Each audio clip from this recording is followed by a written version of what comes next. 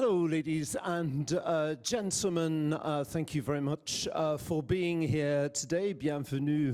Merci à vous if you're here in the room in Paris. Also, thank you very much indeed if you're watching us by distance. Maybe we can give a big round of applause because people sit in their offices there we are. A warm welcome. Thank you very much for joining us here today. How sustainable are net zero development trajectories, how to build these strong sustainable trajectories, how to translate this approach in public policies, and how to rethink the structures and levels of governance, which financial instruments should be used to support strong, sustainable trajectories. These are some of the vast questions that we will be debating with very distinguished panelists and specialists today, but we would also like your questions. If you are watching us by distance, please feel free to send in any questions during the round table, and I will also come into the room. My name is Alex Taylor. I'm a European journalist. I'm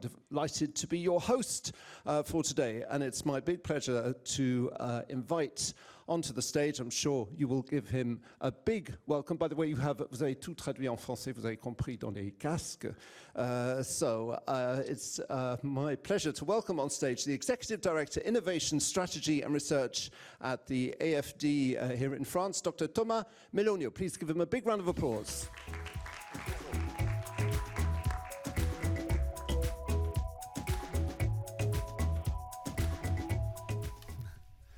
Bien, bonjour, mesdames et messieurs, bienvenue pour... Good morning, ladies and gentlemen, and welcome to this conference, which is the 15th. Well, the name is more or less a constant. We get together, especially with Antoine Godin, who organized this conference. We organize this conference every 2 days. We have academic days, and that was yesterday and the day before. And we have the third day on public policy. Now, the theme this year is the strong sustainability trajectories with a question mark, which indicates the questions we're asking ourselves as to the feasibility of the starting point. Now, our starting point is a political framework with the Paris agreements and the SDGs, which we do not question. But what is questionable is the initial situation that some SDGs will not be attained. Why not? Because the combination of political, social, and environmental objectives is not found any solution. Now, it is true at the global level, but also at national level, because no country has found its lending area, to paraphrase Brunon-Meunier, the right way of ensuring economic sustainability. And we also have an action at national level on the overseas département, and we want to be 100% SDGs, all our actions being compatible with SDGs, but addressing contradiction. Now, this audience is no doubt very interested in environmental and economic questions, but in institutions which work on the environment, we have to be credible and address socio-economic challenges as well. That's what we've been discussing yesterday and the day before, and we'll do that later. And our belief is that transitions will be just or will not be. You have probably followed what happened with COP, but that demand also exists in just a transition developed countries. Now, why has that concept re-emerged? It already existed in the 80s. Well, that is because some projects failed because of social realities. You may think of the yellow jackets in France, but all the states in the world are wondering whether those environmental transition are viable. Now, that is the initial framework. The starting point is quite disappointing. Now, what about national trajectories, as we've seen in the last 2 days from the academic exchanges which took place? Now, first observation. We have an overall target which was set by the Paris Agreement, global warming contained at 1.5 degrees centigrade, but at the national level, the emission targets are not as clear. So the burden sharing is only very partial since the Paris Agreement, which had led to the NDCs, the national determined contributions. But today, the NDCs had been set for 2030, which is not long enough an horizon for planning, for our planning. So that's the first item to deal with, because that is a field which had not been finalized at the time of the Paris Agreement. The Paris Agreement contemplated long-term strategies, but they have to be established with a sufficient sectorial environmental granularity to be able to deal with the issue. And a point I'll come back to because AFD is highly interested in that theme. The national trajectories are not sufficiently detailed from national and sectorial point of view. You may know about the GEMS program or the STEAM programs, which measure the physical impact of climate change at national level and the potentialities for transition. That is to say, those sectors which can be exposed to climate change and which sectors can relay that in terms of employment can replace the failing sectors.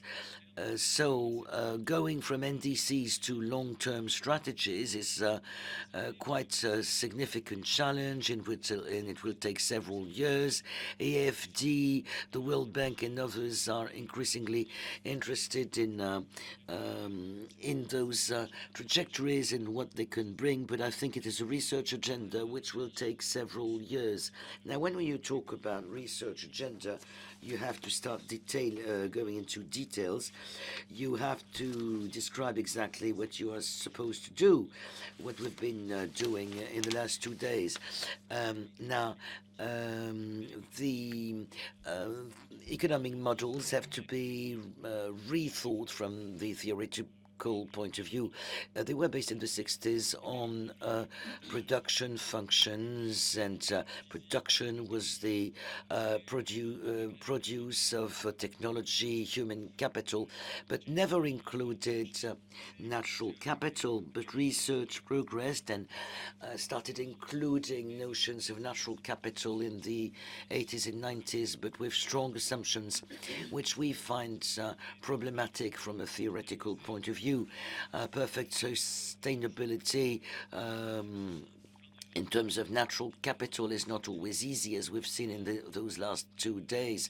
It's not easy to convert financial capital into natural capital. It is feasible, but it's not always easy. It's not always symmetric, and you have to take into account irreversibility. And we're starting to feel that there are planetary limits, geological limitations, and social limitations. A lot of functions which would not take into account threshold functions or limits would not be what we can use.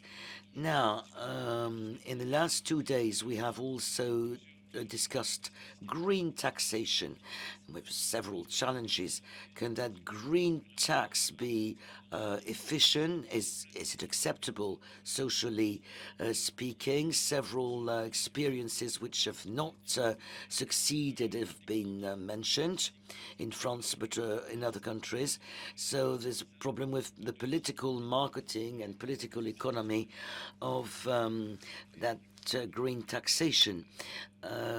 We have worked on the basis of articles presented by Marc Ferber. Stephanie Stancheva was recently invited to as well. Laura Carvalho talked about present experiments of green taxation in Latin America. And every time we see that we need to demonstrate the efficiency of those policies, otherwise they'll be rejected and they have to be perceived as equitable by society, which is particularly the case in Latin America.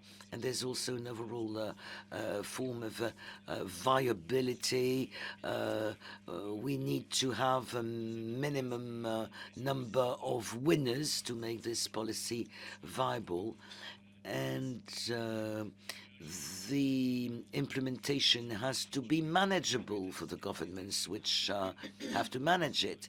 So from the national taxation point of view, well, Marc Fleurbet was hinting to that. The question of international financing for climate has been posed because we are approaching 2025, which is the term set by the Paris agreements. You know that we have not been able to meet our objective in 20 and 21. It could be the case for 22, but we're wondering what is going to happen after 2025.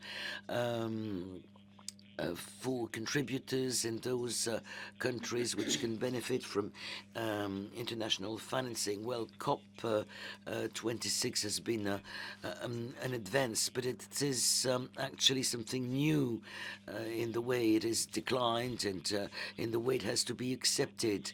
Now, who has to contribute to that fund, the Green Fund, and how? So clearly we have to start preparing for 2025 because there's the whole back planning to organize. We have to act today. Now the third field we worked on during those 2 days was regulation and monetary policy. It's not we don't think that nature should be reduced to its economic risk or the risk it can create, but it's an extension of the environmental nature to a new field. We recommend working on what was called the Silent Spring with colleagues of the World Bank and OFC to identify degradation of systemic functions.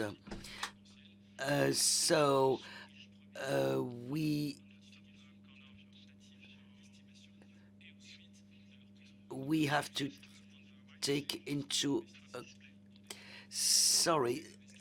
interpreters hear another person at the same time as the speaker and can no longer interpret until that stops. Long-term industrial and social planning, I would like to refer to those that work that is undertaken to progressively ramp up in terms of sustainable industry. We can refer to the Just Transition program in South Africa, sponsored by AFD in South Africa, where there are high emissions, which is very exposed to coal-based electricity production. Now, to solve those problems, those transitions must be supported by people, by programs. Otherwise, those changes will not happen. And we are observing something that already existed in the 70s, and that is coming back into fashion, and that is very positive. So I'm coming to my conclusion. You will have understood that we have a strong ambition in this conference, strong sustainability and strong ambitions for it, but we have to carefully define the steps that will lead to that, to 2070. We have to remember that the political time is not 2070. And I think we have to focus on the various steps to get there. I would like to thank you for attending this conference. I hope those presentations and roundtables will go into more details as to feasibility and how this transition can come about. Thank you again for attending. I would like to thank all the organizing team. There are too many people for me to name them all, but anyway, I would like to thank them all and have a pleasant day. Well, thank you very much for that very tonic presentation, very dynamic presentation, Dr. Melonio. Having our round tables, we've also got a very interesting live intervention for you. We would like to start with a short video. This is Strong Sustainability, Reconciling Environmental, Social and Economic Objectives. So please watch these pictures and I'm sure they will give us food for thought.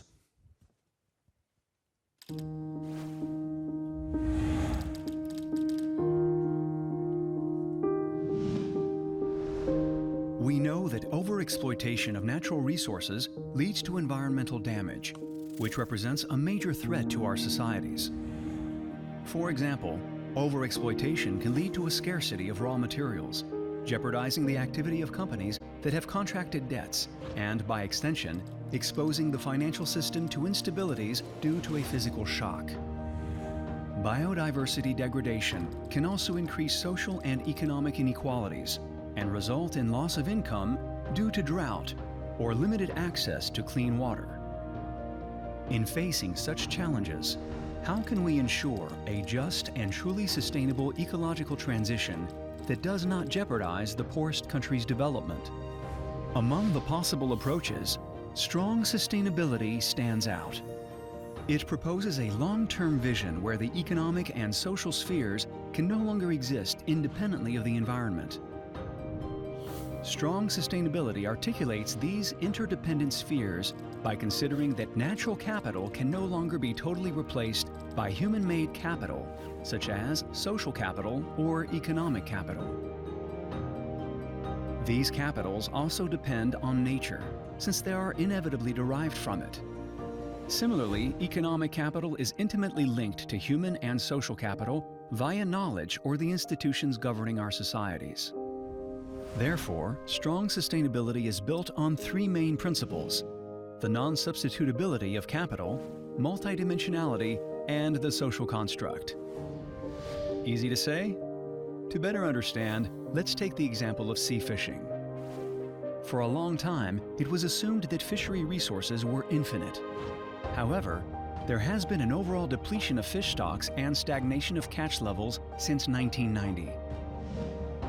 The strong sustainability model argues that economic investments cannot compensate for environmental degradation. Once depleted, no technical progress can replace this natural capital. But there is more to it. To define a strong sustainability trajectory, we also need to take stock of the situation based on environmental, economic, and social indicators. A global diagnosis can be achieved by considering all these dimensions. Let us retake our example of fishing. To tackle fish stock decline, the analysis must integrate not only fish, but also all affected species. Consider the socioeconomic aspects of the fisheries sector as a whole, from boat to plate. Today, it has become clear that fisheries resources management must be based on multidisciplinary perspectives. Finally, the strong sustainability approach requires that the different actors involved take into account, combine, and prioritize scientific findings to define a common trajectory towards a good state. A state where the economic sphere is not isolated and independent of nature and the world. This construction does not require the adjustment of the market via a price mechanism, but involves human deliberation, where, ideally, the principle of non-substitutability of capital is considered. In the case of fishing, this implies, for example, setting up fisheries management tools so as not to damage the capacity of the stock to renew itself. By engaging in this dialogue, the stakeholders concerned can agree on a common objective. Agreeing on joint goals to pursue is at the heart of marine spatial planning, in which the state and the local authorities play driving and coordinating central roles. This is the third strong sustainability essential principle. Building strong sustainability trajectories in the sea fisheries field, as in others, is a long and ambitious process with many challenges to be addressed. But it is undoubtedly an essential approach to build policies that harmonize altogether biodiversity, social and economic development issues to sustain vital activities threatened with extinction.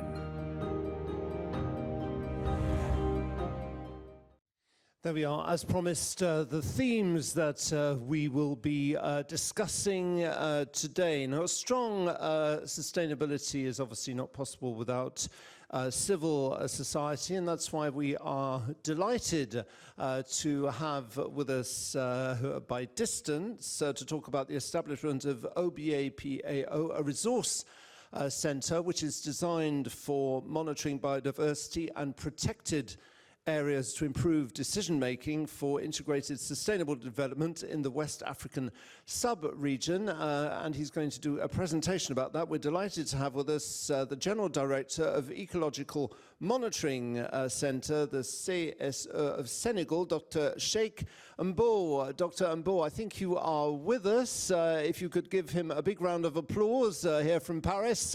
Merci de votre présence. Dr. Mbow, over to you for your presentation. Thank you so much, Mr. Chair. I'm very pleased to be in Paris virtually, and I convey my apologies to the organizers for not being physically present.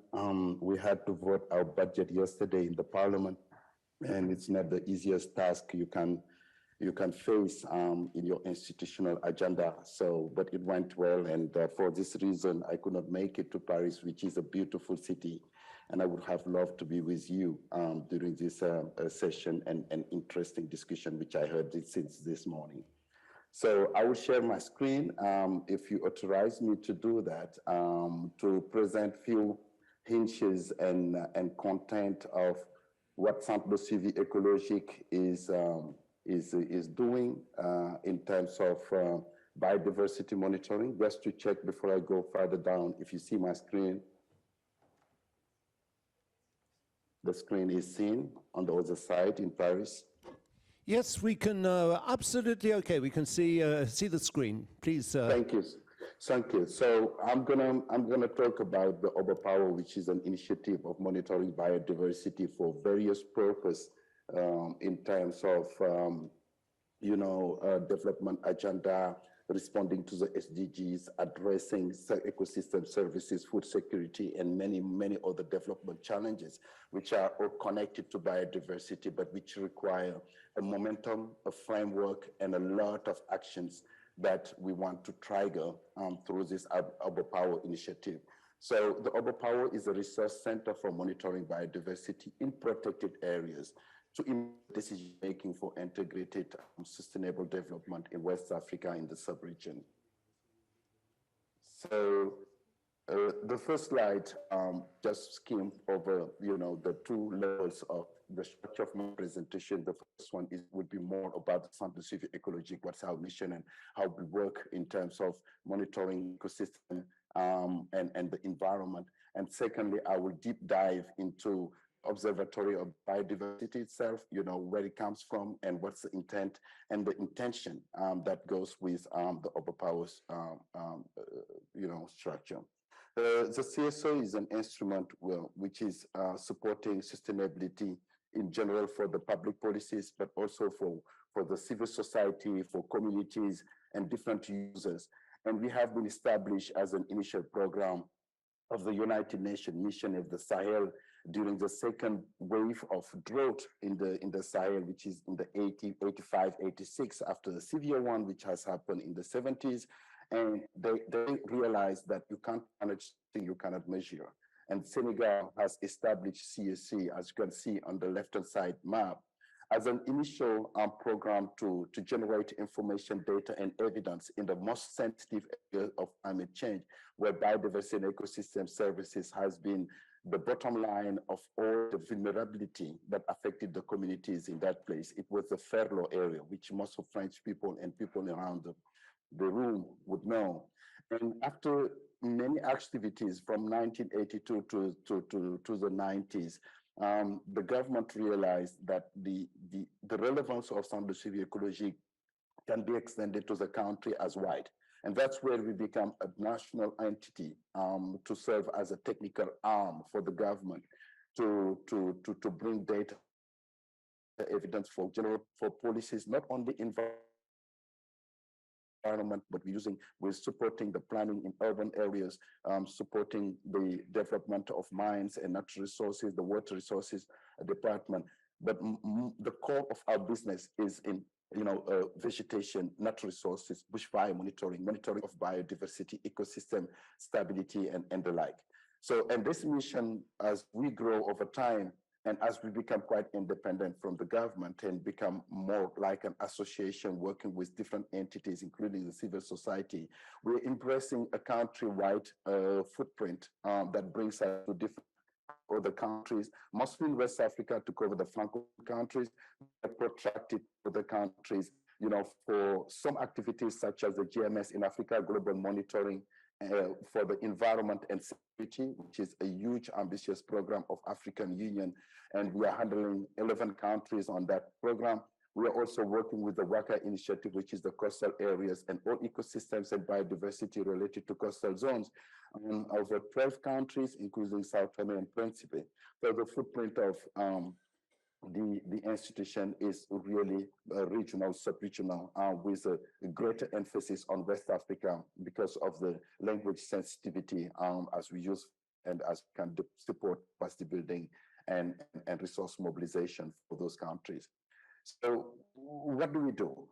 In terms of the instrument for sustainability for general policy, we go from the prerequisite concept that the natural capital is the backbone of other capitals. You can't have an economic capital, a human capital, a social capital without having a natural capital. And that natural capital is not the place where you invest the most. In general, we have to raise awareness on the importance of making sure that whatever you do in terms of development initiative is de-risked through the natural capital protection. Because if you project your development into many years, that's the only place you can achieve an outcome. And we are doing it while bringing different knowledge aspects, such as the knowledge on pollution, climate change, plastic impact, deforestation, mass deforestation, the loss of habitat, and overexploitation of species as the key entry point to develop environmental monitoring system for knowledge generation, research development, and coordination among those different entities to support the planning process that brings into motion a set of output that are used by a number of actors and stakeholders. And that's basically what you can see in this slide. So some examples of the type of output we're doing, it has been 10 to 15 years since I think we are the only, at least West African country to do le rapport sur l'état de l'environnement, the report of the state of the environment. And this report has been used by ministries you will never suspect to use this kind of information is the Ministry of Finance. And I asked them, why is it so important to have the profile, the environmental profiles, the challenges and opportunities? And they told me there are two aspects on it. One is to know where are priorities in terms of environmental and second is to have a set of indicators to chaperone the type of development project that we have in the country. And we're doing this kind of product with the statistics and supporting, policymakers in many ways, including policy briefs. So now if we deep dive into the power, which is l'Observatoire de la biodiversité dans les aires protégées en Afrique de l'Ouest, first of all, what you need to know is the West African initiative, supported by the West African regional entities such as ECOWAS and West African Economic Commissions, with a set of institutions, and CSAs are the coordination seat, but we have the network of areas of protection and strong engagement of the research with universities, leading service of the University of Ghana in Accra, and the SEALs, which is the community of Sahelian countries, which are great on knowing to better manage diversity in order to improve lives and livelihood to people. So it's a regional initiative, and it has been there for many years, and the value of having this initiative has been recognized at national level and at regional level. So what do we try to do in this one? So we have several spheres of influence here. At local level, we're trying to work with communities. That's where the real social transformation can happen, when the protection of biodiversity is endorsed by the communities, is seen by the communities as their own business. We can't do anything at national level if you not, focus on what communities can do differently to bring biodiversity as a priority for their own survival. So we focus a lot on local, and everything we are developing in terms of tools, instruments, knowledge, and packaging and to be known and understood by the communities. And then the other spheres comes in, such as the co-governance sphere at national levels, the regional sphere, and the international sphere, with a lot of institutions being involved into it, including European ones, because the Joint Research Center has developed important tools in the past that can be in this process. So we do with connection between pure biodiversity studies and innovation in terms of GIS system and how to archive, data on biodiversity, try to collect different sources of information and to make it consistent in terms of use and knowledge. And by using this kind of platform, we develop capacity, we set a regional reference information system that people can use. And then from that thing, we focus on different objectives and make sure that biodiversity is streamlined into different policies and different action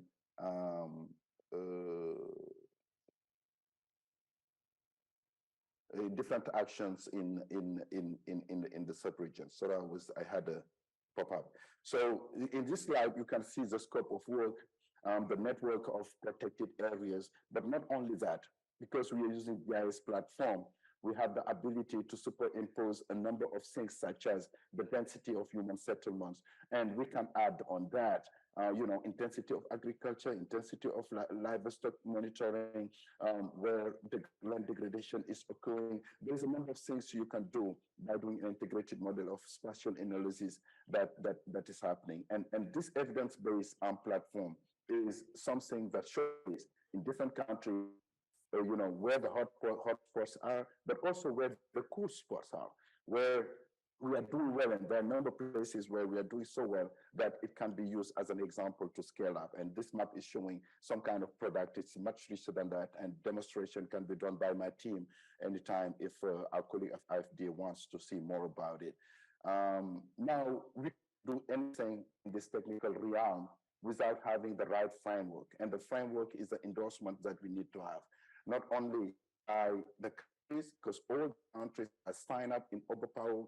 They will do a number of things to improve data, to integrate data, to support monitoring, to support country mobilization of resources and sub-regional momentum.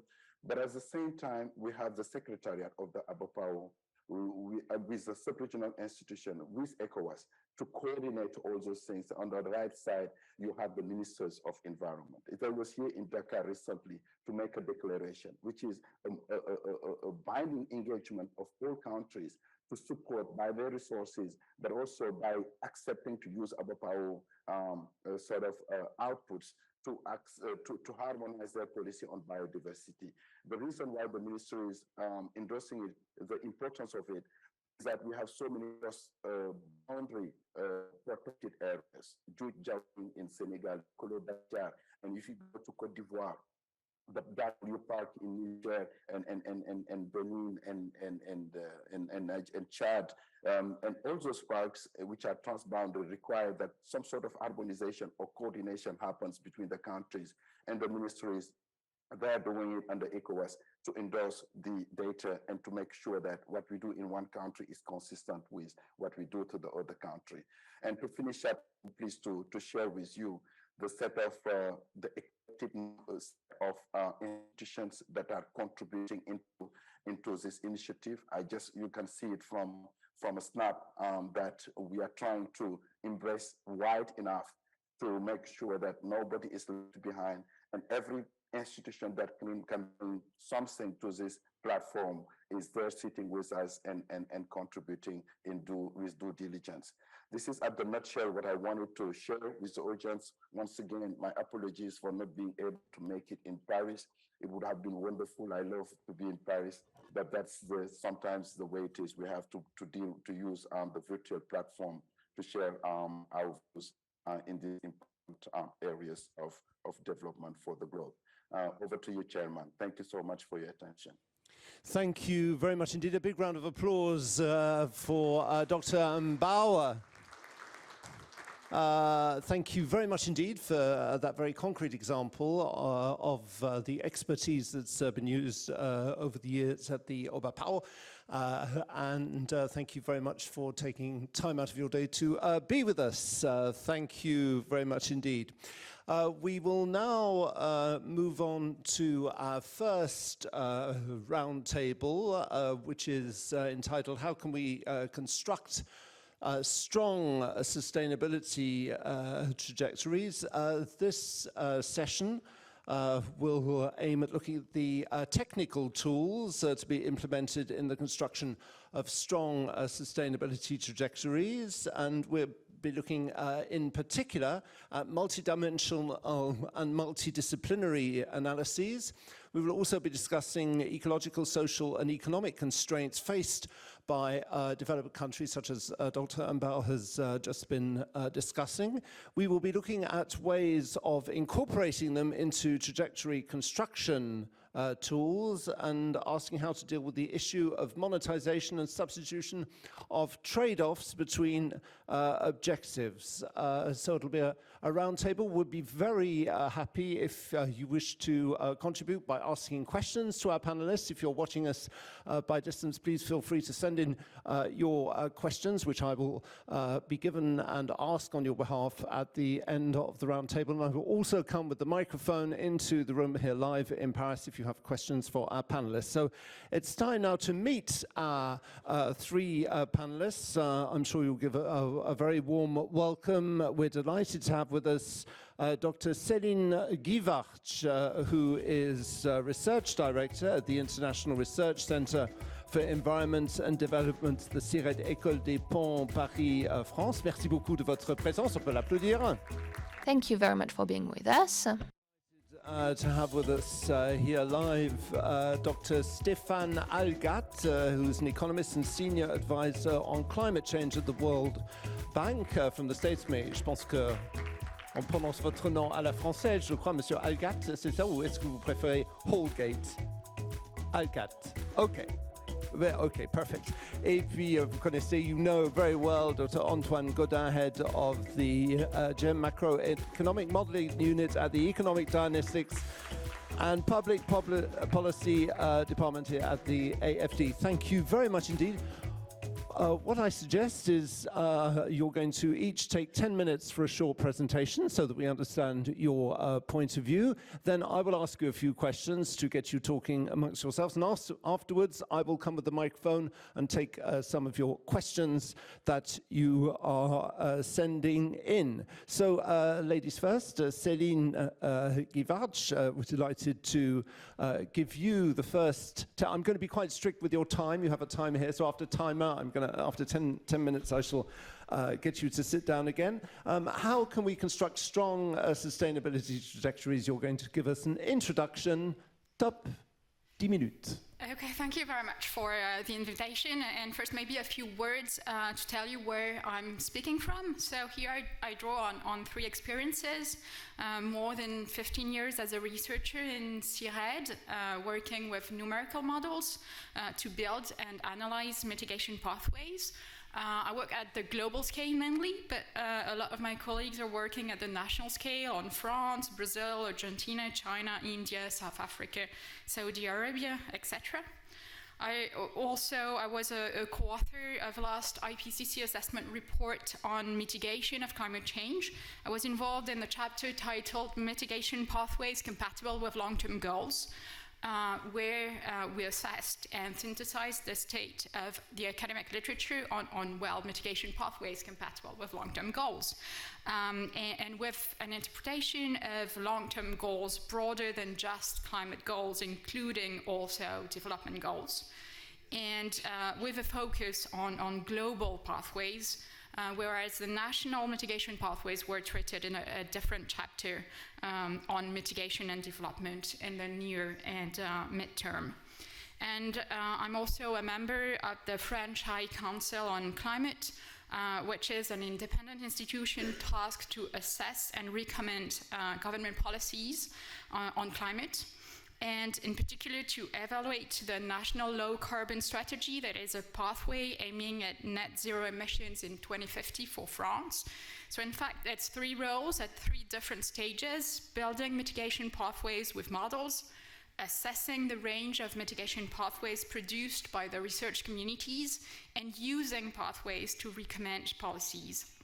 And based on these experiences, I would like to develop here the idea that we're seeing a shift, or at least would like to see a shift, from a vision where development and climate were treated separately in pathways construction and in policymaking to a truly joint construction. And I'll try to delineate what I mean by a truly joint consideration and what it implies. So until recently, I think the dominant practice in pathways building was, in a way, to separate development pathways from climate consideration, and this is very visible in the shared socioeconomic pathways used for climate research, for instance, where development pathways, the socioeconomic pathways, their narratives and quantifications are produced first, and then climate consideration are superimposed on the pre-existing development pathways. So on the one side, climate impacts are added to study adaptation, losses, and damages, and on the other side, mitigation policies are added to analyze the implication of reducing emissions. And this separation is also quite visible in some policy thinking, where climate consideration come after or on top of all the rest. For instance, thinking in terms of mobilizing green finance on top of normal finance, if one knows what normal finance is. And I don't know which research or policy framing is influencing the other, and there are probably mutual influences, in fact. But this way of framing the question, separating development and climate consideration, and more broadly, separating topics in the famous separation of efficiency and equity in Economics 101, has been pervasive and detrimental, I think. So don't take me wrong, this type of analysis, including the shared socioeconomic pathways, were central for climate research and served some important research need and allowed to produce important results that are policy relevant, I think. And in particular, they allowed to assess the implications of mitigation pathways on other development goals, poverty eradication, access to energy, health, etc. And here's some examples of important results in IPCC report. So all mitigation strategies face implementation challenges, including technology risk, scaling, and costs. And many challenges, such as the dependence on carbon dioxide removal, pressure on land and biodiversity, and reliance on technologies with high upfront costs, are significantly reduced in model pathways that assume low demand of energy, goods, and land through efficiency measures and sufficiency measures, particularly in the global north. Synergies and trade-offs of mitigation action with sustainable development goals depend on the development context, including inequalities. They also depend on the implementation, the cooperation between countries and regions, the sequencing, timing, governance, and policy design. Also, there is high confidence that the eradication of extreme poverty and universal access to energy can be achieved without resulting in significant greenhouse gas emissions, and there can be strong co-benefits of mitigation on health, in particular, with the economic benefits on human health from air quality improvements arising along mitigation pathway being of the same order of magnitude as mitigation cost and potentially even larger. But there are also important limitations in the state of the art, and there's now ample evidence showing that development and climate are not separable. First, climate change impacts threaten the health and livelihood of people around the globe. Ecosystem health and biodiversity enhance development. And climate change impacts also influence energy needs, but also the potential and resilience of mitigation options, relying on ecosystems, for example, forests or biomass for energy, such that mitigation pathways have to account for the impacts of climate change. This is a challenge for modeling, and some work is underway, but it is very important to progress on the topic. And for instance, assessing how the French national low carbon strategy to net zero is resilient or vulnerable to climate change is necessary for sound policy making. As we know, the strategy envisions an increase in the forest carbon sink, but we also know that forests are vulnerable to climate change, and there are many other areas where the robustness to net zero pathways need to be checked against the impacts of climate change. Second, we know that limiting temperature increase below 2 degrees does require major transformation of all systems, the energy system, the industrial system, the agri-food system, etc. And these major transformations will not occur at the margin of business as usual development. On the contrary, they represent disruptions of the business as usual and entail fundamental changes. So this means that mitigation pathways cannot be conceived on the side or on top of development pathways, that mitigation policies cannot be designed narrowly. Also, these transformations have profound equity implications and may exacerbate inequality if not designed with just transition principles and equity at the core. And the evidence shows that equity and just transitions can enable deeper ambition for accelerated mitigation. And on the contrary, the absence of equity hinders and precludes mitigation. And this need for fundamental changes led to frame the IPCC reports in terms of shifting development pathways. In the absence of shifts in development pathways, conventional mitigation policy instruments or narrow climate policy may not be able to limit emissions to a degree sufficient for deep decarbonization or only at very high economic and social costs. And policies to shift development pathways, on the contrary, make mitigation policies more effective and can broaden the portfolio of available mitigation responses and enable the pursuit of synergies with other development objectives. For example, policies that prioritize non-car transit or limit rents close to workplaces do open the policy portfolio. And there's emerging literature and practice starting to go in that direction of exploring shifts in development pathway. For example, the illustrative pathway called sustainable development used in the IPCC report. But there's still a long way to go to fully and truly consider development and climate jointly in constructing net zero pathways to construct multi-objective pathways. So first, I think it's a question of measure, of indicators to define and monitor the objective. And it's a real challenge for the modeling community to use well-being indicators. For example, I was truly mortified to have only GDP numbers to assess and synthesize in the pathways that were submitted to the IPCC database of scenarios. And we must do better. Second, we need to think in terms of holistic policy packages and not narrowly defined climate policies.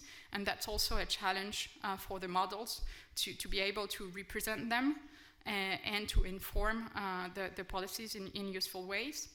And third, I think it means we need to abandon the idea of optimization.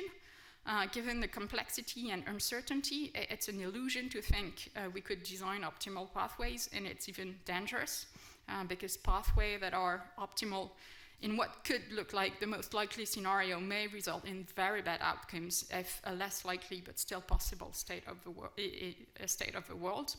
So it means that we need to explore more broadly the range of possibilities, and for the modeling community, it means we need to use in clever ways the models and range of scenarios produced to produce an analysis that broadens the way we think about climate policy rather than restrict the space. So I'll finish on that.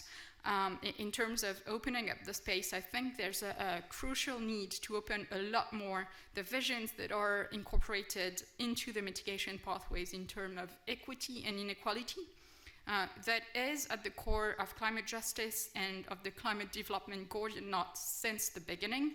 And yet, mitigation pathways that do not perpetuate global inequalities are still too rare, to say the least.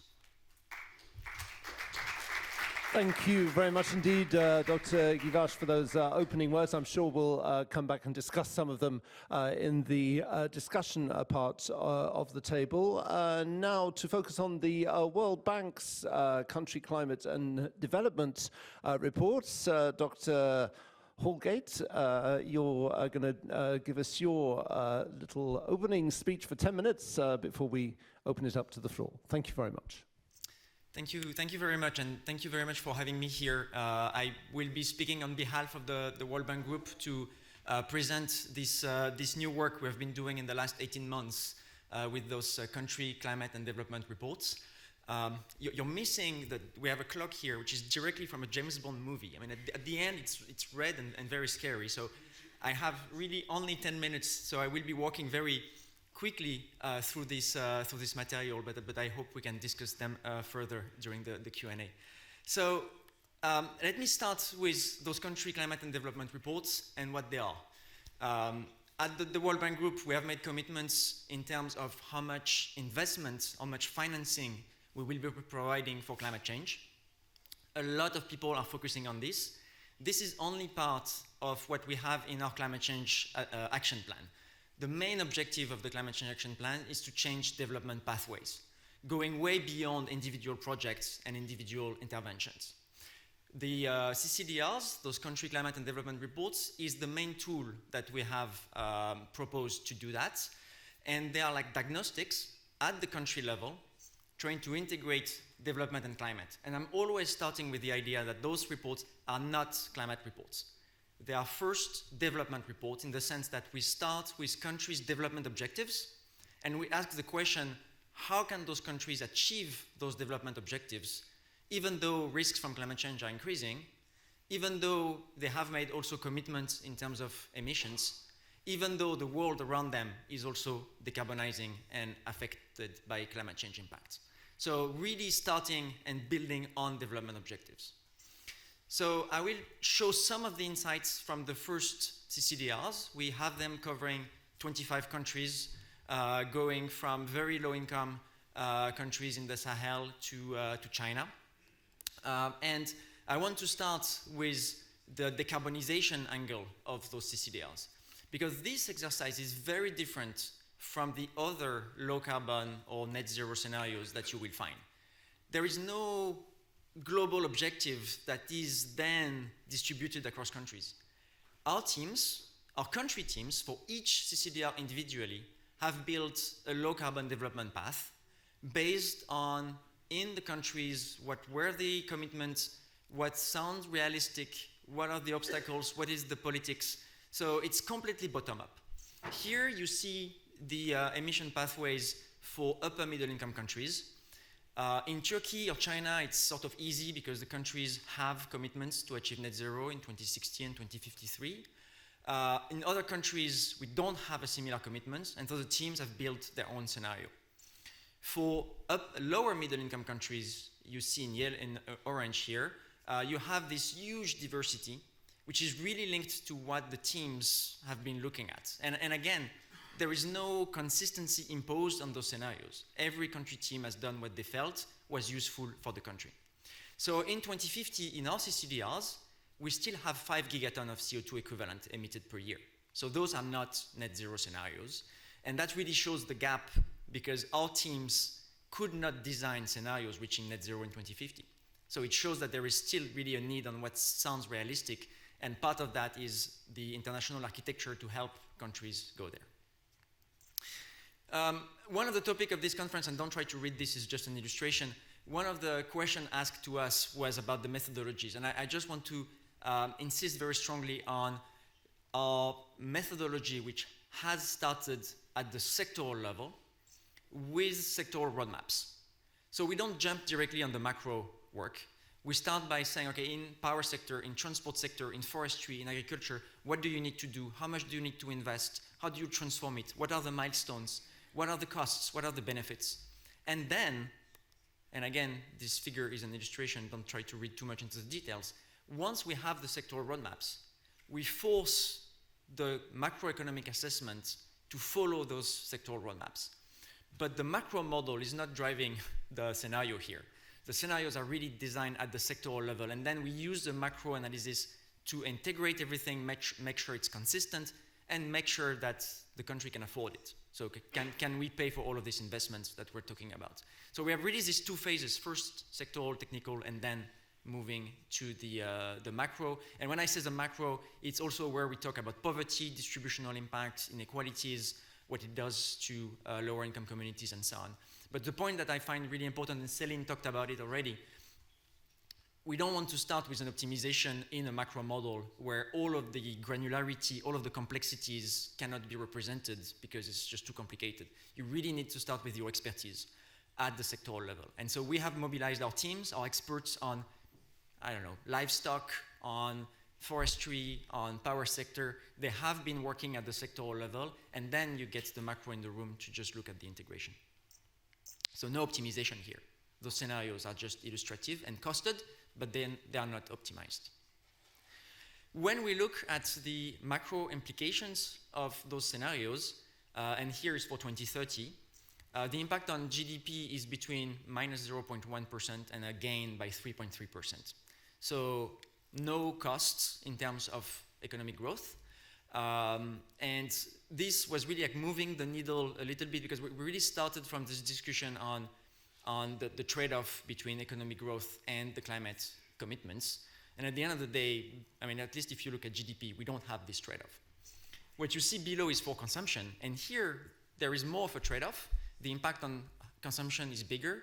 And that's because of all of the investments that you need to do this transition. So the challenge is really not in terms of economic growth. You have a bigger challenge in terms of consumption. And it shows two things. First, the need to protect the poorest, because maybe you can have a trade-off with consumption for the richest households, but if you're in the Sahel or if you're looking at the poorest in the Philippines, you clearly don't want them to sacrifice consumption for your climate engagement. And second, it really shows the importance of the international financial arrangement, because external finance will be critical to mitigate this trade-off at the domestic level between investments and consumption. So the really value of this work, and I don't have much time to get into the details, is really to move the conversation from a trade-off discussion which was not very useful to something which to me is much more useful, which is a discussion on the barriers. So if all goes well, you can do this. You can achieve those GDP gains, but if it doesn't happen already, it's because there are issues, right? So what we have been doing is to identify the barriers and to look at solutions for those barriers. Again, no time to go into the details, but first, clearly a big challenge in reallocating public finance, public resources, the spending of the government. And here, we have been talking in the climate change sphere a lot about distribution across generation and the short term versus the long term. Not really the issue here. The issue is reallocation and distributional impact at one point in time between the winners and the losers. So the sector benefiting and the sector losing. Second, very important condition is, as I was saying, the protection of the poorest to make sure this transition is just and therefore sustainable, creating a consensus that you don't have policy reversals. And third, the role of the private sector, which has a role of investor, but also needs to innovate, create new business models, and there is a role that goes beyond the pure investments. And lastly, the ability to finance this transition, and that's one thing that people maybe have been looking the most at in these reports. Here on this figure, you see investment needs. So here, it's not only for mitigation, it's for mitigation and resilience. And we have looked at the additional investment needs. On the right-hand side, you see countries in the upper middle income class. So the Turkey, the Chinas, here additional investments about 1 to 2% of GDP per year. So something that is completely achievable. It's mostly a question of reallocating resources. You move to more like middle income countries, you get into this wide range from 2 to 6%. So more of a challenge, more than just reallocation, you have an external finance question. And finally, for the lower income countries, Sahel, Pakistan, Cameroon, you're in the 8 to 10%. So the challenge, when we take the average, we find 1.4% of investment. Completely manageable, just a reallocation challenge, but very feasible. If you're looking at the low-income countries, they won't be able to do it themselves. So we really end on the needs for richer countries to help those countries at the lower income level, not only with financial tools, but also with concessional finance, with grants to help them do this transition. So here I hope that what we can do is really to move to identifying a set of practical barriers that we can tackle, and then discuss how we tackle them and move away from this discussion about whether it's a trade-off or not, because it's mostly a question of barriers and obstacles. Thank you very much. Thank you, merci beaucoup, Dr. Hallegate. And as we would expect from somebody who's very precise with figures, you were exactly precise on your 10 minutes. You finished exactly on the second. Thank you very much indeed. Dr. Antoine Godin, ravi de vous retrouver. You are going to tell us about the importance, obviously, of building strong partnerships and opening a dialogue around the different modeling exercises that we've been talking about. Over to you. Thank you, Alex, and thank you everyone for being here. And I have the difficult task to come after such distinguished speakers and having to repeat what I just said, so I'll try to be innovative. So we don't have to do anything about climate. No, sorry, bad joke. Okay, so as you probably know, I have the pleasure to lead the macroeconomic modeling team at the EFD called GEM. The GEM research programs aimed at contributing to the national and international debate on climate change, biodiversity, extinction, and understanding the interactions between economy, climate, biodiversity, and social aspects. So of course, I'm not being very innovative here between my two first speakers, but what is important is also that AFD uses these tools to start building a dialogue with partners. And I think this is one of the key contributions of the GEM project. It gives a tool for partners and AFD to discuss about long-term trajectories and ensure that a common dialogue emerges out of these modeling exercise. And so we have developed two different tools, one called GEM, the other one called Esteem, which are complementary analytical tools to understand the different effects that low carbon transition or biodiversity transition have on the economy or on social aspects. And so we have currently a bunch of different countries, just to the top of my head, India, Vietnam, Tunisia, Morocco, Ivory Coast, Brazil, Colombia, Tunisia, and Mexico, and I forgot Uzbekistan. So the idea of these tools are there to nourish social stability analysis and progressively pave the way towards truly sustainable trajectories. And so I will try to gather some of the key messages we've had over these exercises to explain what we can take out of these exercises. And I have three key messages emerging. One, given the uncertainty and the non-reversibility of nature, we have to have guiding principles to ensure that, as my colleagues were saying, we don't optimize, but we make sure that we attain the objectives that we are set to attain. And we believe that strong sustainability is a good approach to define these principles, and I will detail them in a moment.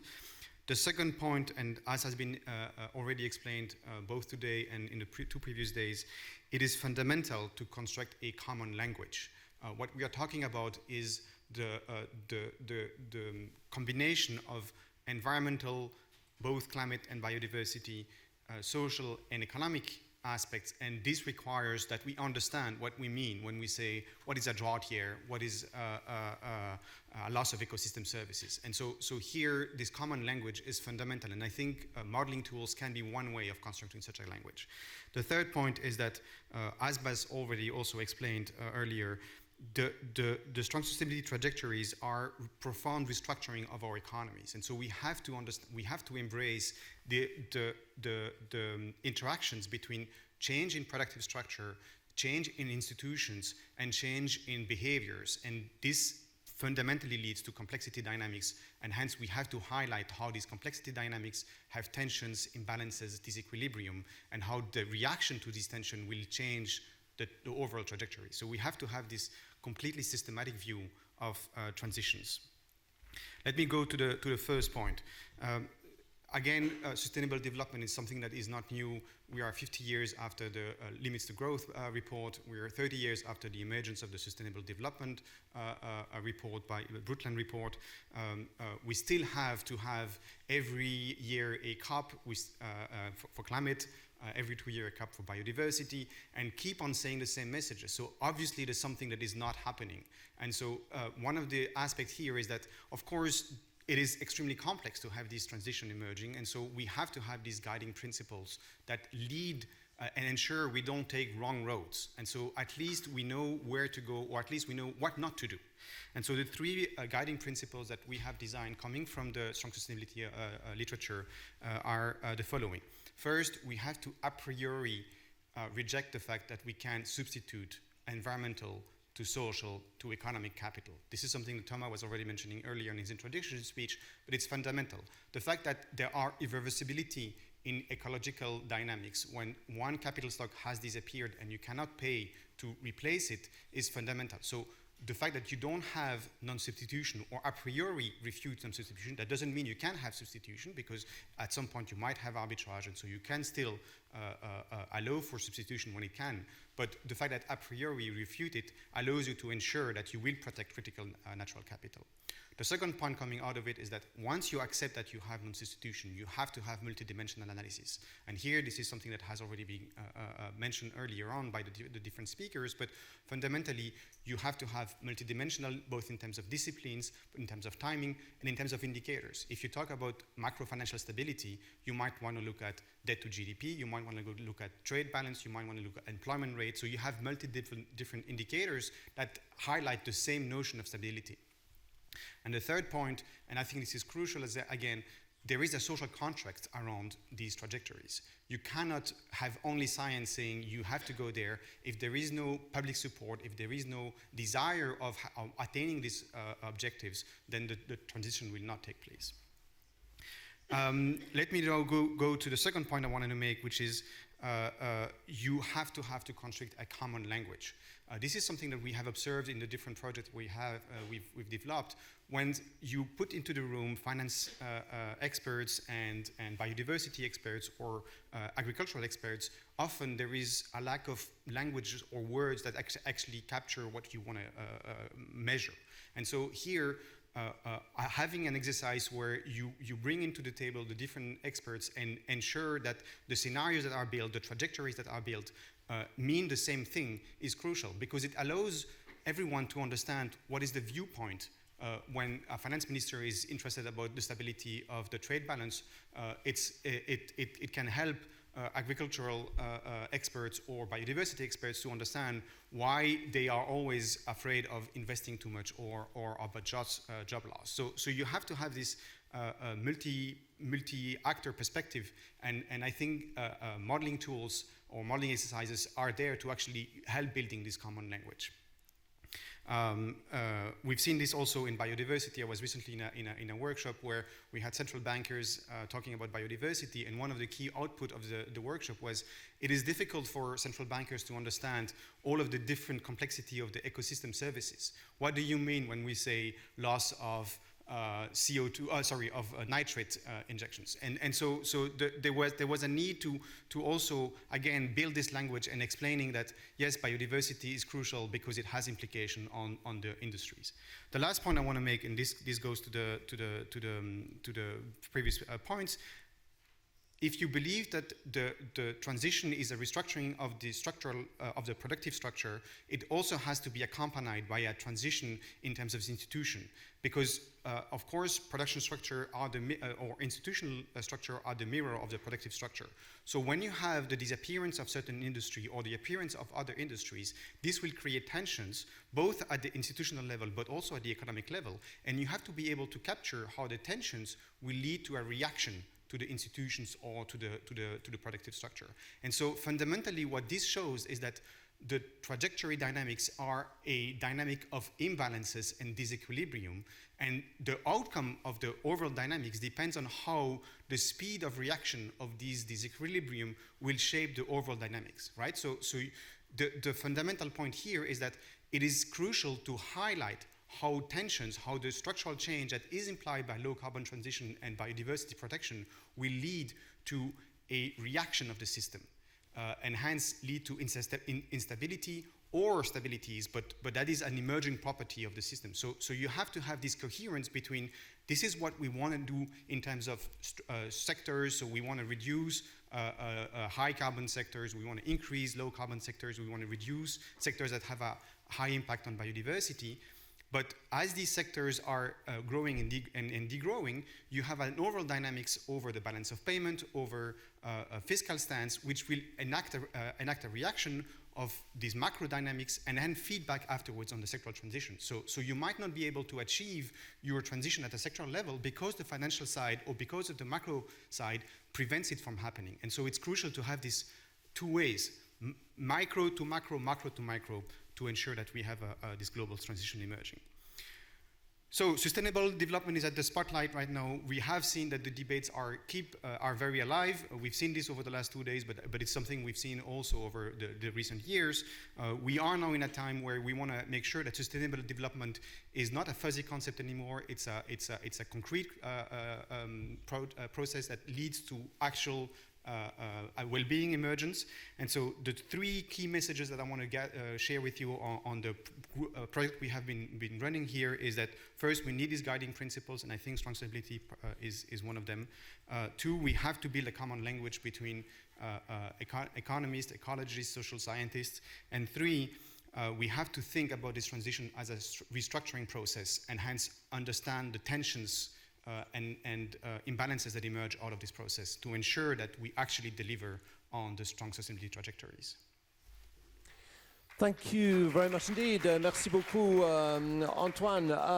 I'm going to ask you a few questions to get you talking to each other, but please feel free, if you are watching us at distance, to send in some questions. I've already been given a few questions, a few points that you would like to raise, and I will also come with the microphone into the room so that you can ask questions. I was a little alarmed. I was listening to Antoine when you talk about fuzzy concepts and the need to establish a common language. It seems that the situation is too urgent, really, for us not to already have developed this common language. I saw that Céline and Stephane were noting down. Do you think that this is we're actually at this stage where there's not even yet a common language with the different protagonists? Do you agree with Antoine's point?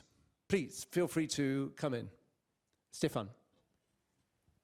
So I think we're really getting there. I mean, now questions which were reserved for like experts and specialists just a few years ago, now you talk to high school students and they know everything about it, right? So I think we have moved a long way. I think that beyond the language, one of the challenges is to acknowledge people's different mandates and the fact that, yes, your agriculture experts will be focused on a few metrics of success which are in each sector. And if you don't arrive by saying, I acknowledge your objective, this is what you're trying to get, what we will work on together is to achieve them in a certain way. If there is this competition, like my goals is more important than your goal, then it doesn't work. So it's a question of language, it's a question of metrics, but it's also a question of acknowledging the different mandates and not trying to, I hate when people are saying like climate change is the biggest challenge because it says that other people's challenges are less important, and like poverty and food security and so on is also really important. So I think it's more a question of being more like collaborative and less in competition across sectors and challenges. Céline, do you think it's also a cultural thing, this need to develop a common language so that we have the same discussions? Does it depend where these discussions are being held? Well, for sure, a common language is important, and putting the same meaning behind the words, I think is important, and I'm not sure we're totally there yet. In particular, maybe it's not that much on the words, but rather on the numbers that are behind the words. I think we are still not there yet in totally grasping the size of the changes and the order of magnitude and the speed of the transformations, the fundamental changes that... When you say we, who are you talking about? Everyone. Well, I guess now in the public debate, or policymakers or all acknowledge that, yes, sustainable development, climate change, biodiversity, all that is sort of on the radar. But like understanding the order of magnitude and the speed of the transformations that is not yet totally in the public debate and on the minds of the decision makers in the private sector and in the public sector. So yeah, I think that there's still a lot of work to completely understand that it's not like gaining 10%, reducing 10% of this here and doing this a little bit there, and that would do that. We're really about transforming mostly everything. Antoine, you wanted to add something? Yeah, I think that the reason why sustainable development remains a fuzzy concept, or partially, is also it's extremely complicated. As Céline was mentioning, I don't think we, again, as a community, have completely grasped the profound changes that this will imply, and hence it's easy to just have, operator of neutralization of conflicts. Such as sustainable development, it's fine. We have sustainable development, so we can put it aside and think about other stuff. And so I think this is why it is really important to have these guiding principles that we are pushing here, because it allows us to force to see the tensions, to see the difficulties and address them, instead of trying to say, well, okay, fine, we'll have a technical solution that will guide us there. You talked about public support. I'm a journalist. I remember I used to do programs about Europe, and I was told there were two words I should never pronounce because otherwise the viewers would run away. This was about 20 years ago. It was Europe or environment, the two E's, never to say. But now, my goodness, the environment, if you're watching French news last night, everybody is talking about this.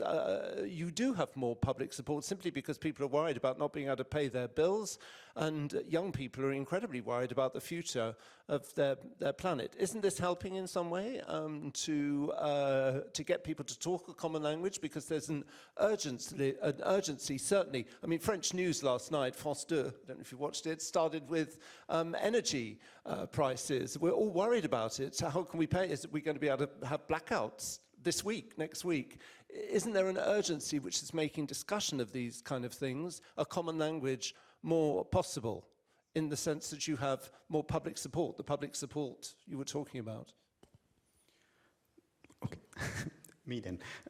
Yeah, I think yes, of course, and there are numerous examples of building common languages. I mean, the Convention citoyenne pour le climat in France was an example of that, where if you take the time to actually spend time on understanding the different dynamics, understanding the different challenges, and so on, you get to build this common language.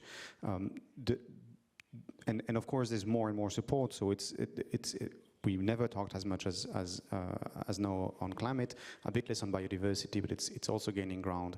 The difficulty is still that, as Céline was mentioning, I think everyone agrees on the urgency to act, but then we don't necessarily agree on the magnitude, the speed, the impact that it will have to have, and this is where it takes time to actually change profoundly both the behavioral and the institutional design that allows to actually go towards this transition. So this is where I think modeling can be an interesting tool in order to show how when you put together the different dynamics you want to have, do you reach your targets? So are you going towards a viable state or not? And two, what are the consequences of that so that you can actually steer the transition and ensure that you get there?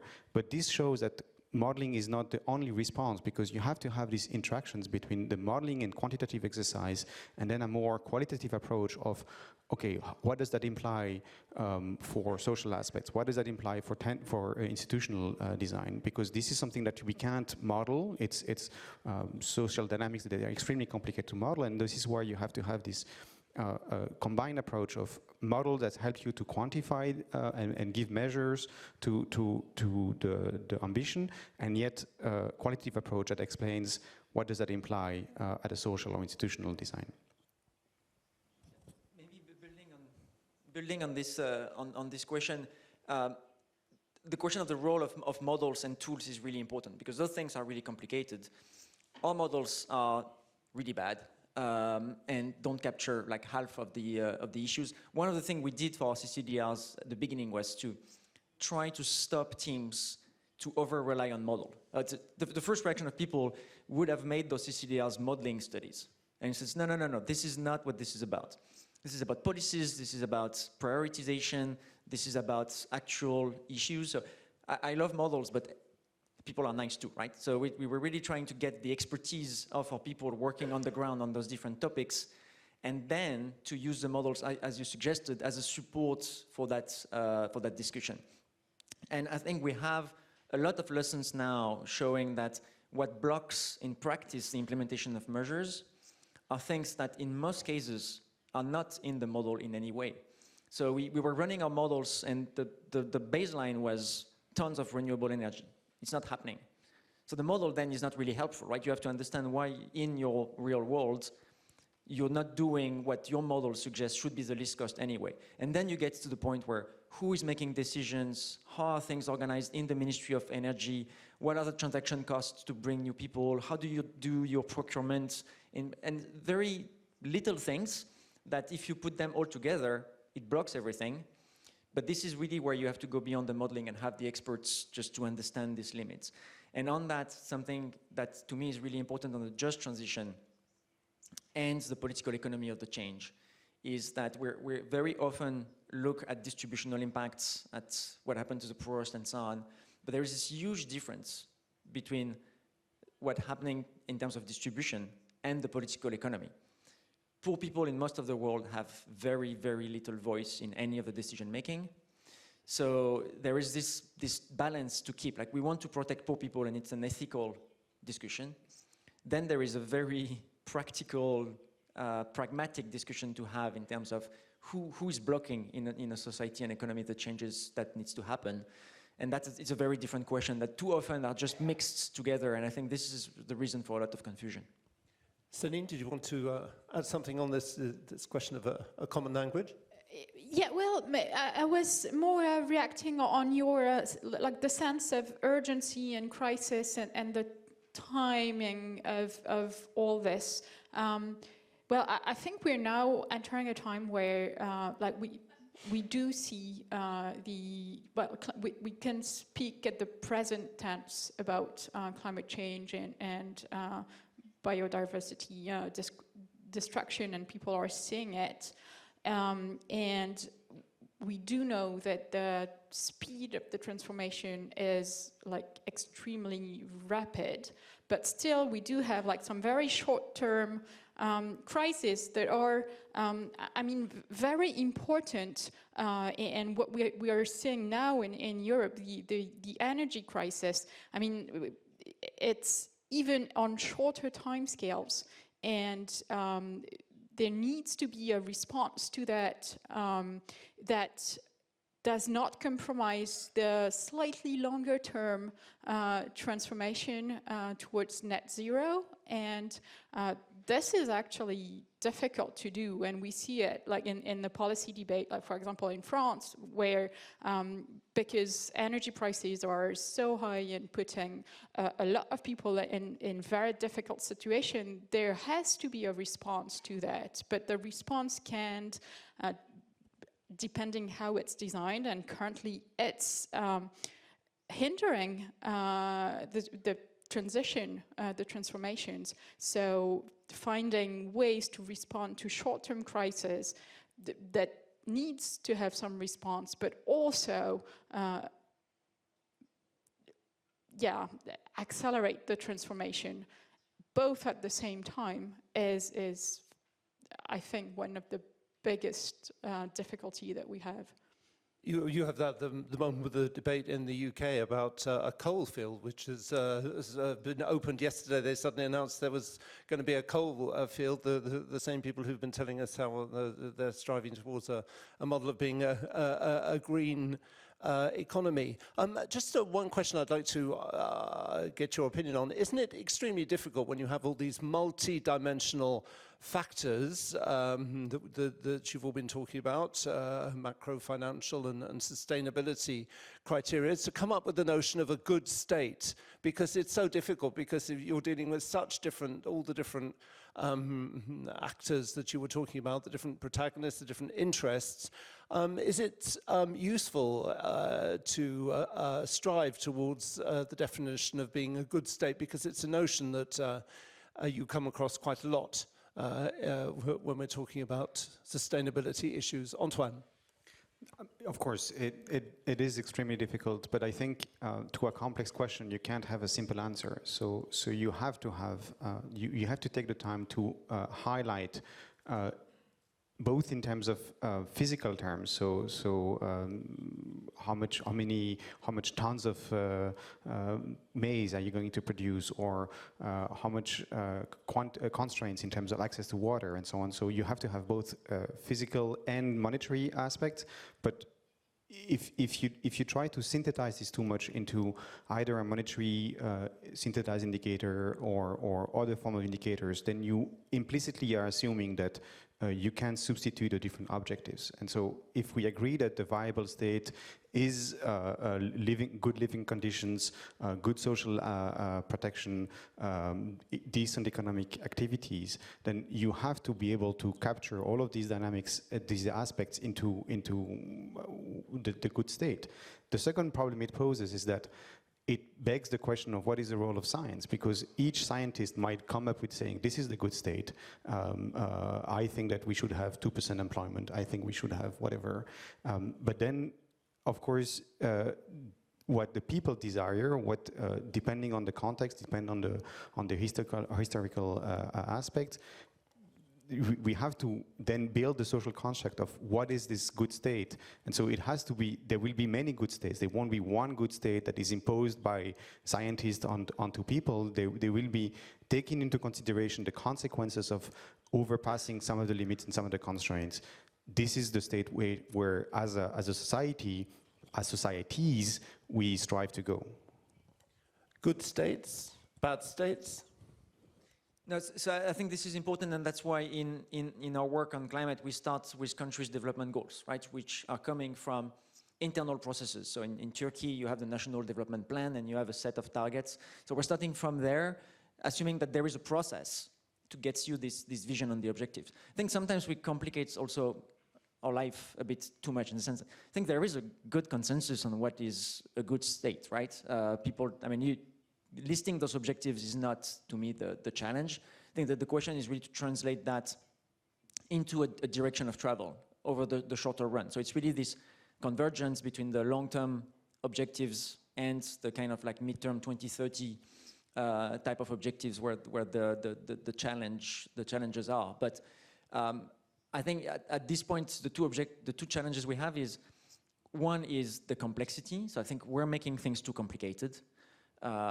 When we pushed at the World Bank on poverty, we had sort of the same debate, but poverty is really complicated. Everybody was fighting about the right definition.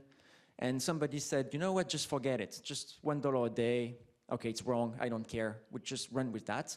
And it started to get action, it started to get data collection, it started to get an improvement in the methodologies. And I think what happened is somebody decided that this was good enough without trying to just solve all of the problems. And I think this is the job that we have to do now. It's decide what is good enough for the next 5 years. And yes, it won't be perfect, and some things will fall, and people will complain because we all have our little things that we really care about. But we really need to do this simplification because it's too complicated. And the other challenge is credibility. So, sorry for the people online, but who thinks we'll get to net zero in 2050 here? Raise of hands. I don't think there's a single hand being raised. Somebody's trying to raise their hand but doesn't dare. Yes, a brave figure. You think we're going to get to net? Okay, so just... well, we have, just telling you, in the room, we have 2.5 people of a room of about 100 people. Not very encouraging. Yeah, so I think that's the problem, right? I mean, if you don't believe that the goal is achievable, then it's really difficult to get there. And the fact that you say no, I mean, sorry, but that's fine. But when I do that with high school students, I get the same answer, which is a little bit more worrisome because at that age you should think that everything is possible and that we'll manage, right? So I think that the big problem we have is, and that's where I get into discussions with my colleagues on, the scale and the pace of the transformation is so massive people don't realize it, because in a way this room realizes it too much, right?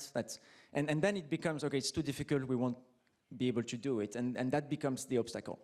So to me, one of the challenges is simplicity, and also getting to targets that people can just feel that we have a fighting chance of getting there, otherwise it's just paralyzing. And the first time we presented the Turkey CCDR, it was the first one, my colleagues, when they saw the numbers, were just like, oh, but that's doable, and they were super surprised that this was doable to achieve the 2053 target of Turkey. So I think we also have to just show how this is going to happen. Céline, do you share this enthusiasm? We've just heard from Stephane, who you seem to be slightly more reserved. Well, I didn't raise my hand, but I don't think that's really... we know that the situation will stop to be worse when we achieve net zero. And so that's the long-term objective anyway. If we're still around to appreciate it. I mean, and that is, I think, very... If we are not there in 2050, but later, okay, we'll have more impacts of climate change, but I mean, we need to go there.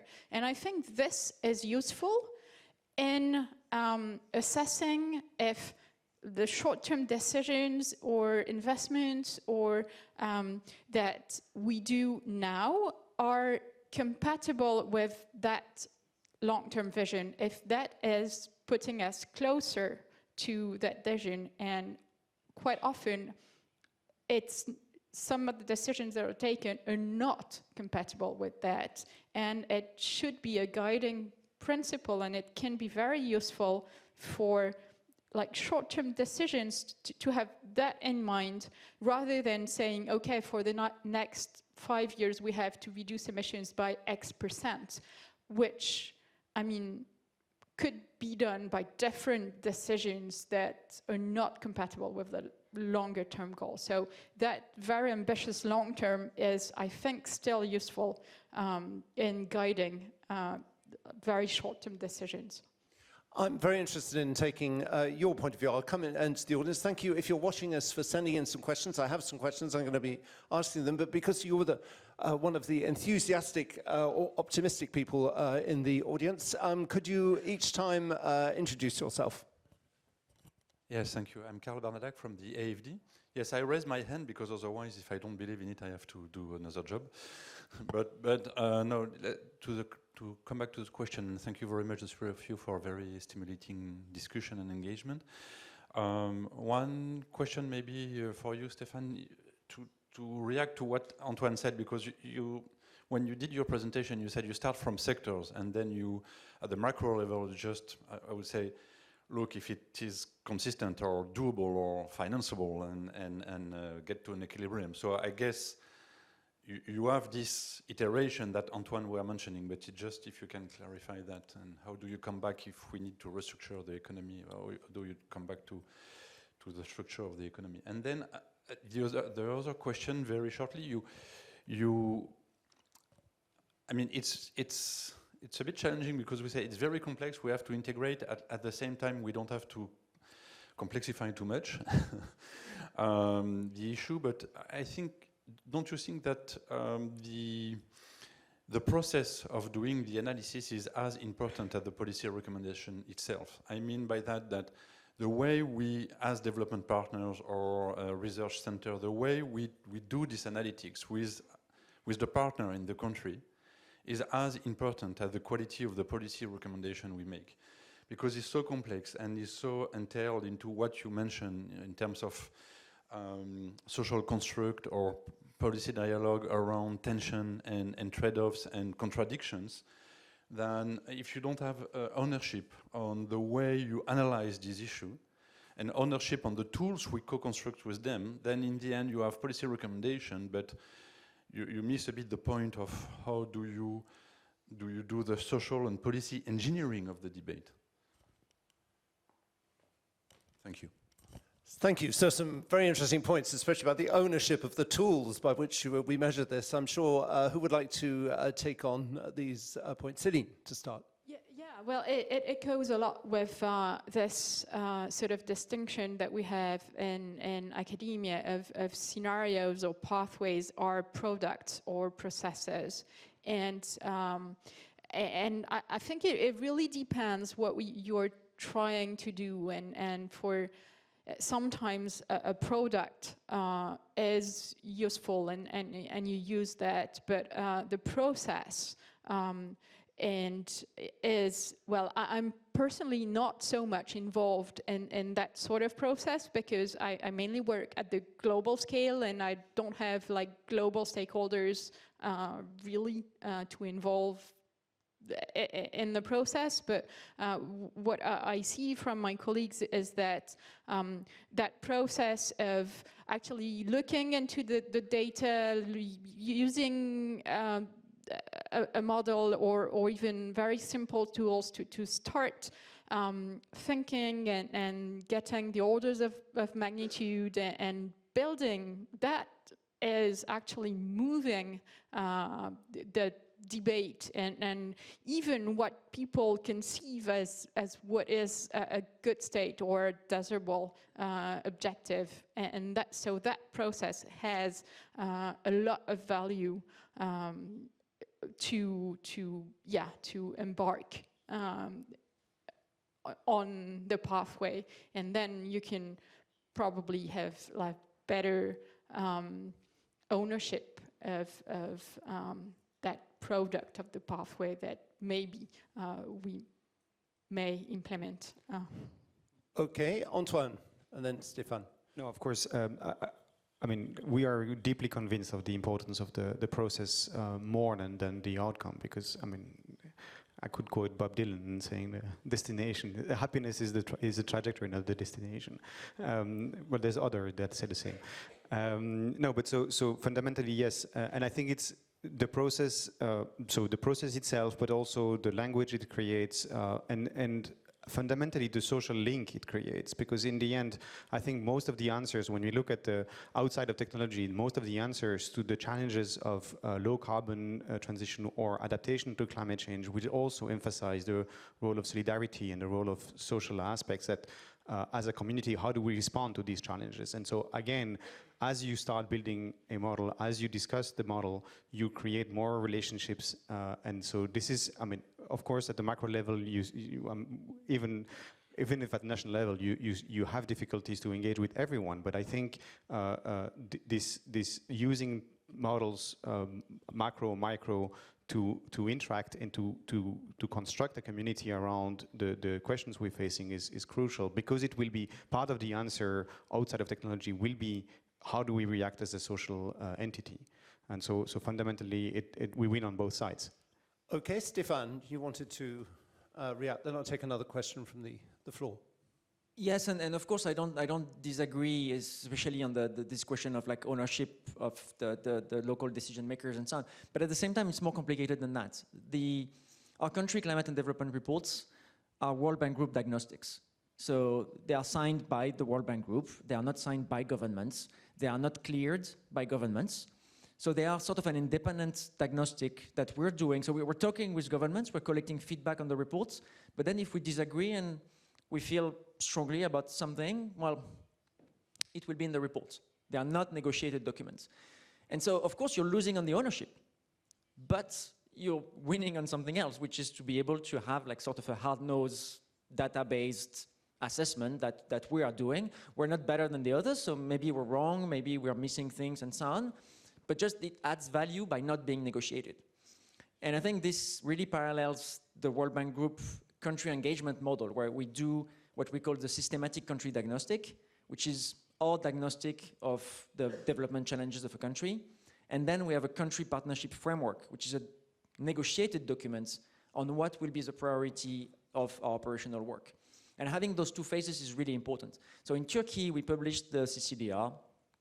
One of the things that got a strong reaction from the government was what we were saying on the building sector. And for very good reasons. I mean, they really had a very strong case of disagreeing with our scenario, there's already a lot of investment in the real estate and they want investments to move away from there. Our response was, great, let's redo this whole program, but this time you making all the decisions. We can help with the tools and so on, but you're in the driving seat. And what we're doing now is basically to redo the CCDR, except that they will be signing the report. But I don't think we would have gotten there without the first phase, where at one point you sacrifice on ownership. So I just want to say it doesn't mean that you always have to have those processes and so on. I mean, governance is very imperfect, right? So this engagement, sometimes you're just losing things because the community doesn't have the voice, because the topic is just too sensitive and you cannot talk about it. And we need to find ways of talking about what nobody wants to talk about. Okay, thank you very much. You wish to say something, I think. Could you tell us who you are? I'm Mario Lagenté. I'm a retiree from the AFD. First, I wanted to note and celebrate the sense of excitement in this session, and congratulate maybe you, Alex, about that, but also the speakers. My questions are especially to Stephane Hallegate. One, if he could elaborate on the graph he had on consumption, where he said that consumption was reduced. I missed that, and it was related to investment. Second question of two questions is, Antoine mentioned that one of the principles, one of the things that was missing in this dialogue is the importance of a social contract. And on this topic, Stephane, I wanted to ask you, given the World Bank's reputation of being the champion of liberalism and free trade and financial liberalism, is monetary sovereignty an issue? And what is the view of the bank? And do you think this is something in the forefront or not?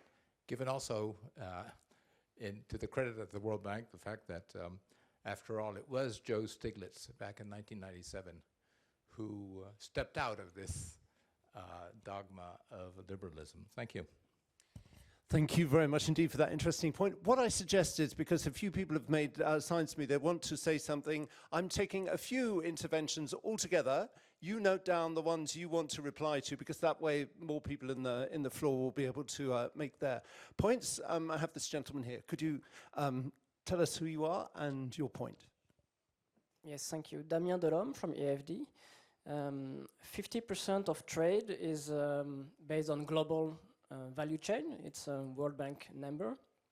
And countries are in competition with each other, so it doesn't create actually now the social space and the political space to take the money where it is to help the poorest to have a just transition. So my question is the current way of trade is made, and the easy way rich people and countries can go from one country to another, is it compatible with sustainable trajectories? Seems to be closing down at the moment with certain countries, the ease of doing trade between big blocks. Yes, I'll take 2 or 3 more interventions from the floor. That way we get a nice view of what you're thinking, and then I'll let you respond to the ones you wish to. Yes, I'm Pierre Jacques, from the researcher from the UC Louvain, Belgium, and a PhD student of Antoine Godin. I would like to add on one of the specific questions which was asked to Stephane Hallegate. When you show the percentage of the GDP which must be investment into the transition, you give us different figures for different countries. And if I understood well, these were investment in absolute terms. And I wonder, did you compare what are the investments needed for the transition in a net zero trajectory or nearly net zero trajectory? And did you compare them with the investments needed in a business as usual scenario in order to say what would be the overinvestment of the transition? And then you said, in fact, there is no problem with investing into the transition, but I wondered, when you look at the overinvestments, don't you need new financial mechanisms in order to finance those overinvestments? Okay, interesting points. Yes, we have a question over here. I don't quite know how can I get past you? Thank you very much indeed. And I promise I will be taking, if you're listening to us, wondering when I'm going to get to the questions that you sent in, I will be giving the floor to your questions in a few moments. So if you could tell us who you are and your Yes, Jean Grébert from the IMD, the Sustainable Mobility Institute of Renault ParisTech. I have a question. Obviously, there are multiple stakeholders in the process, and Dr. Hallegate emphasized the role of the private sector through innovation. But for private companies, innovating is taking risks. So how can these risks be supported by some institution, and what could be the role, for instance, of insurance companies able to be partner of supporting these risks, paying downstreams for the impacts of the climate change and paying heavily, or being partner and likely paying in an upstream way? Very interesting question. As it happens, I was hosting a big convention for risk managers in Copenhagen last month, all of European risk managers, and most of the questions were based on sustainability and how to develop tools for coping with that kind of thing. I'll come back if we have time for some more questions from the floor, but quite a rich range of questions already. Antoine, I saw you noting away, which it's free choice. You don't have to answer all the points, but which would be the points you would like to address? Okay, thank you for the very interesting questions, and you can see that as soon as you start about strong sustainability, there's questions going in all different directions. So we could have like 5 hours of discussion, maybe not 5, it's a bit long. So I mean, I'll address the question of trade. I think what is important here is we have to distinguish between what would an ideal world be and what the world actually is. And we have to move from where it is and understand how the different tensions or constraints that the current version of the world has and impeach us towards going where we want it to be. And so, for example, a good example is that we know that technology exists for us to be in a net zero world. There is no uncertainty about that right now. The difficulty is that how does the political economy of this make sure that we actually have these technologies emerging and do them. And so on trade, it's the same story. In the current version, trade plays a very important role for developing and developed economies. And so if you think about, let's say about emerging economies such as Colombia, Ivory Coast, South Africa, Indonesia, where exports of oil, coal, and gas is extremely important. Colombia is 75% of its export base is actually these fossil fuels. So if you say we have to stop the trade of these kind of resources, then it implies a strong constraints on the balance of payment of these economies. And so this is where we have to be careful about having like a design of trade that doesn't encompass the fact that we are living in a world where trade balance are biting for developing and emerging economies, because they have repercussion also on the financial side of this balance of payment. And so if we decide to reduce trade on some aspects, we have to have a response to ensure the macro stability of these economies. We were discussing yesterday with a colleague, Diego Guivarch, and he was telling me that as soon as the energy ministry announced that they would stop exploring oil and gas, the peso depreciated 10%. So you see that you cannot completely abstract from the existing structure. And so even if we could design a better trade system, it has to make sure that as we move away from the current one to the new one, that the one we desire, we ensure that the negative feedback loops that it will entail are addressed. Let me just go on to one more question on the role of finance in private sectors. I think it's crucial to, of course, have the transition is not only a public transition, it's of course, and the public sector cannot on its own take the burden of the entire transition. What is crucial for me, and especially when I look at developing and emerging economies, is that we know that there are co-benefits to the transition. We have to make sure that these co-benefits are locally produced. So if we have a public-private partnership, if we have blended finance, if we have different financial instruments that allows the transition to take place, it is crucial that the co-benefits are locally emerging and not exported to other countries, because in this case, then the transition is failing on delivering on its promises. So I think this is something which is very important when we discuss about finances. How can we ensure that the financial instruments that we are designing guarantee that most of the co-benefits are locally owned and not imported or exported, depending on how you see it. Okay, thank you very much for answering some of those salient points. Céline, which particular points would you like to cover? Maybe I'll talk about the question on investments, even if it was directed to Stephane, but reacting on several aspects of it.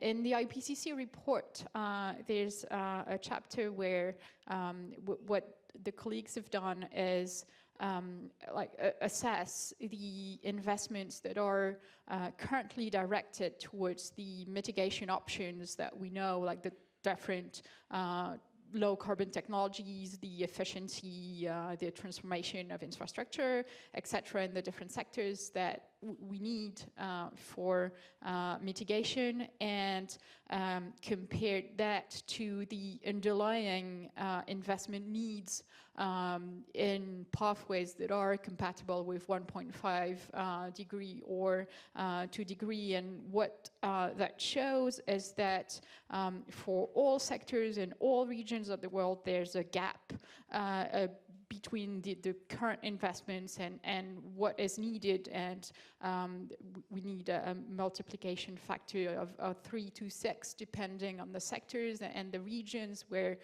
for the regions it's mainly the global south that needs the most of the increase of investments, and the sectors that need the most of the increase is transport and forestry and land use.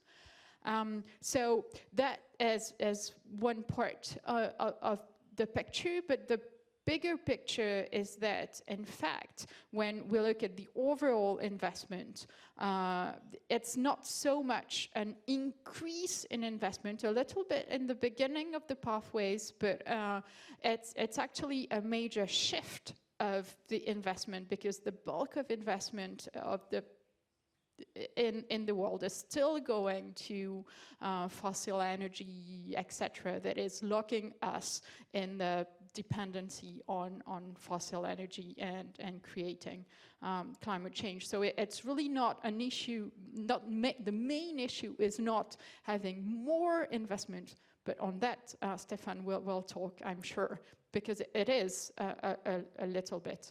But the main is really to shift the investment, and that comes, I think, to a question of how investment risks are perceived, and what are the regulatory tools, and also the technical tools that are used to look at the risks. And I think we do have like too much risk that is perceived in the investment in the solutions, and not enough risk perceived in continuing to invest in fossil fuels. And that is a question for regulation, for tools to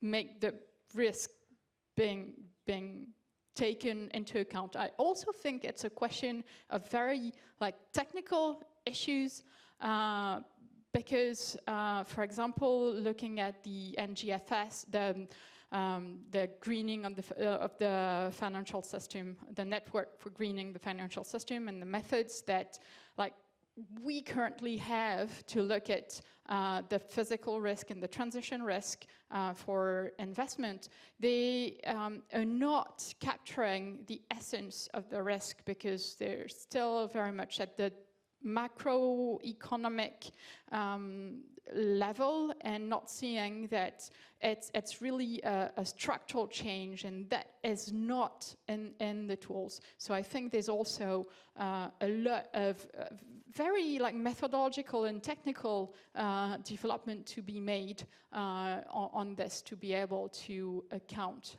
better for the risk and take better decisions. Okay, and Stephane, which points would you like to react to?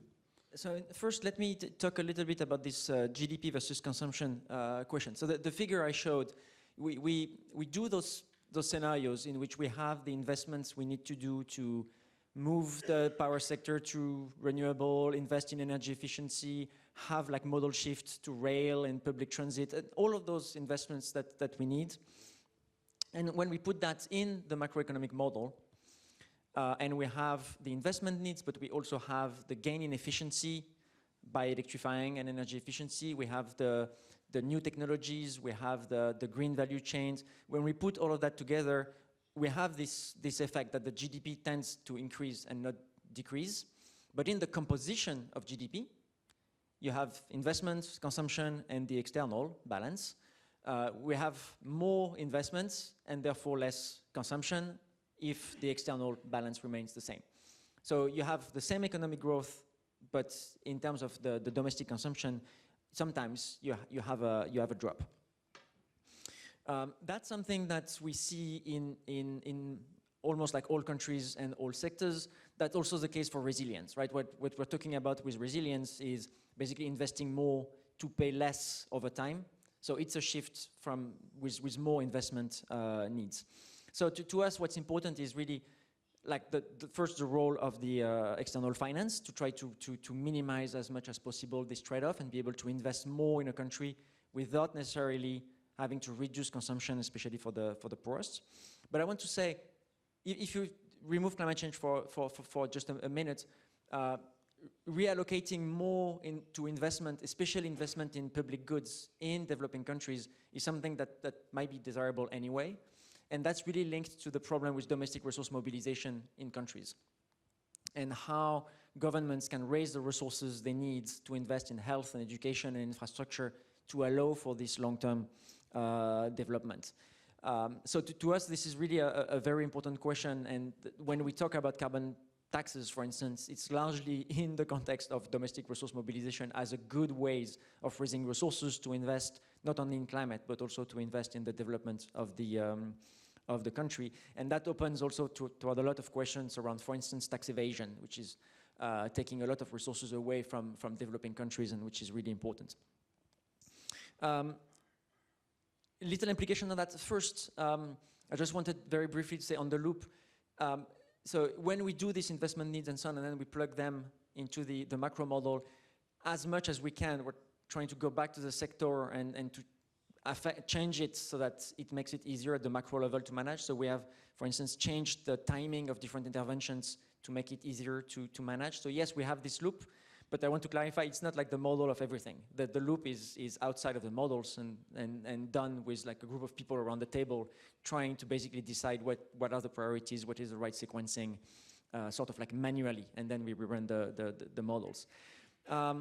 You ask about public and private, and I mean, this is the World Bank Group has been pushing quite a lot in the 80s and 90s on the privatization of public services. We have now a very clear position that we're completely agnostic in terms of who is providing the services, and that different countries are picking different ways. So if you look at, we have a recent work on the power sector, for instance, which is really taking the lessons from all of the reform of energy markets that we have been advocating, and showing that in some countries where it has been done in a way that worked, and in some cases it really didn't, and we're trying to take the lessons of that. And one of the very important lessons being the need for a consistent approach.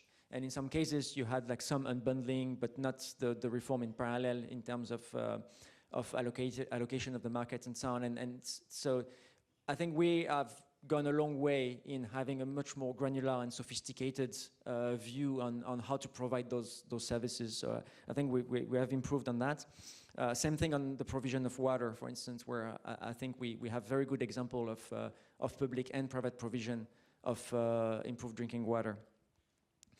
On trades, which is really a very important question. I think your question was a lot about the sustainability of the trade flows. One thing I wanted to mention is at this current moment, the green products that we really need to do this transition, their supply chains are global. In some cases, you have some segment of that chain that are completely concentrated in one country, and of course, this is large in China. We have huge competition among big players on batteries. And so one of the questions is how this competition doesn't prevent us to do this transition. And especially if you're a small African country and you see China, India, the EU, the US fighting to get the access to what they need for the batteries, for instance, there is a very important question on how do small countries that have no chance of capturing a big part of this market survive in that world. And it becomes difficult today to procure solar panels. It's difficult on the battery front. So to me, one very important point that we all need to keep in mind is every country will want some sort of sovereignty here, but what's happening in low-income countries and small countries, we need to keep in mind, because it seems to be a little bit forgotten in all of this discussion about sovereignty among the big players. So it would be really a call to think at what does it mean for Mali when we have this competition taking place. Can I finish? And I see you moving, but can I just say just one word on innovation? We have a lot of work on industrial policies. So how do countries can favor innovation and building the industrial sectors we need? Because we have very different experiences with resounding successes in some countries and huge disasters in others.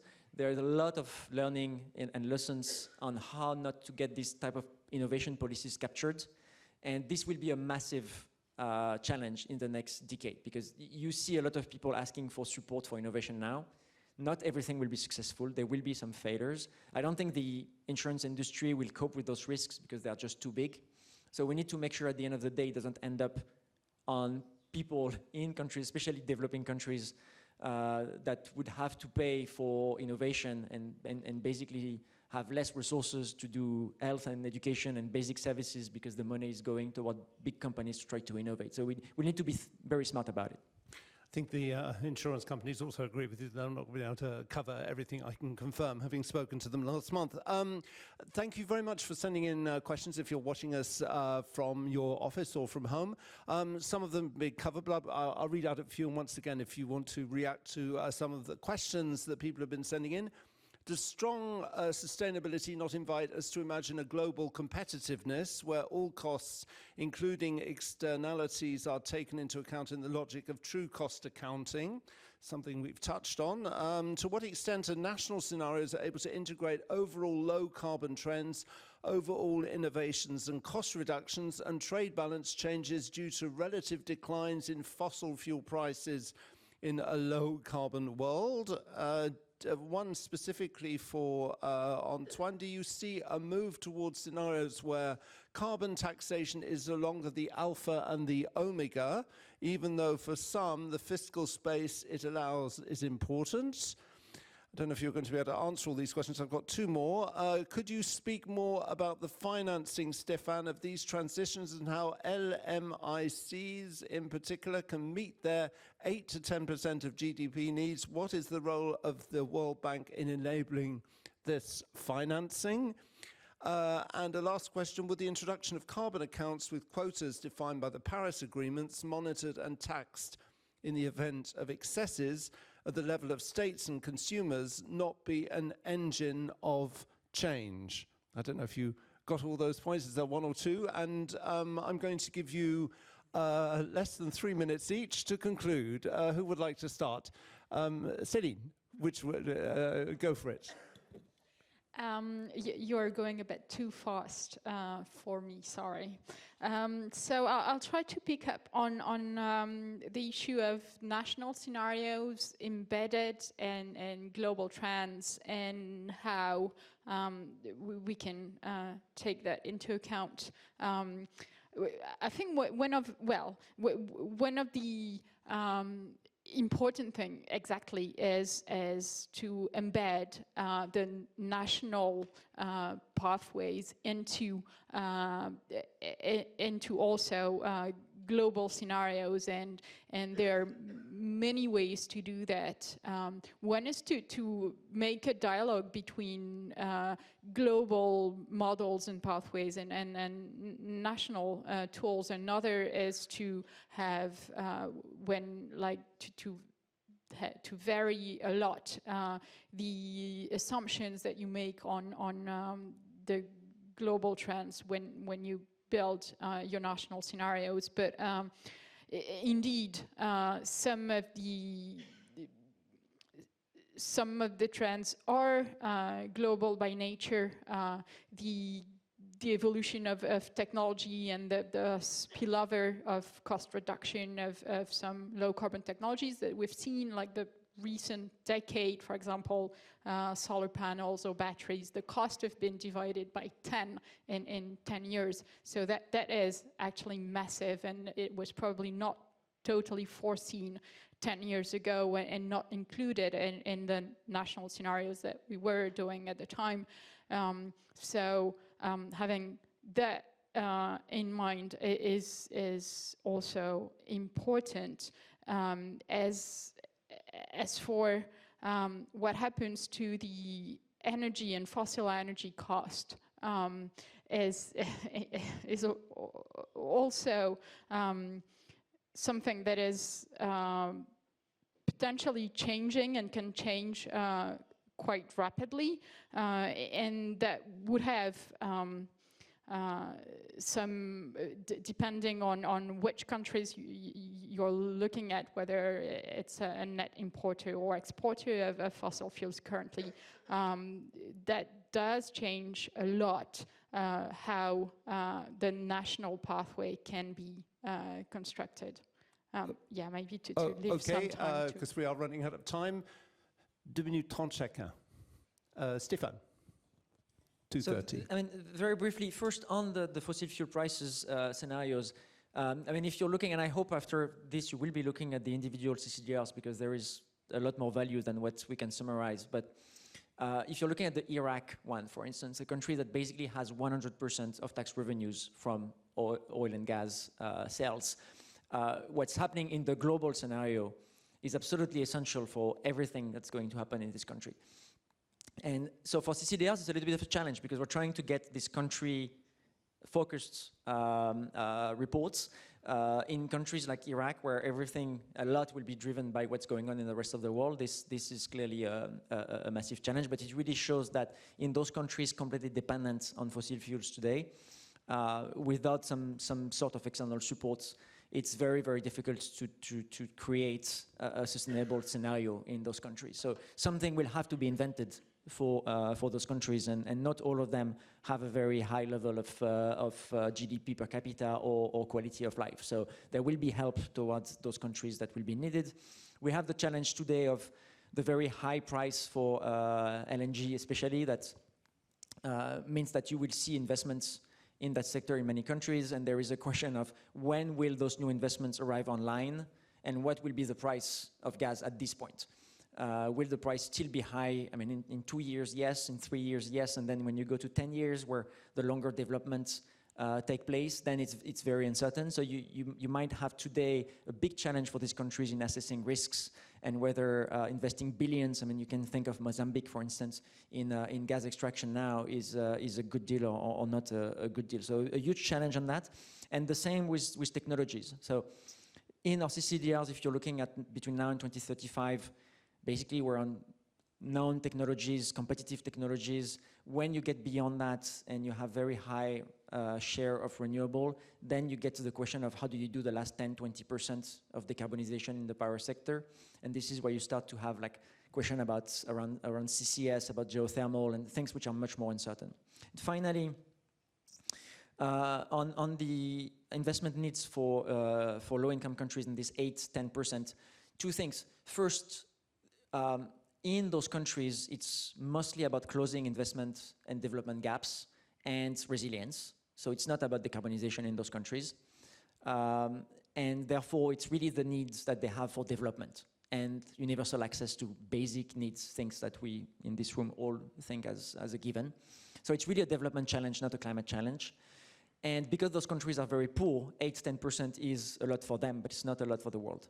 So this is something that if the international community decides to make happen, if you look at the numbers, this is not the big challenge. Challenges are much bigger with 1% of GDP in China than in like 8% of GDP in countries like the Sahel or Cameroon. So this will need international action, but it's not as difficult as it looks like if you're looking at actual amount in US dollars. Thank you. Okay, thank you very much. And Antoine, the last 2 minutes are yours. Thank you. Yeah, so I'll try to answer the question of carbon tax and carbon account altogether. Is carbon tax a solution? Definitely. Is it the solution? Probably not. For many reasons, we can talk about on the climate side about negative impact on industrial dynamics, on political support, and so on and so forth. I think one of the main limitations of a taxation response to the ecological dynamics is biodiversity. Because of the multidimensional nature of biodiversity, it is impossible to even design a biodiversity tax or the biodiversity price. So, but also I think what is fundamental is that pricing sometimes cannot grasp non-monetary aspects, and so it is extremely difficult to discuss inequality of access to services or in a drop in biophysical terms. And so while I strongly believe that carbon tax can play an important role, I think other solution, and maybe the carbon account can be one, as long as we keep non-monetized aspects into it, are going to be very important. And so I think this, to me, is, if I want to have one conclusion of the discussion here, is I think the place of economics is changing fundamentally from being the alpha and omega of the development strategies. Now we're seeing biophysical concern emerging, and so it allows, and often the economic tools that are not so adequate to capture completely this biophysical dynamics. So what we see is that the place of economy is changing from being dominant to actually hopefully being a part of the solution along with other sciences such as social or environmental ones, and hence allowing to have a complete answer to the challenge of having an ecological transition. My goodness me, there's 5 seconds left. Wow. A big round of applause. Thank you very much indeed. not only was that an extremely interesting and enthusiastic debate, but you finished exactly on time, which doesn't always happen in round tables. So thank you very much indeed, all three of you. I'm sorry, there are two round tables this afternoon where there will be lots of opportunities for you to ask more questions and to intervene, say things you want to. And thank you very much also if you're watching us wherever you are in the world. Thank you for sending in your questions. As you see, I did ask some of them. I've stressed everybody at the round table to keep to time. I'm now going to stress you. You have 1 hour to eat lunch, and then we come back with some very interesting civil society examples. Once again, we come back at 1 o'clock. So as we say here in Paris, bon appétit, et on se voit dans 1 heure à peu près. Voilà. Merci beaucoup encore.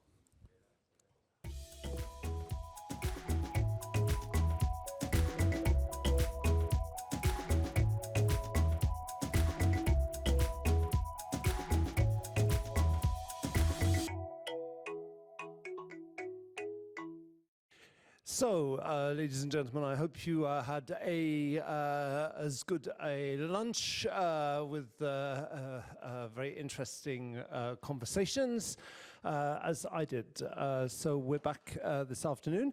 And we're starting off, also hello if you're back with us watching wherever you are in the world. We're very pleased. And as you see, the questions you send in, I ask them on your behalf. So please continue to participate and send in your questions. We are very happy to have you with us here, we who are in Paris.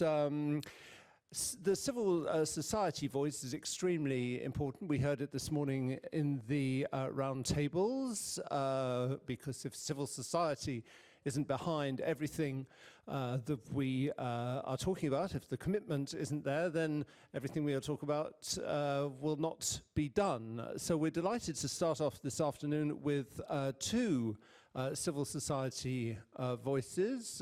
We are going to start with building sustainable food systems in Brazilian semi-arid regions through agroecological innovation.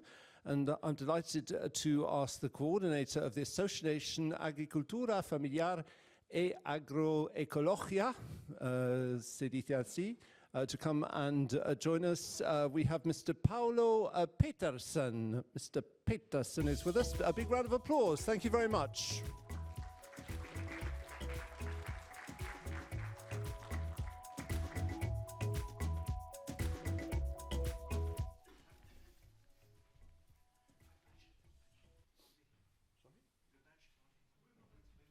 Faut enlever votre badge parce que ce n'est pas beau à l'image. You have to take your badge off because it doesn't look very good on the camera. This is a minor issue.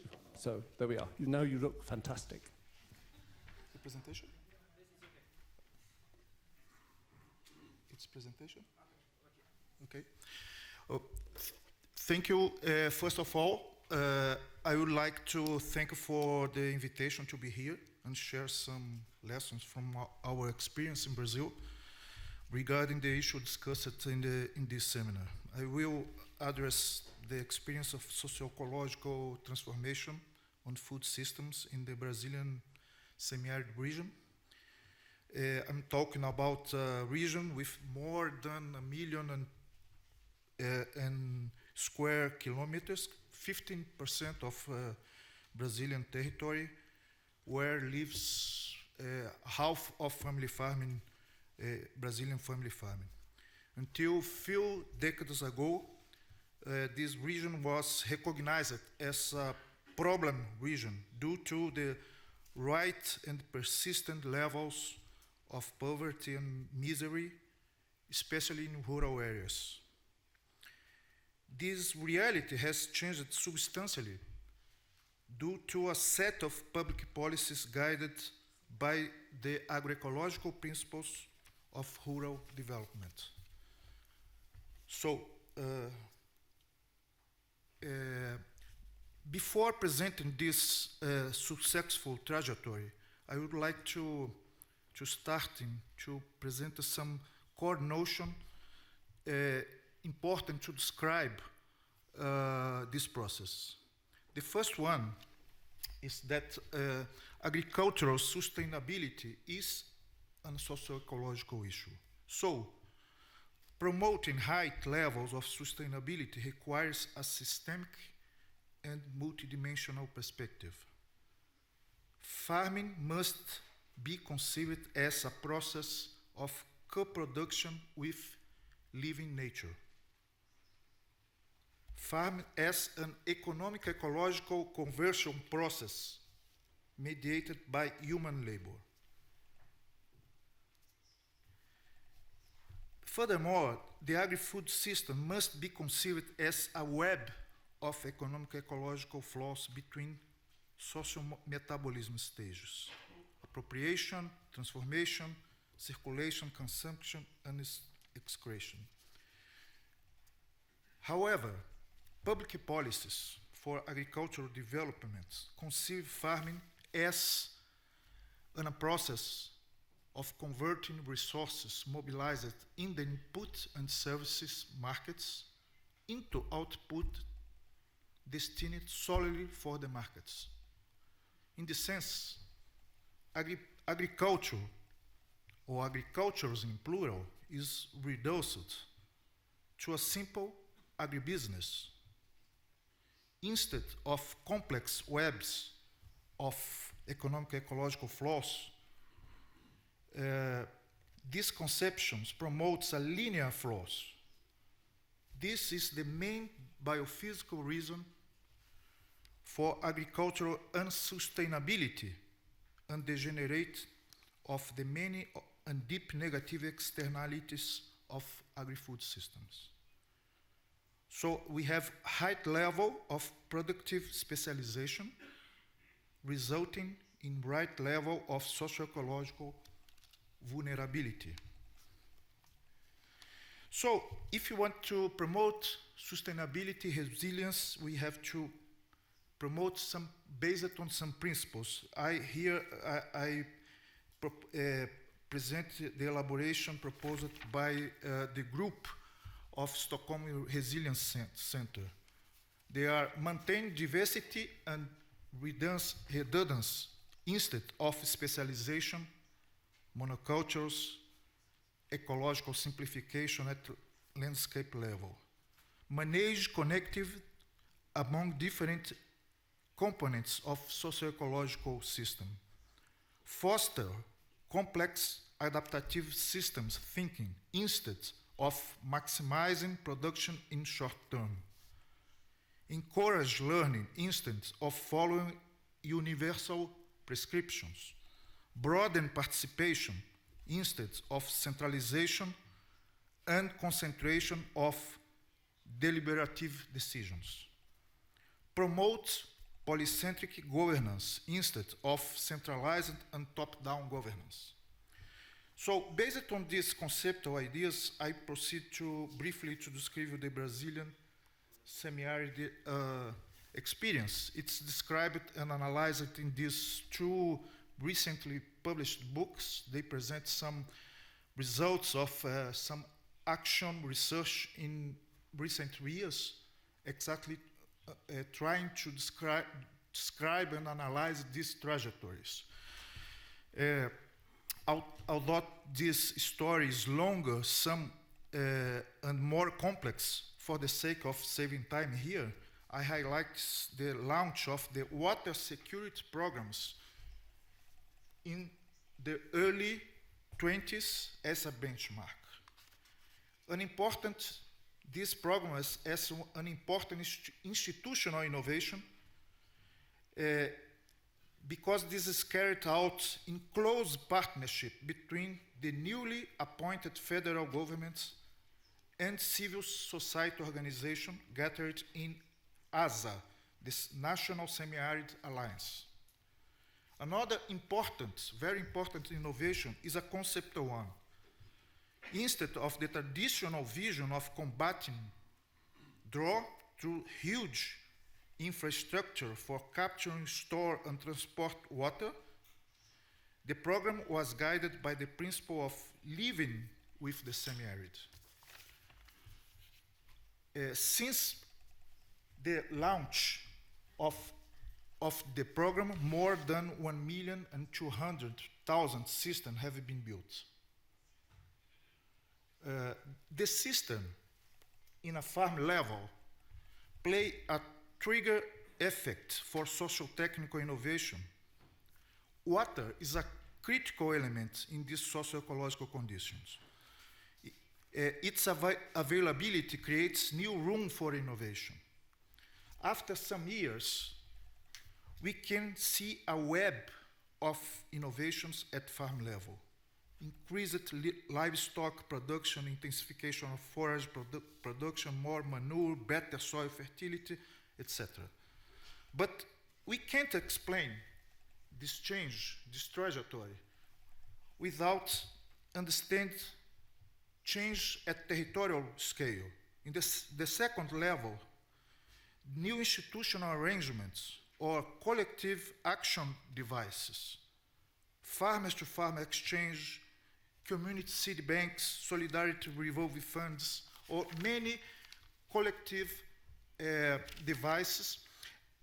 And this new innovation, social technical innovation, is due a set of coherent public policies during a period. So we are talking about polycentric governance, multi-level governance, innovations at local level. So this means that innovation is also in a territorial scale, so territorial approach is central here. A representation of agro-ecosystem, we can see in the left side the input flows, and the right side the representation of output flows in the same agro-ecosystem. Many subsystems interacting among them, high level of self-subsidy of inputs, high connective density.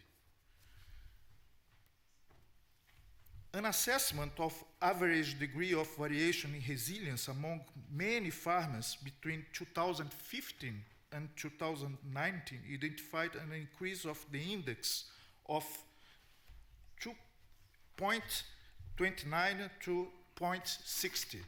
So this variation is essentially due a set of innovations that have led to growth of the self-controlled local resource base, as you can see in the world clouds shown in the right side of the slides.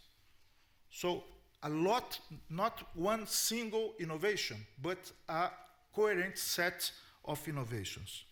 So in order to conclude, a final idea.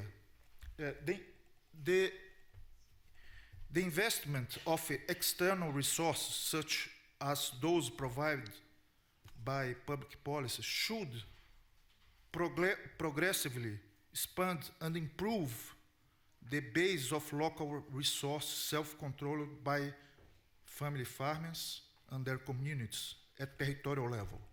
From this perspective, it contrasts with the conventional logic of public investment, essentially guided by the short-term production bias.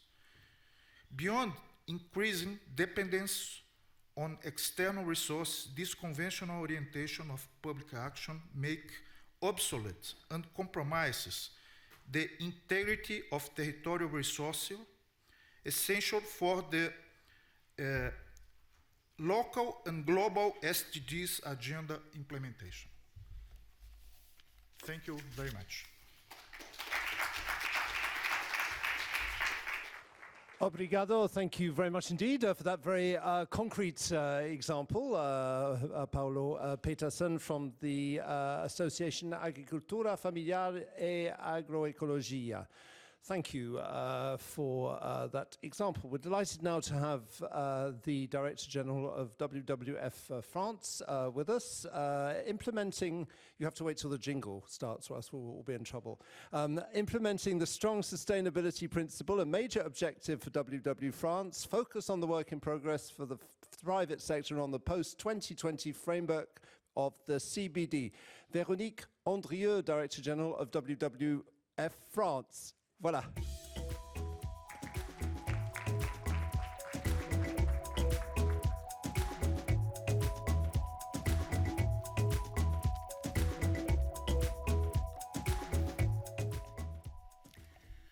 Okay, hello everybody. Thank you very much to AFD for the invitation. It's a pleasure to be here with you today. So yes, I will speak on strong sustainability and on private sector.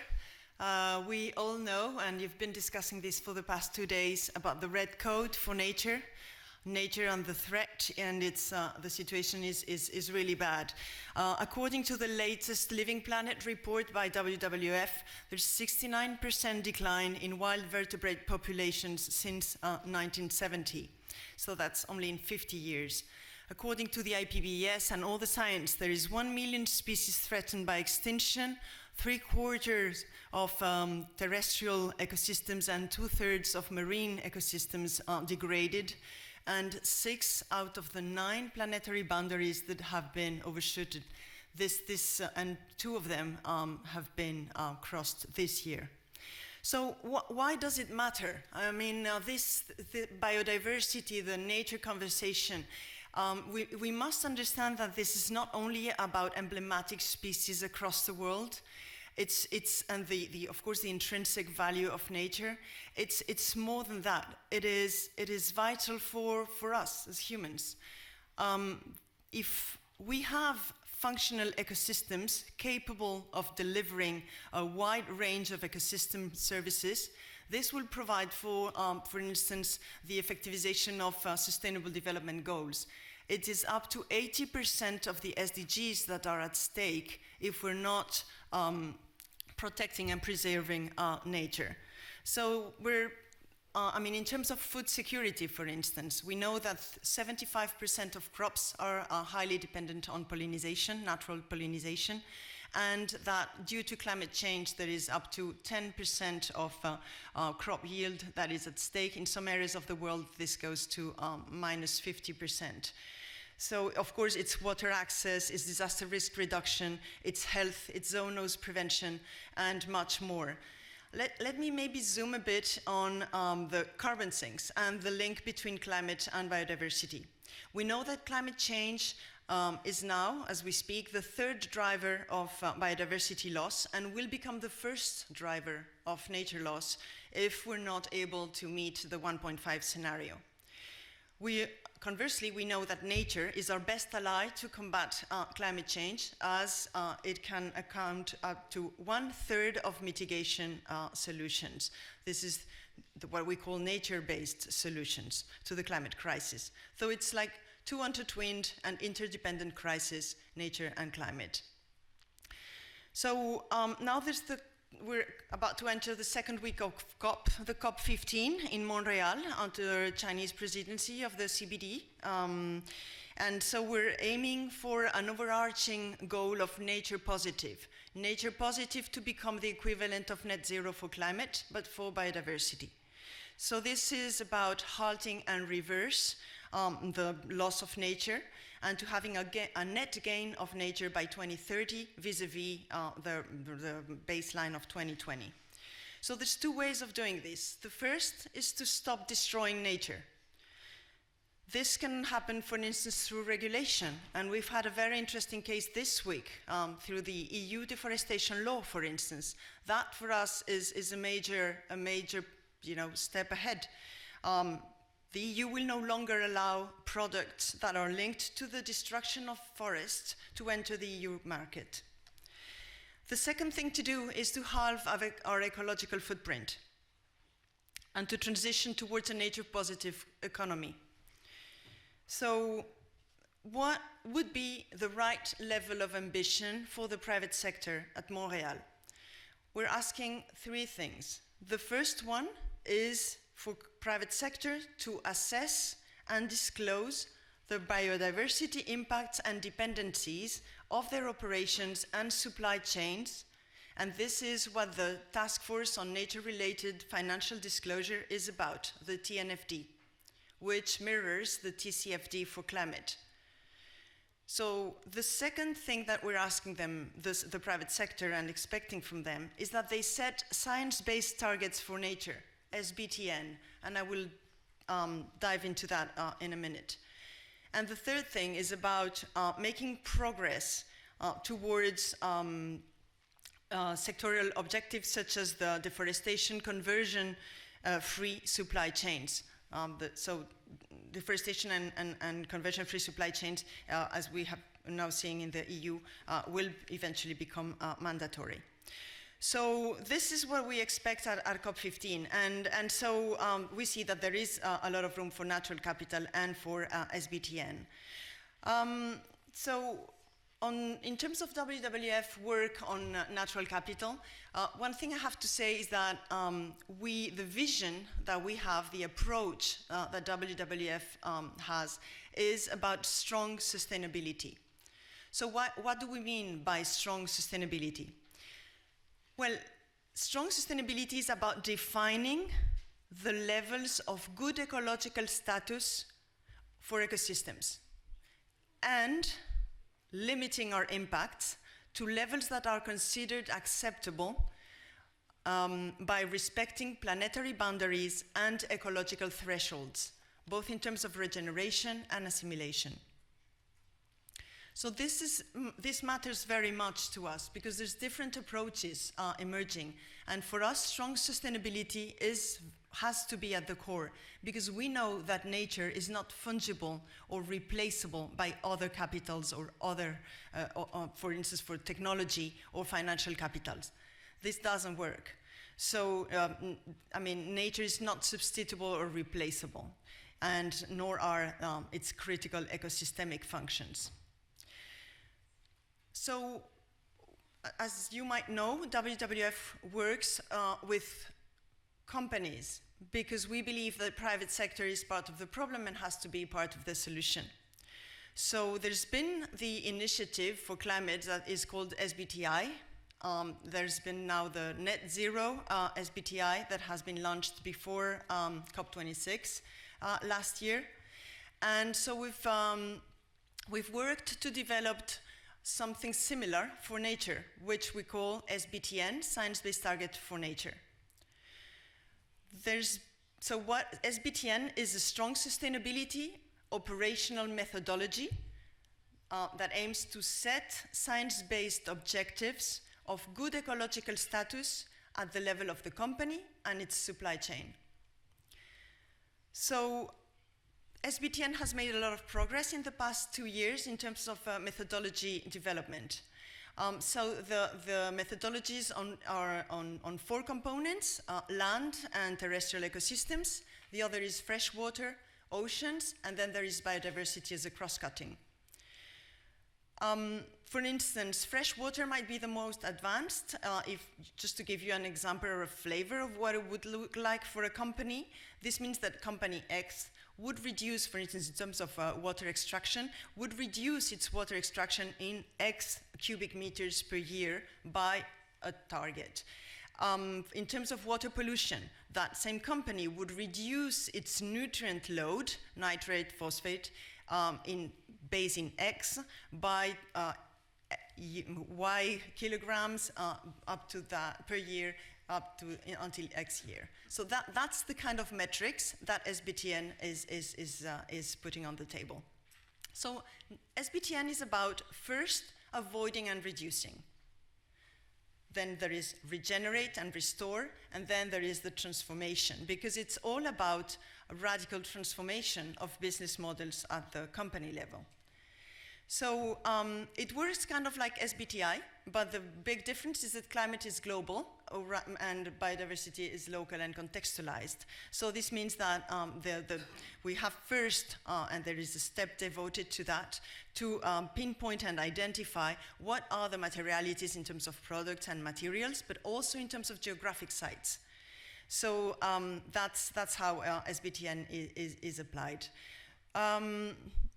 So we've been a major contributor as experts and developers of the methodology, and what we've done at WWF France is that we have launched what we call the Natural Capital Lab in 2021 with a group of companies to accelerate the development of SBTN and also to promote its adoption by the private sector. We have stress-tested SBTN steps 1 and 2 methodologies with some of our partner companies, such as Bell, Michelin, Carrefour, or Alpro.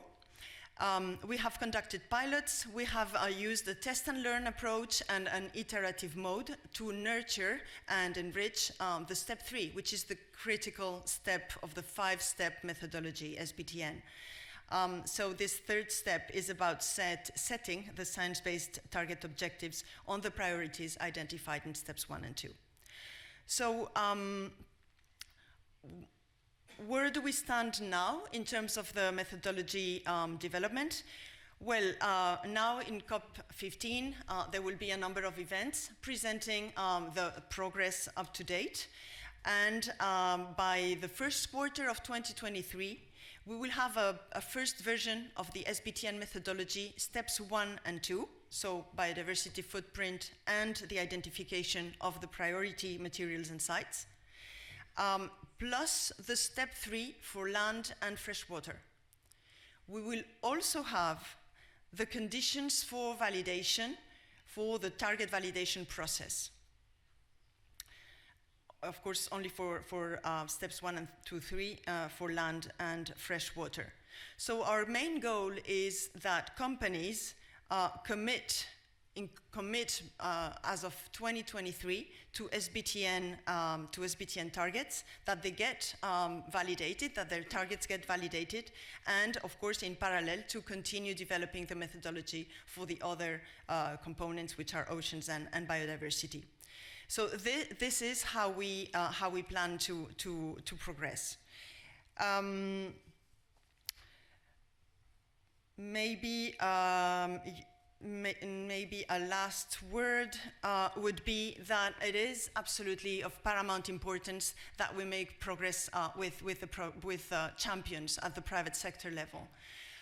It is very important because they are the ones that have the most important footprint in terms of biodiversity. And so we need this tool to deliver, and for that we need to stress test it. And so it's very good news that the methodology has made all this progress and that it is now available and ready to use. And also, well, for us, a big thanks, of course, to the companies that have kind of started to implement it, and so that has created a corpus of learning that is now introduced in the tool. So the main objective is that through this tool we close what we call the how. We bridge the how gap, because when we discuss with companies and we exchange, what we notice is that frequently they say, well, that is not feasible, it's not possible, the metrics are not ready, the tools and the instruments are not ready, the data are a huge issue.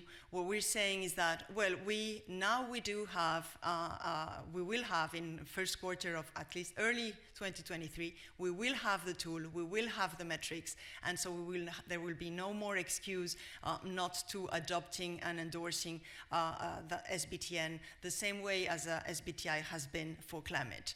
So it will become kind of like the new normal, and something that investors, stakeholders will embrace as something that is they are expecting from companies. That's all for me. Thank you very much.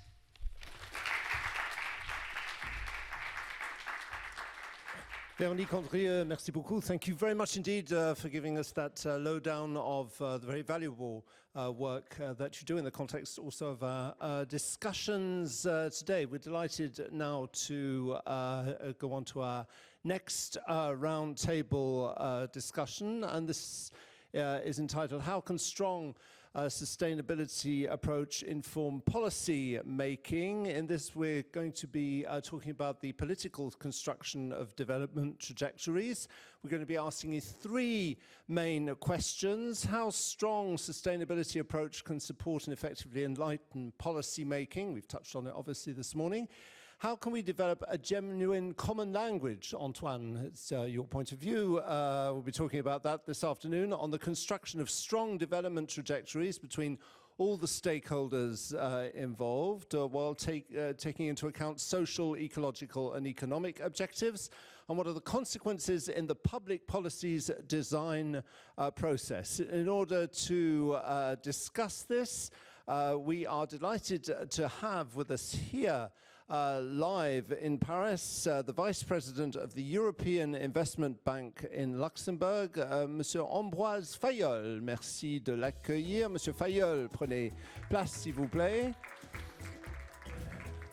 Thank you very much for being with us. Also here in Paris, we have Madame Corinne Brunon-Meunier, who's the Deputy Director General of the Institut de Recherche pour le Développement, IRD en France. Merci beaucoup de votre présence. Both of you are here in the studio. Please feel free to come and sit down. We also are delighted to be joined at distance by the President and CEO of the Climate Works Foundation USA, Helen Mountford. Helen, thank you so much for being with us today. We're here in Paris. It's very early for you, I should imagine, first thing in the morning. Let us give us a big round of applause from Paris to thank you very much for participating.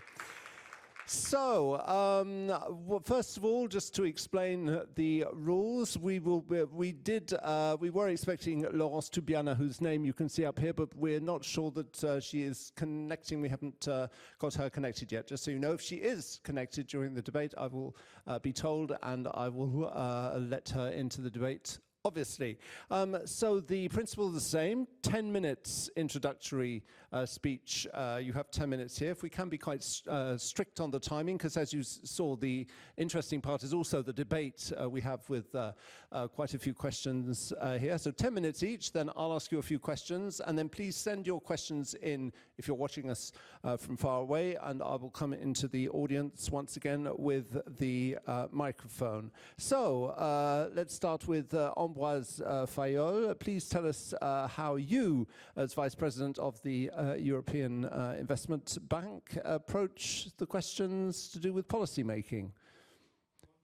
Yes, I think they want you to go and talk from the lectern. So, voilà. You have 10 minutes. Moving to the podium. Thank you very much. Thanks a lot for the invitation.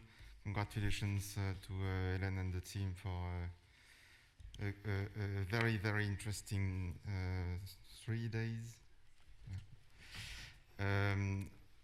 What I'm going to tell you in actually less than 10 minutes is why I think we need to have this approach that puts sustainability and strong sustainability as the key operational tool for all of us, and in particular for financial institutions like EIB. And for me, there are two main reasons for that. The first one is that, of course, we have the SDGs. Of course, we have the Paris alignment. But what we need to do is to combine the two. And to combine the two means not looking specifically at one SDG in particular, but looking at all of them in a comprehensive way and consistent with the Paris alignment that we all aim at. And that's what we try to do that, and we try to do that in a way that is a coordinated way with not only investors, public institutions, public authorities, financial institutions, and of course the private sector. And the way we implement it at EIB is through two instruments that we have. One is what we call the ESSS, the Environmental and Social Standard Framework. That is our framework that puts sustainability at the heart of our operating business. and a business model, I mean. And the second one is, of course, the Climate Bank Roadmap. And the Climate Bank Roadmap is a roadmap that was approved 2 years ago now by our board, and that puts the Paris alignment as a key component of our activity. Paris alignment for what we do in terms of projects. All our projects since 21 are Paris aligned, and Paris alignment also of our counterparts that we work with. We work basically, and it can be more specific if you wish, only with counterparts that are Paris aligned, and we need, of course, to support them in their policy towards Paris alignment. So that's what we try to put in place very concretely. It has implications that basically we try to do low carbon, climate, just elements, resilience, inclusiveness in everything what we do, without necessarily picking up part of that. And there are so many interactions between those actions that we think this is what we mean by a strong sustainability framework. This has implications on our activity. There are things that we don't do anymore. This has implications also positively, that we are trying to orient our action towards key elements. And for example, we have put in place with EBRD and the British BII what we call the 2X initiative that is promoting gender with a view to also promote climate targets. Is it easy? No. There are plenty of questions that we are still working on, in particular on methodology. And for example, how do you measure the climate risks, or even more, I was looking at Ms. Andrieux on biodiversity. Is even more difficult for biodiversity, but this is something that really we need to make progress on. And we are trying now, for example, to put in place a system in our risk management that puts in the risk assessment a climate risk, a biodiversity risk at the project level, at the counterparty level as well. Why is it important to have a common language? Well, I think it's actually all the debate that we had in Europe about taxonomy is about that. If you want investors to be convinced that they need to invest more in strong sustainability, you need for them to be sure that they believe that what you are doing is consistent with what you say you are doing. And that is the concept of common language, and we have developed a lot of initiatives in big public, the climate action ministers, the coalition for climate action ministers, the net greening of the financial system, of course, the work that the MDBs, the multilateral development banks, including ourselves, are doing. There are a lot of initiatives, the international platform that is also trying to look at various taxonomies that are developed all over the world, and not only in Europe. And there are quite interesting elements of taxonomies also in countries like China or others. And also private initiatives that the G-Funds is, of course, the most important. So, I mean, I let Laurence develop, if she's there, the framework for sustainable finance integrity, which is, of course, one of the very good examples of what we are trying to do, and that has developed by CPI and by her foundation. I am also very pleased to be an advisor in the advising committee of advisory council of this initiative. But that's really what we try to. There are a lot of initiatives. What I would say, and as a good example, why we do that, I would say green bonds. Green bonds is interesting because there are many, many green bonds in advanced economies. There are not at all many green bonds in poor economies. And the climate challenge is global. So how can you do to develop green bonds in terms of funding instrument and also in terms of How can you make sure that people, when they buy green bonds, they have really the certainty that what you are going to do is green, and not only because I say that this is green, so it has to be considered green. And this is what we are trying to do, to combine the funding side, that actually there are interesting developments there. We are trying also to do that with the European Commission in what we call a Green Bond Initiative. But also, how can we make sure that this is something that makes trust for those who are going to invest, and we need the private sector to invest in this kind of new instruments, that they believe that this is consistent with what you've said you would do. For that, you need a lot of technical assistance, you need a lot of capacity building. That's what also we are trying to develop in the multilateral development banks. In our system, as I said, we have all the projects are Paris aligned, and we ask the counterparts to be Paris aligned. Now, that is not easy. And what we do is then we ask them to have a decarbonization plan, and not by 2050, but something that is tangible by 2030. And we can, those who want, we can help them. We are not assessing the decarbonization plan. We are not a rating agency. We want them to have this objective and this priority, basically. And if this is the case, then we have no difficulties to work them. Why is it important for us? Because it's at the end, what we hope is that it will help us price risk and reward sustainability. And we are a bank, we need to do both of them. So if I can just conclude by saying two examples on the last question. We are working with the IMF. The IMF has put in place a very interesting initiative that is called the RST, the Resilience and Sustainability Trust, that is in conjunction with the use of SDRs that has been decided by heads of state last year. We are trying to develop that and I'll just make this example, with Rwanda. We are working a lot with, the Rwandese have a very interesting model because they have developed a lot of climate objectives. They have a very clear NDC policy. They have moved the framework and the ambition for their own Development Bank of Rwanda. And we think this is a very interesting area where we can combine basically the two.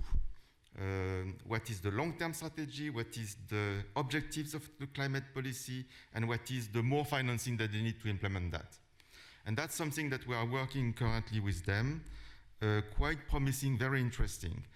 And I'm not going to develop that, but another example is what we do is what we call the JETP programs, that the Just Energy Transition Policies or program that we do with those countries. We have done that in Europe. We have not done that very well in Europe at the time. When you are moving away from coal and you want to develop renewable energy, this is not only a climate policy. This is a global policy that needs to address social, labor policies. How do you move there? How do you upskill? How do you reskill workers? These are absolutely essential elements if you want to put in place a strong sustainability framework. Thank you. Thank you very much indeed, Ambroise Fayolle. I'm sure you'll be able to develop some more of your initiatives answering the questions in the debate. Let's continue our first initial roundtable. We're going to go over to Helen Mountford, the President and CEO of the Climate Works Foundation. I don't know if you heard what the European Investment Bank is doing in terms of initiatives. Maybe if we can hand over to you, Helen, and tell us what you're doing in your first 10 minutes. Thanks very much, and it's a great pleasure to be with you. I've got a few slides. I'm hoping those are up on the screen or able to come up now. What I want to talk about a little bit is just how inherently connected climate action is with development.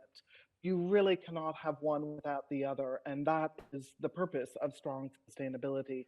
In the past, we often saw these as trade-offs. We thought we should develop first, grow the economy, and then take action on climate, but it's no longer the case. It's increasingly clear that bold climate action is actually essential for an inclusive growth story. It is the story of the 21st century. And this is in part because we know costs of not acting are devastating. We've seen 1/3 of Pakistan underwater flooding this year. We've seen devastating effects of tropical storms, wildfires, heat waves.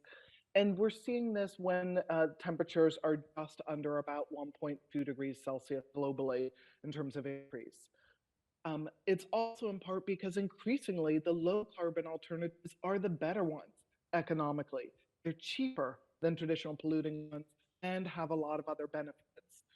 When those full benefits are considered, whether it's the direct health benefits of reduced air pollution, which right now, air pollution kills 4.2 million people each year, the direct benefits of reducing air pollution from fossil fuel burning, energy security through local and cheap renewables, and the other benefits, once these are considered, it's very clear that bold climate action will really deliver the development we need. And we're seeing momentum building countries, from corporates, from others around the world to actually seize this moment and move toward more bold climate action. I'll just briefly summarize some of that momentum and then say a little bit more about some of what we're seeing in countries in terms of the policies to implement this and the tools they need to do so. One of the things we've seen is a big wave of net zero targets.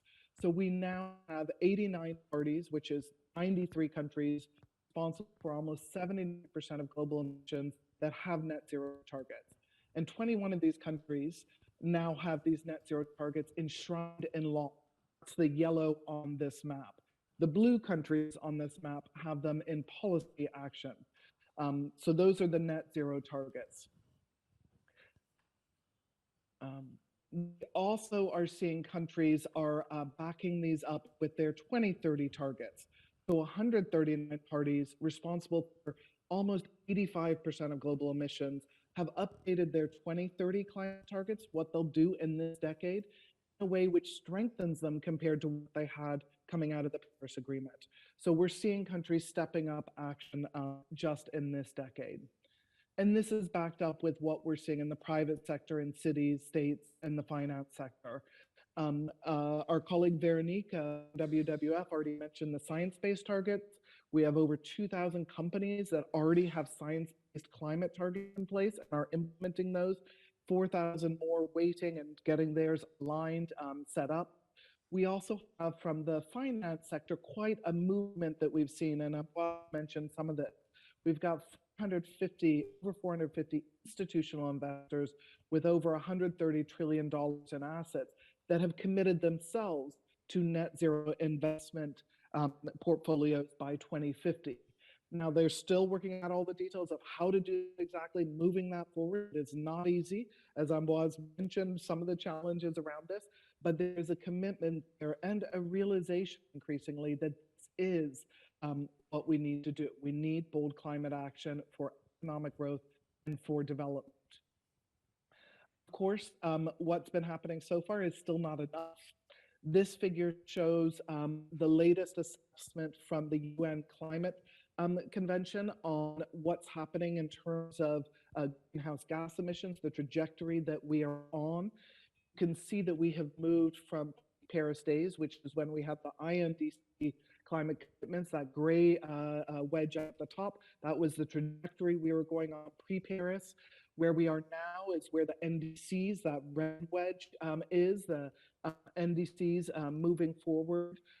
That's where we are. That's still not on trajectory, what we need to get to, which is well below 1.5 degrees Celsius. At the moment, probably with the NDCs, the current climate targets for 2030, we're probably on a pathway of about 2.5 degrees Celsius, something like that. If you actually include those net zero targets I meant and assume everyone actually meets their commitments on them, we would actually be on track for something closer to 1.7 degrees Celsius or 2 degrees Celsius. So even better, we're shifting in the right direction. And when I first started working on climate 20 years ago or so, we were on track for 4 to 6 degrees Celsius. So we've definitely shown nowhere enough. And as I said, we're seeing the devastating effects now when we're between 1.1 and 1.2 degrees Celsius. So we definitely don't want to get to those other scenarios, but we need to do more. And we're seeing some of that progress already happening. Now, why are we seeing countries, companies, civil society, states, cities actually embracing net zero targets and more bold action? We're seeing this because people are starting to realize the benefits that it actually brings to them. This is part of that common language we need, identifying what matters to people, not just talking in climate about gigatons of emissions and greenhouse gas and temperature change, as I've been doing, but actually talking about the effects that we see, the devastating impacts of climate change, on the devastating impacts of air pollution, on energy insecurity of relying on fossil fuels, but also the benefits of the shift. And one of the major areas of focus in recent years has been how green investments can actually create more jobs, and often better ones if you put the right conditions in place. So this shows a chart from IEA and IMF report in 2020, which was looking at the benefits of a green economic recovery from COVID. And as you can see, it showed very clearly that there were going to be more jobs generated from doing things like doing more efficient buildings, focusing on solar power, on urban transport infrastructure, compared to doing fossil fuel investments.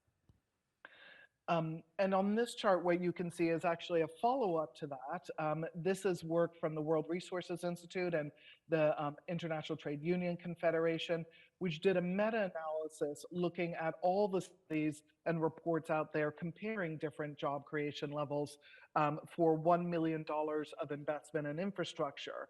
And again, found that building efficiency created 2.8 times as many jobs as investing $1 million in fossil fuels. Solar PV created 1.5 times as many jobs, grid updates as much as 1.5 times as many jobs, wind energy as 1.2 million times as many jobs. So really a significant benefit from these. The report also found significant benefits from investing in public and urban transport, and also from investing in nature-based solutions. Again, something that Veronique was mentioning before. But these are where the benefits are in terms of jobs. So this has been an important new area of development understanding for the community. We've also seen this play out when we do country-focused studies and analyses. So this is an example from Indonesia, and it's back from 2019. We've had more analyses and studies since then, but I want to share one because I think it's particularly illustrative. This was a study that was developed by the Ministry of Development Planning in Indonesia, Bappenas, as part of their work on setting the next 5-year economic development plan for Indonesia. This was not a climate plan, it was an economic development plan. But what they did was they actually did integrated economic development and climate action together, looked at these together in an integrated model and approach as part of a low carbon development initiative. As you can see from initial results, what they found is that a pathway that would actually lead to significant emissions reductions would also deliver strong growth at about 6% per year out to 2045, would add to GDP overall. It would add $5.4 trillion to GDP over that period, would lead to about 40,000 less deaths per year, again, from reduced air pollution from fossil fuel use, would help to address extreme poverty, would help prevent the loss of farmland, would lead to more jobs, better living conditions, and also help to close some of the gender and regional opportunity gaps. So again, in terms of the common language, one of the important things here is that this was work that was done by the Ministry of Development Planning. It was part of their development planning work, and they were focused on identifying the opportunities and the benefits for people in Indonesia, the people, the communities, the economy in Indonesia. Similar studies have been done in Brazil, India, Colombia, China, US, Ethiopia, and many more. And having that local analysis and understanding of the benefits of a development path that is low carbon and climate resilient is so essential these days. The challenge is we often don't have the economic models and frameworks to actually do this analysis. Most of our economic models don't capture the costs of inaction on climate. They basically seem our economy is going to continue beautifully without any impact from climate change. We know that's true. We're seeing today it's not true. And they also don't capture the benefits of action, whether economic or health, or that reduction in dependence on fossil fuel imports. Um, they tend to underestimate the costs and the deployment potential of new solutions, such as renewables, battery storage, and they don't capture the dynamism we know we will see from innovation, and we have seen before, and from system-wide transformation. And for climate action, full climate action, we really need to transform our energy, our land use, our other systems. And so we need that transformation, and our models are not good at to actually assess those and understand this. Just briefly again from Indonesia, these were the different sort of growth trajectories that we saw from different levels of climate ambition. The one at the top, the black dotted line, was the most ambitious climate agenda. That one would actually deliver more and better growth over a longer time period compared to the others. The orange one at the bottom is the base, which was what they were on at the time when they were doing the assessment, once they actually reflected environmental degradation and how that would impact GDP. That's where their base case scenario would be because of climate and air pollution impacts. So the best economic scenario was definitely the one that had more climate action in it. Just briefly, I'll show this up. The IEA has done fantastic work over recent years, really updating its world energy outlook projections. They go forward, looking at how they can better reflect the dynamism of renewables, the falling costs, etc. But this has been something in all of our economics that has been a challenge before. And what this shows you is just what happened with solar PV. The black line actually shows the history of how solar PV was progressing, and the lines that cut across it show where we as a world, as reflected through the International Energy Agency projections, we're actually thinking renewables was going. And as you can see, it just outstripped all of our expectations year after year after year. And that kind of assessment and assumptions in models, economic models, energy models, actually estimate what we do. So to conclude, let me just say a few words about what I think is really needed to get development-focused climate action, to get the policies we need, and to have that common language. First is to actually having much better economic models and frameworks that can properly assess the interface between climate action and development, and to do so in a way where we really have local capacity to implement these, as was the case in Indonesia, with the Ministry of Development Planning doing this themselves. And more ministries there have done it since then. So having that local capacity and buy-in is so essential. Second, there will be trade-offs as we go on this transition. There will be some trade-offs. We need to be able to identify those and to address them out. And that gets into this kind of managing transition in a way that is just and equitable for all. How we actually construct that, identify those trade-offs, actually address and manage them is going to be essential. And we're seeing countries really stepping up and doing this, working together with their labor unions, with their companies and others. Third, financing for the transition. And Mbow's mentioned this already, the JETPs, the Just Energy transition platforms that have been set up. There's one that was announced at COP26 last year for South Africa, working with Germany, France, the United Kingdom, the United States, and EU to provide $8.5 billion in financing to support South Africa as it moves away from coal and embraces renewables and a clean energy transition. Even though we know this is going to lead to much better economic benefits, much better social benefits, it still requires quite a lot of upfront financing. So that partnership to help support the just energy transition is essential. And this year at the G20, there was an announcement of Indonesia and a number of the G7 countries for $20 billion to support Indonesia for its transition out of coal and towards renewables. There are other countries for which this is under discussion now, but that financing, even though there's economic benefits, still need that financing up front. Third, political leadership and interministerial cooperation. The process really actually matters. Leadership from the top, engagement across ministries with states, cities, corporates, and civil society. One example is India, which recently updated its long-term climate strategy.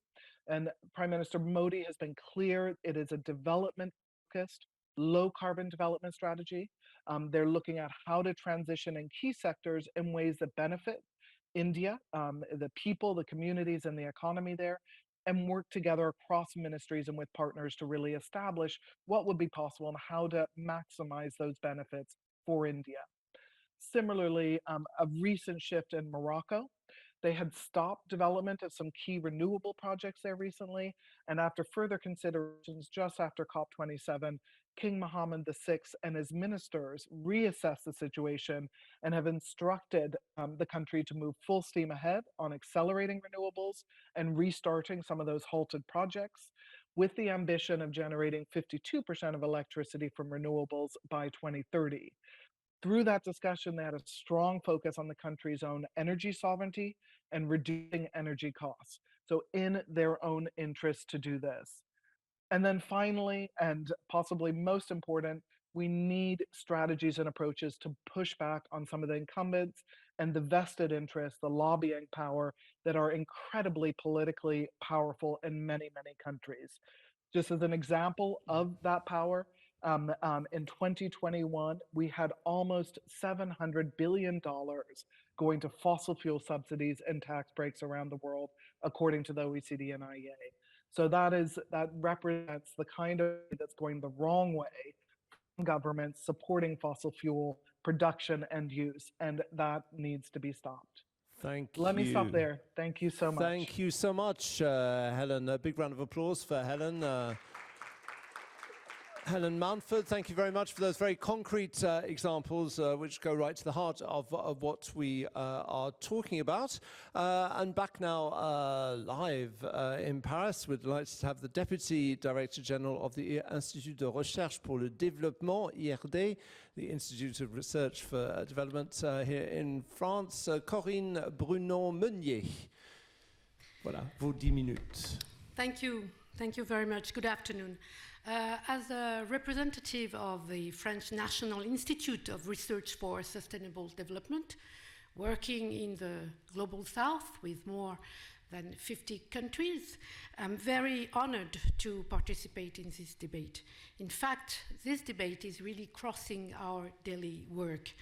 To tackle the global challenges of sustainability, our institute is regularly questioning the role of scientific research in order to enlighten public policy making. We really defend in our institute, and we are not alone, that sustainability science could serve as a catalyst approach for the development of sustainable solutions. And here I would like to explore two main assertions.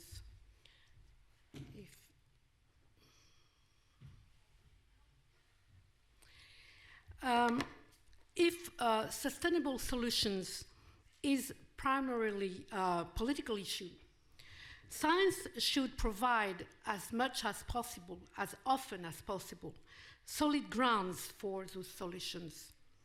Second, those solutions requires an inclusive and interdisciplinary approach. This is at the heart of sustainability science. You know that the Rio conference formalized a concept and approach for sustainable development. In short, sustainable development should be economically efficient, socially equitable, and ecologically sustainable. But 30 years later, biosphere protection is still a challenge ahead of us. How do we do to help humanity achieve a high quality of life without destabilizing critical planetary processes? You know that researchers have conceived the concept of a safe and just space. You have heard that during the work here. You know this framework, the safe and just space, is combining planetary boundaries with social boundaries. At the Institute, we are very much interested in that kind of framework in order to orientate our work. However, if planetary boundary, remaining in planetary boundary isn't necessary, it's not sufficient, because humanity is not keen only to have the fulfillment of its basic needs. We know also that people want to have a high quality of life, and this is where science can really play a role, as we do with our partners. A science-based sustainable solution for policy making is really important. Science purpose, apart from producing academic publication, is there to build sustainable solutions, not only to put diagnoses. And this is done by multi-actors approach to advise public policy. For example, research should be led to answer specific issues clearly identified by authorities, but also by populations itself and local authorities. And we have in our institute put in place many tools in order to do that. Because of course, the solution should be in line with the objective of the 2030 agenda. So here, the strength of the science policy interface for us is a capital issue. Scientific research, again, is not only a question of academic research. It should intervene at all steps of policy making, proposing solution, answering to an institution solicitation, guiding implementation. For example, in our institute, we have developed expert assessment work. Researchers inform public authority on the state of knowledge, formulate recommendations based on the latest scientific evidence. And one of the RRD's mission is to make this scientific knowledge available to all stakeholders. And it's very important, especially in the Mediterranean and tropical countries. So changing the sustainability paradigm in order to find sustainable solutions is also very much important. There are many ideas to do that, to go from a weak sustainability to strong sustainability. What we are trying to profess in our institute is to do that, we need also scientific excellence, not only in the Northern Hemisphere. We need to rely on a very sound scientific excellence in global South countries, especially in developing states. And so we are fostering a lot of programs to do that, because it's only in those countries that we can really find and analyze the problem and the solution. And if I may continue here. What is very, very important with this sustainability science is really to highlight those problems and the solutions we can have in the Global South in order to achieve this sustainable development. Nowadays, sustainability science is really shared by a lot of institutions, but in our view, not enough. What we, again, would like to stress is that sustainability science should stand on 3 pillars: understand, co-construct, transform, understand.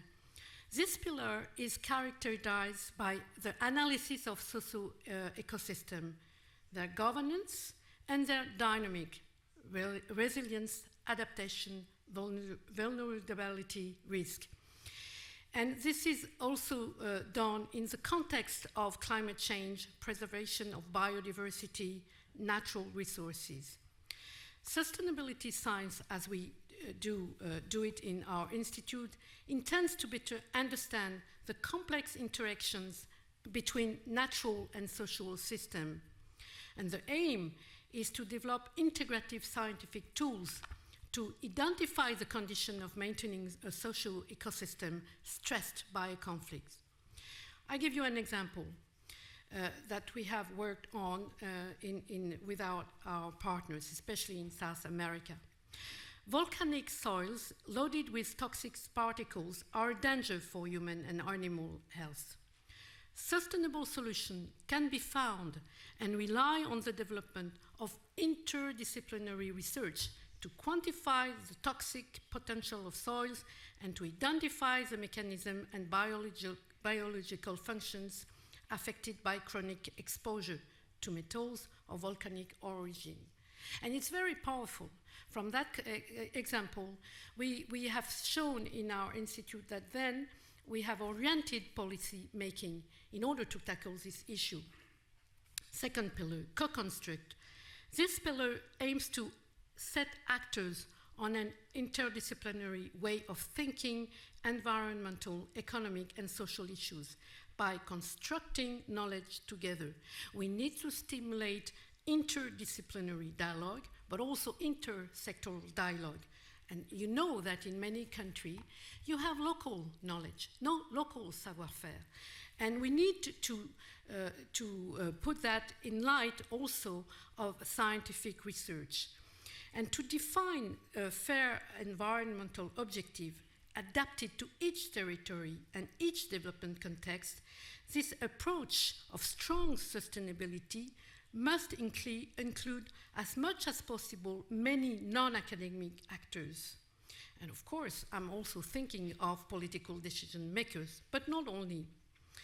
And also, we need to open the science to all these actors. Science can bring data, can bring observation, but we need to rely also on the possibility of action of for example, the communities. That's why in our institute we have led what we call collective scientific assessment in order to bring, again, all the state of the knowledge for the policymakers. To go very fast now, transform, the last pillar, is also, this pillar for scientific is also to put in the forefront the political engagement of sustainability science. Sustainability science lays on innovation, education, and social learning. And we do that also apart from analysis and bringing solution. We must also provide operational framework, provide training, provide also implementation in public policy. We have done that, for example, when we have crossed and examined conflicts between fisheries and marine resources, marine habitat, and we have found that we can have a practical solution if we tackle all the issue of all this field. So to conclude, again, I think we will try to bring that approach of sustainability science in all the fields in climate and biodiversity issues. Thank you. Thank you very much indeed, Corinne. Brunon-Meunier, I'm sure you can develop a few more points afterwards when we open up to discussion. I've just been told, delighted, that we do have the head of the European Climate Foundation, France Laurence Tubiana, Dr. Tubiana, I think you are with us. Bonjour, can you hear us? Yes, totally, I can hear you. Bonjour. Perfect.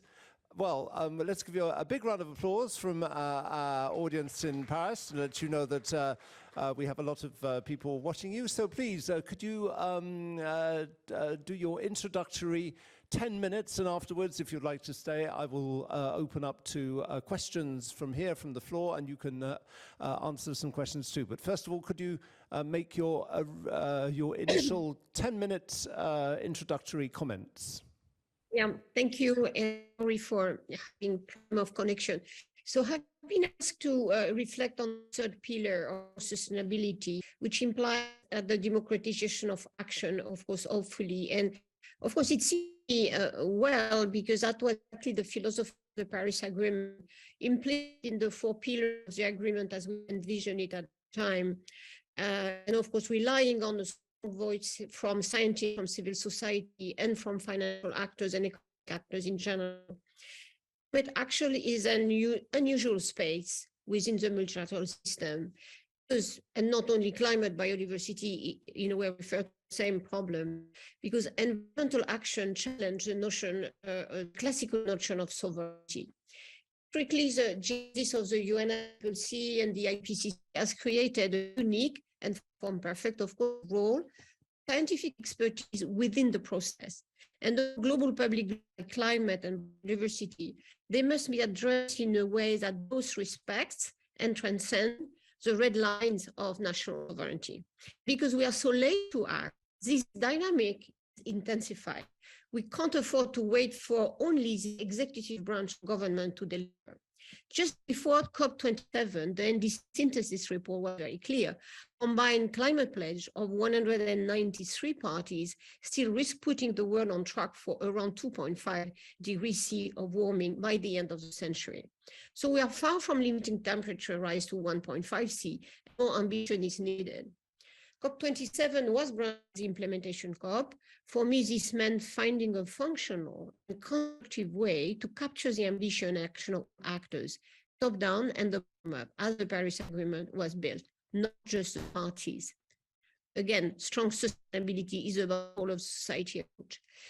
In my view, for example, just an example, because we could take other actors, subnational are leading the way on implementation in many cases, and many subnational governments, including municipal, provincial, state, and regional authorities, have demonstrated leadership on implementing climate action in recent years. Often have the responsibility of implementation, delivering government commitments and policy on the ground. And many have particular responsibility in critical areas such as building standards, planning decision, infrastructure investment, transport, as well as climate adaptation. And often subnational leadership and action is not formally captured largely. This action is not, for example, most of the time, clearly included in the NDCs, the National Determined Contribution. And capture this action and ambition would have real world on the ground implication, both practically and politically.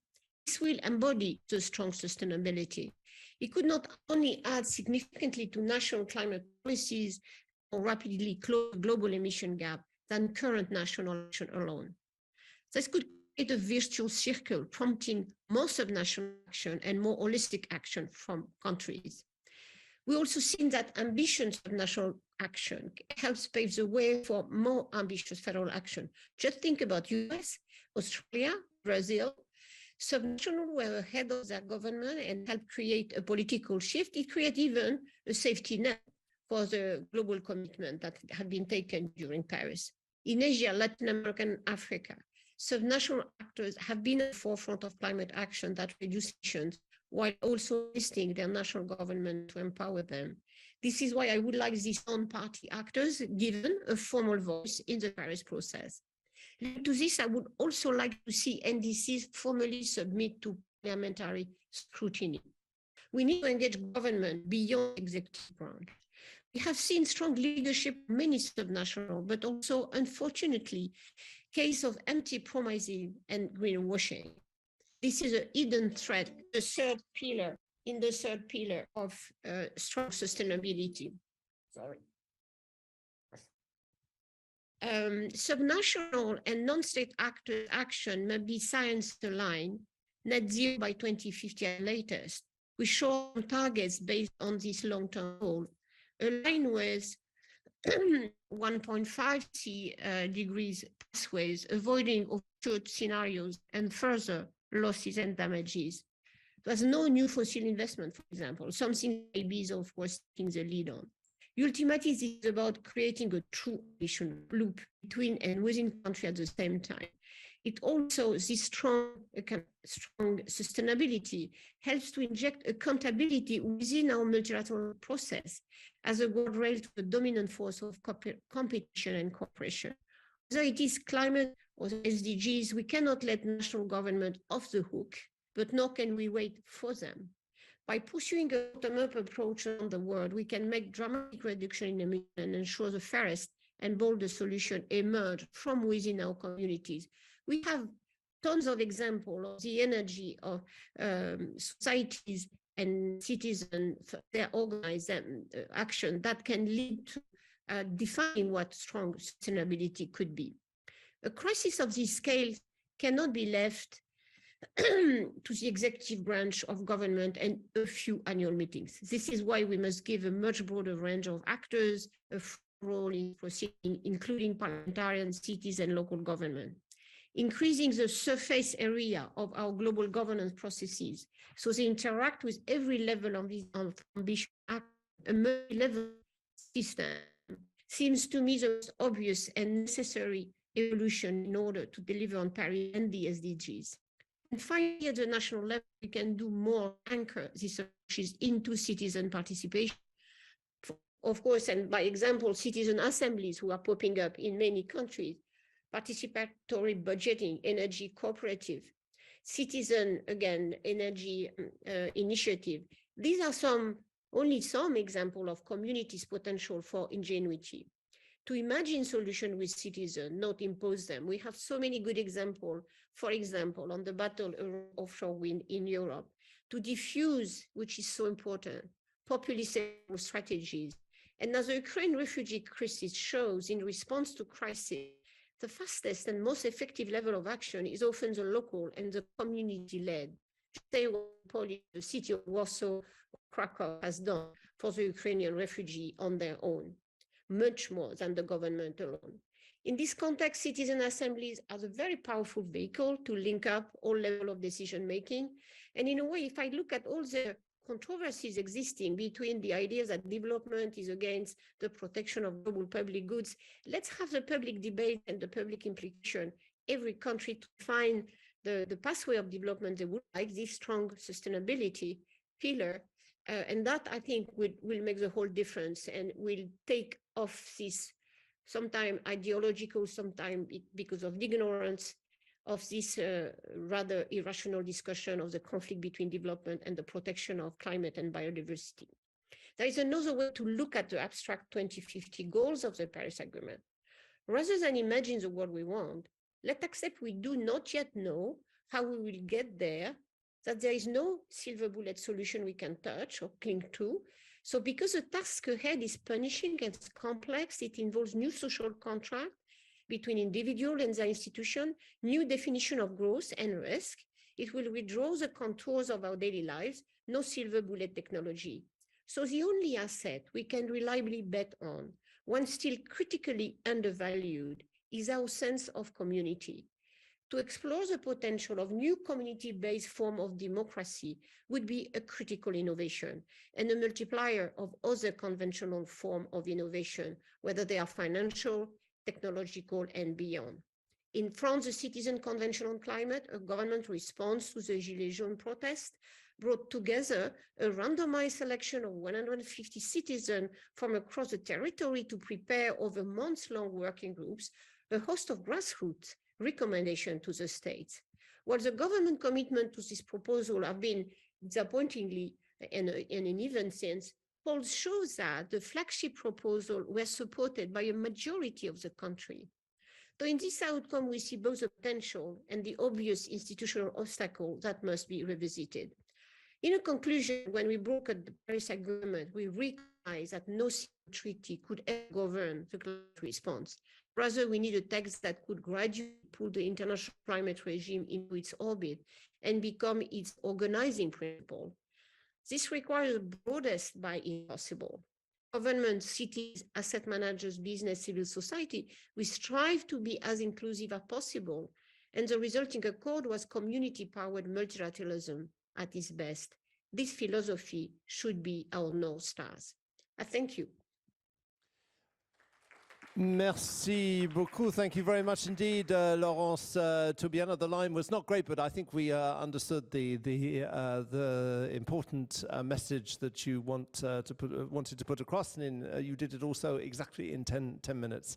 Effort much appreciated. Thank you very much. Our debate, we have about half an hour. I just want to ask just one general question myself, and then I'll come and take your questions if you're watching us from afar. Corinne, you talked about the high quality of life. Is it maybe about all of us coming to accept that we will have to change our conception of what the high quality of life is? And touching on what Laurence Toubiana just said, community based fora, for example, it's true in France we had the Citizens Convention, but on the other hand, you could say that only 10% of the propositions were taken on board or considered even by the government. So are we as citizens, should we change our expectations, and should policymakers listen to us more? That's a question I'll ask to all of you, and then I'll come into the audience. It's a very difficult question because everyone has his own assessment of what is a high quality life, and that is a real question because you start from basic needs to what kind of life we can see, especially in the northern part of the world. So this is really difficult. So what we are trying to do in a research institute is really to highlight the interaction between the implementation of policy in order to bring this high quality and the side effect of that. And the research institute are not there to, let's say, to have a moral, attitude. It's just to really document the positive and negative action consequences of choices you are going to make in health, in agriculture, in marine exploitation, in you see all this field, and it's to document that in each field, but more and more in an interdisciplinary way. And with that, policymakers cannot say we didn't know. They can know, and more than that. And this is the message I wanted really to bring today. It's not only a question of documenting, but it's also from there, with the policymakers and with local authorities, communities, to find solutions. But this interdisciplinary and multi-sectoral approach is very important. And when you have convention like the one in France, this is a good step. Of course, people are sometimes a bit diligent because they were not heard. But this is a progress made, and we must go on, and science is there to help. Okay, we have 25 minutes, so I don't want to monopolize the floor. Anybody, yes, I'd like to ask some questions from the floor. Oh, I have to give you a different microphone, apparently, because we can't use the same microphone. So if each time you could introduce yourself and make your comments. So, could you tell us who you are? I will go in French. En français, absolument. Good morning, I'm Yovi Abiunko, PhD student in philosophy. I am not going to ask any question related to economics, but rather related to ethics. My first question would be for Dr. Toubiana. You were saying that we need to involve all population. For democratic countries, that's very easy, but when you are in an autocracy, how can you involve all the entire population in that type of exercise. And then you were talking about investment. Who invests and where? Who's giving money to whom and where? This is a very important question. You're talking about states, but states do not really have friends on the international stage. So who decides who will get money, and what type of incentives could rich countries have to help poorest countries? It's a question for you, if you could talk about the investment aspects, but also on the problems with non-democratic regimes. You want me to answer in French or in English? English. Okay.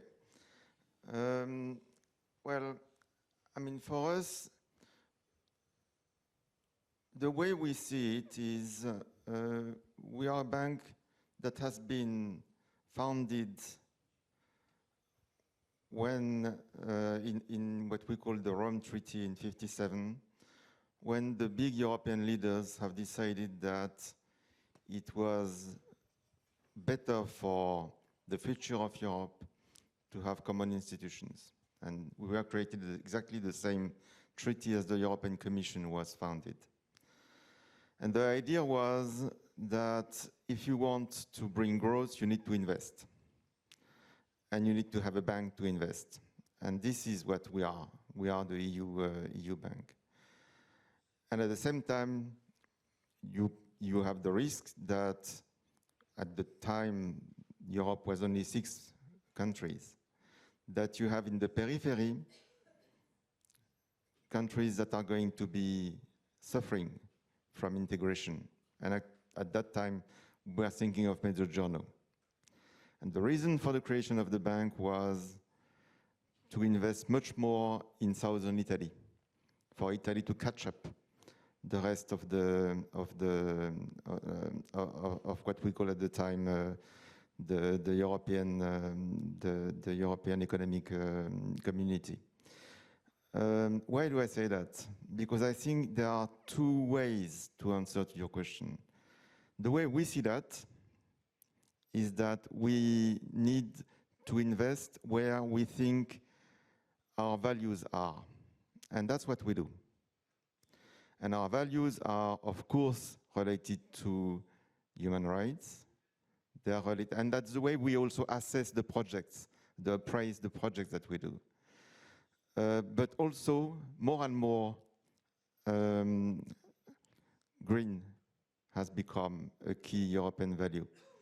And this is also something that we assess in the projects we do. But at the same time, this will not be successful, and I mean that's the point that also Laurence did. The transition to the green planet that we need will not succeed if the transition is not just. If we don't pay enough attention so that those who are in the poor countries are more helped, those who are in the regions that are also in Europe, it's easier to speak about climate change in France than in Poland. You need to help more Poland than France because they have a big step to go from coal to renewable energy. You need for that to help more those who are going to be affected, those workers, those geographies. That's what we try to do. So it's a combination of keeping the values, trying to make sure that when you finance a project, you don't finance the government, you finance people in the ground also that are going to benefit from it. A very important point. We're running short of time. So a brief handover to you. Helen, would you like to answer? Did you hear the point about autocratic regimes and investment? Did you hear the question? Would you like to add anything? Thank you very much. And just briefly to build on this and your initial question as well about the importance of community engagement. what we see on climate action is that the movements of people, whether that's the youth movements out on the streets, the Fridays for Future, whether that's the citizens' assemblies and convenings, these are so essential to actually be able to bring forward the benefits of climate action, to weigh where there are some of those trade-offs and where we want to go. But also, I think one of the points that I made was the need to push back on those heavy lobbying powers of incumbent industries.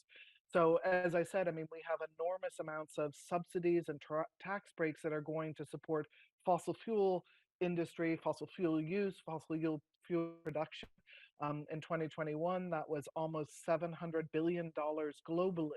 Now, in many cases, I think very few citizens actually realize that their tax dollars are being used to finance the fossil fuel companies, at the same time as their governments are trying to move towards a low carbon transition, go to net zero. And this is very contradictory. So having these opportunities where it's a citizens' assembly is fantastic, and being able to bring those forward. What we do see in countries where there is less space for democracy at the moment is we are getting movements from the street that are building up, and awareness raising there, and bringing those issues either from the streets, through businesses, through states, through cities, being able to take action locally and thereby move forward. The more we're able to see of that, the better. We need those voices. We need that understanding. It also, and what we've seen with the youth movement, just one final point, is that that's also able to reflect those who aren't yet able to vote, who are too young to vote, but whose future is on the line. And they're able to bring their voices in that way. Okay, thanks very much. Laurence Toubiana, would you like to add something briefly on these points? Very briefly, because a lot have been said already, and we don't. And just to take the problem, of course, the impossible problem of a autocratic regime. One, the thing we must do is, one, not because there is a central government powerful that they will deliver, but then, of course, like many people are trying to do, and is trying to open the maximum of space when it's possible, and it can be through different ways. I have several examples, and of course that's the job my foundation is trying to do with others. Let's say, for example, in Turkey or in Poland, working with a movement that can have some space and trying to help them more. And in Turkey, it's interesting that through the clean energy movement, we have open space of discussion that, of course, are broader than the energy itself. And it's even the case in many other countries. Look at India, where there is, of course, the democracy is in some cases really constrained by a number of policies and politics. You see that the community level is able to, again, so increasing the space when it's possible, it's a continuous exercise. I think in particular, the civil society job has to continue on that. But there is, of course, no miracle solution. Okay, thank you very much indeed. Now, there's about 10 people who are absolutely demanding that they say something. I'm going to give as many people as possible on one condition: you're concise. And then I will hand over to you. You wanted to say something? No, you wanted to say something. So 1 or 2 sentences, if you could. Merci. En français. En français. Plus clair.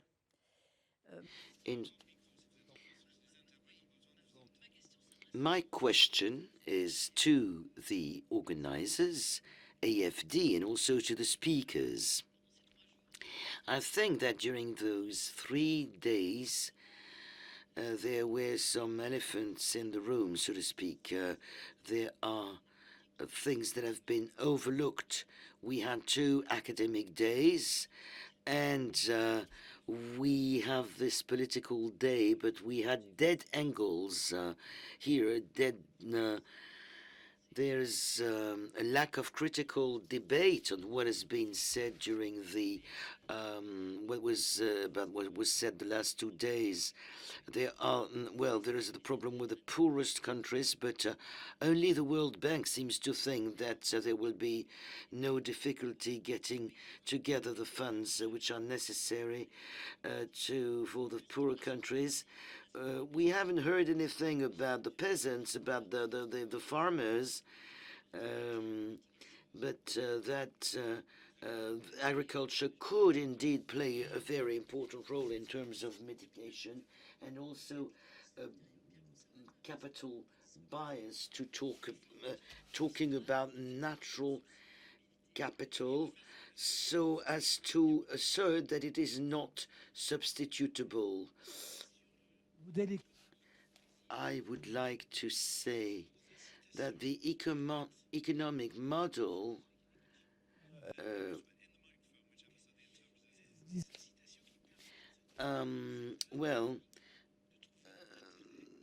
everything's focused on the economic model, and stakeholders have to be able to invest. But if you invest into such a profile, that means you are not making any profit for some time. But our society is governed by a principle of relations between the strong ones and the weak ones. Mr. Fayol, can you answer that? Concise. Yes. Ok, je suis docteur. I am Dr. Engineer Tsagé Louis from the University of Yaoundé. Dr. Engineer Tsagé Louis from the University of Yaoundé. The results of research in the field of renewable energy are now quite exhaustive, quite complete. The problem is that those results are not applied. Whereas Africa is a very vast area where they could be implemented without spending too much. So who investing? Because if you refer to investment, you need you need a benefit, a profit. Usually renewable energies are more costly than traditional energies. You would not subsidies, and African states are not rich enough to give subsidies. And another issue is to know how we can compel multinational companies to invest into areas where the purchasing power is very low. So that Helen can also understand. I'm not sure if she has the translation. No more comments? I'll hand over to the right. Okay, perfect. I'll hand over to you. Ambroise, I think that you were directly involved in one of the questions. Would you like to reply? Ça me paraît toujours bizarre de répondre en anglais devant une audience qui est manifestement francophone. Mais enfin bon. It's always bizarre to answer in English in front of an audience which is mostly French. Yes, but a lot of people prefer to listen to the English channel. Profitability. And from I'm not sure I am the well placed to answer that, because we are a specific institution. We are a public institution. And a public institution has not profit as the main goal. It has maximizing the benefits that we think in terms of fulfilling our mandate. And our mandate is EU policy targets, and projects that are seen from many angles, not only financial. We are a bank. We expect us to be paid back, but we don't expect that we are going to make huge profit. We expect that we are going to meet the targets in terms of environment, climate, financial, social. That's what we do in projects. The second thing that I would like to say is, this is very good to have this kind of investors. This is not enough, because we know that the volumes of investment that we need to reach the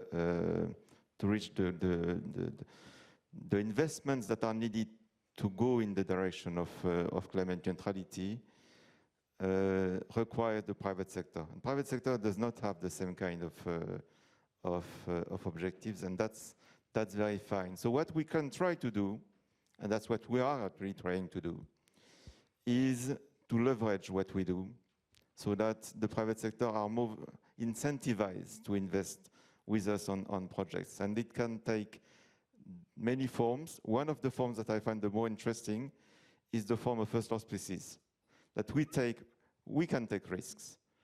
We are basically, this is our DNA. And then that private investors can come because what is much more risky is taken by other investors. Okay, I'll come to Corinne, and I'll hand over for their conclusions to Helen and Laurence. Corinne.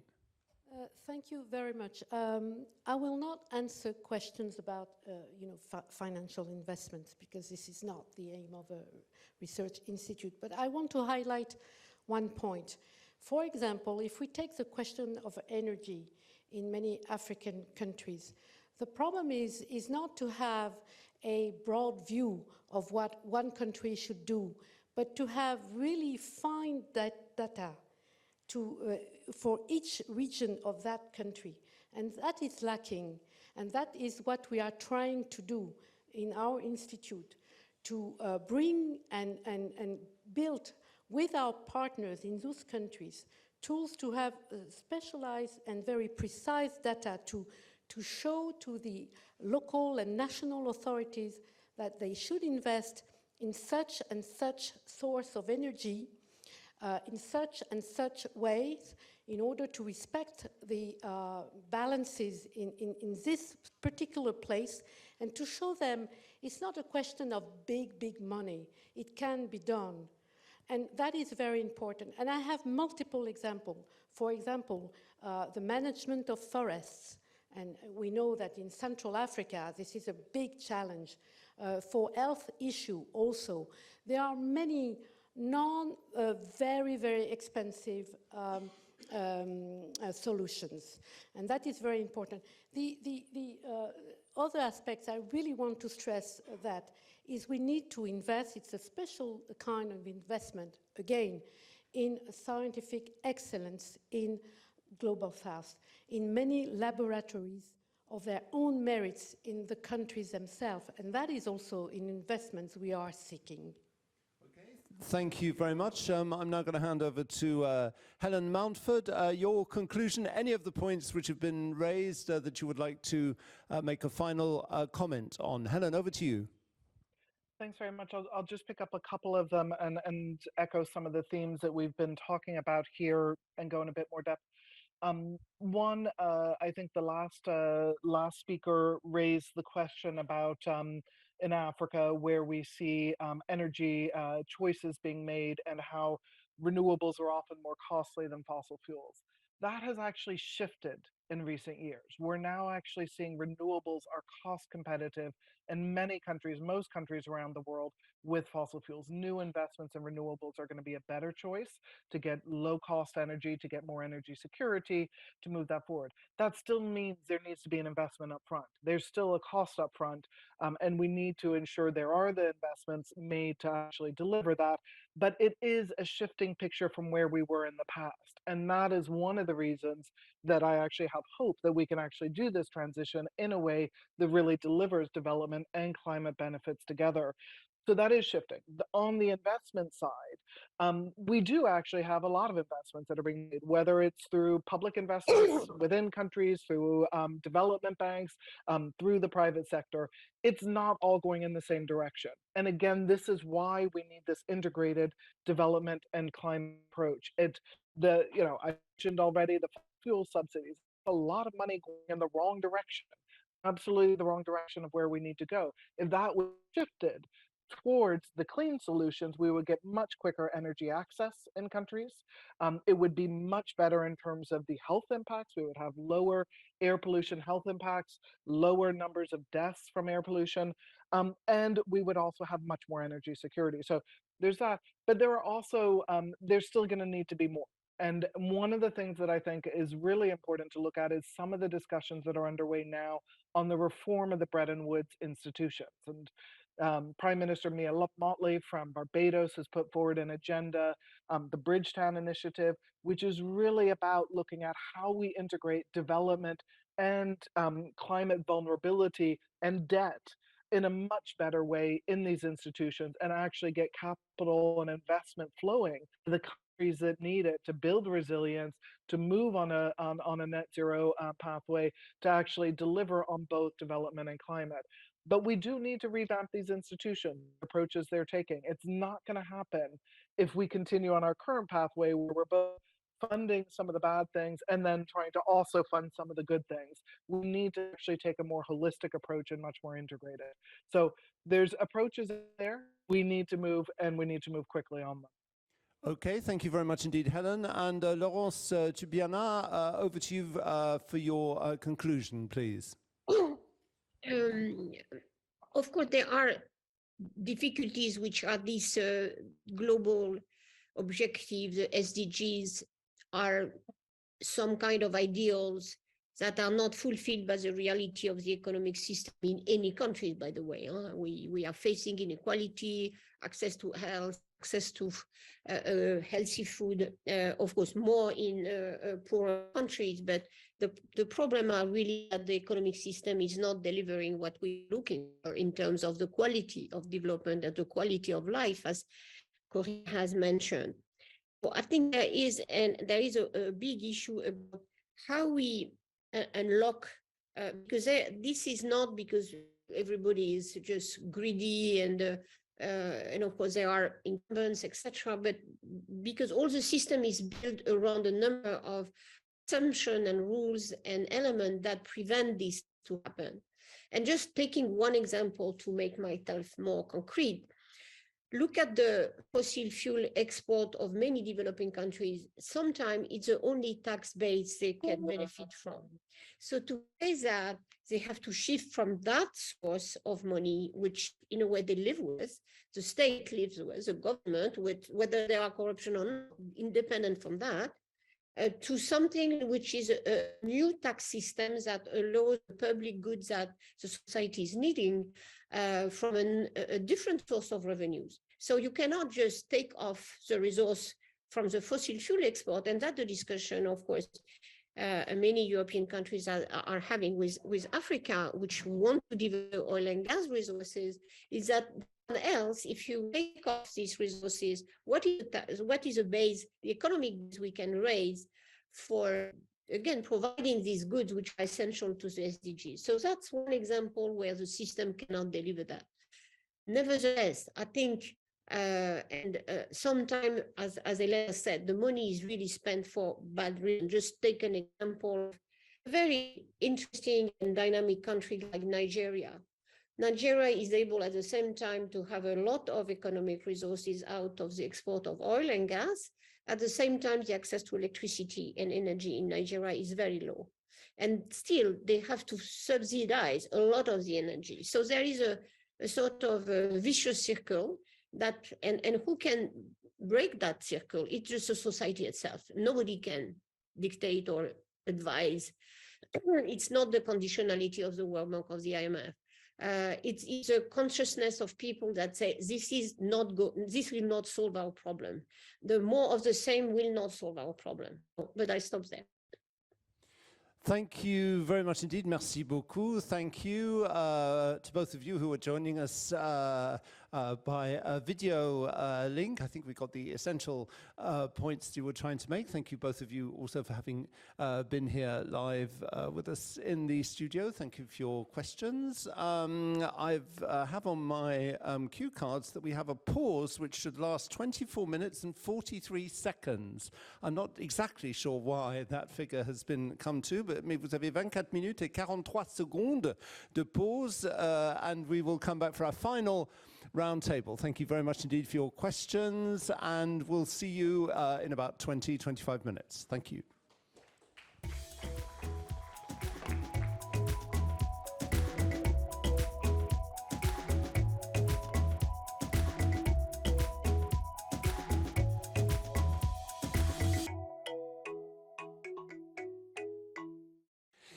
So, ladies and gentlemen, our last session together. Thank you very much for being with us. And if you're watching us wherever you are in the world, we're very grateful to have you. We hope that you're finding the discussions lively and stimulating. We're going to start off this final session with another voice from civil society. This time it's the International Governance Officer of Climate Action Network, RAC from France. She will be talking about how to focus on a concrete case, highlighting the importance of strong sustainability approach for development trajectories by focusing the multidimensional nature of trajectories. So let's welcome Marine Pouget. Marine, c'est à vous. You can give her a big round of applause. Thank you.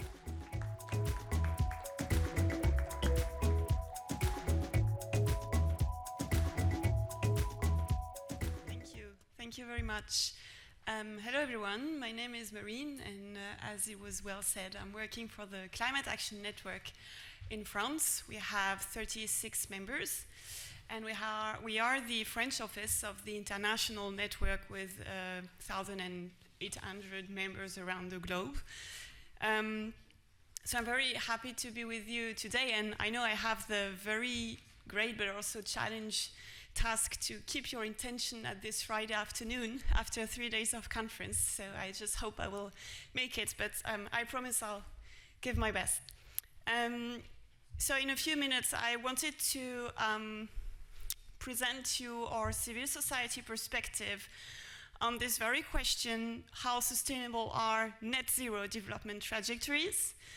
And you should know that from our networks, French and international, net zero is not most of the time what resonates with sustainability. And I wanted to give you this perspective, and happy to have feedback or discuss after the conference. But yeah, just to put this in the room, and yeah, again, happy to have reactions after that. So there are many net zero pledges actually since the Paris Agreement, and we were also very not surprised, but we saw the COP26 as well as a very important moment for these kind of pledges. And they are carried out by parties, but also non-party stakeholders, which is also the very spirit of the Paris Agreement, right? Everyone in the society has to engage with climate, which is great, actually.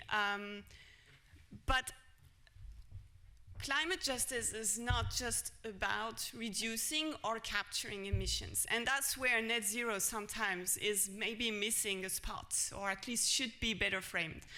So as I think you discussed this already, I'm very sorry I could not be here the 2 last days, but I think you discussed this kind of issues on the first day on social justice, human rights, equity, or protection of the ecosystem. We just heard about it before. And I wanted to get a bit deeper on this kind of synergies or not between these pledges and this kind of consideration to take when you talk about climate justice. So now why are we not so very convinced about these net zero pledges? We used, in the last weeks, maybe you've heard about it, this a very interesting report from the high-level expert group, on the net zero emissions. Maybe you heard about it. And it was written in the conclusions of the report that some actors, it's very broad, it could be a region, it could be a company, it could be a bank, it's very, very general. It's actually used for a greenwashing tool and a communication tool. And also sometimes it's really have this it's blinding a bit the analysis, especially on inequalities. And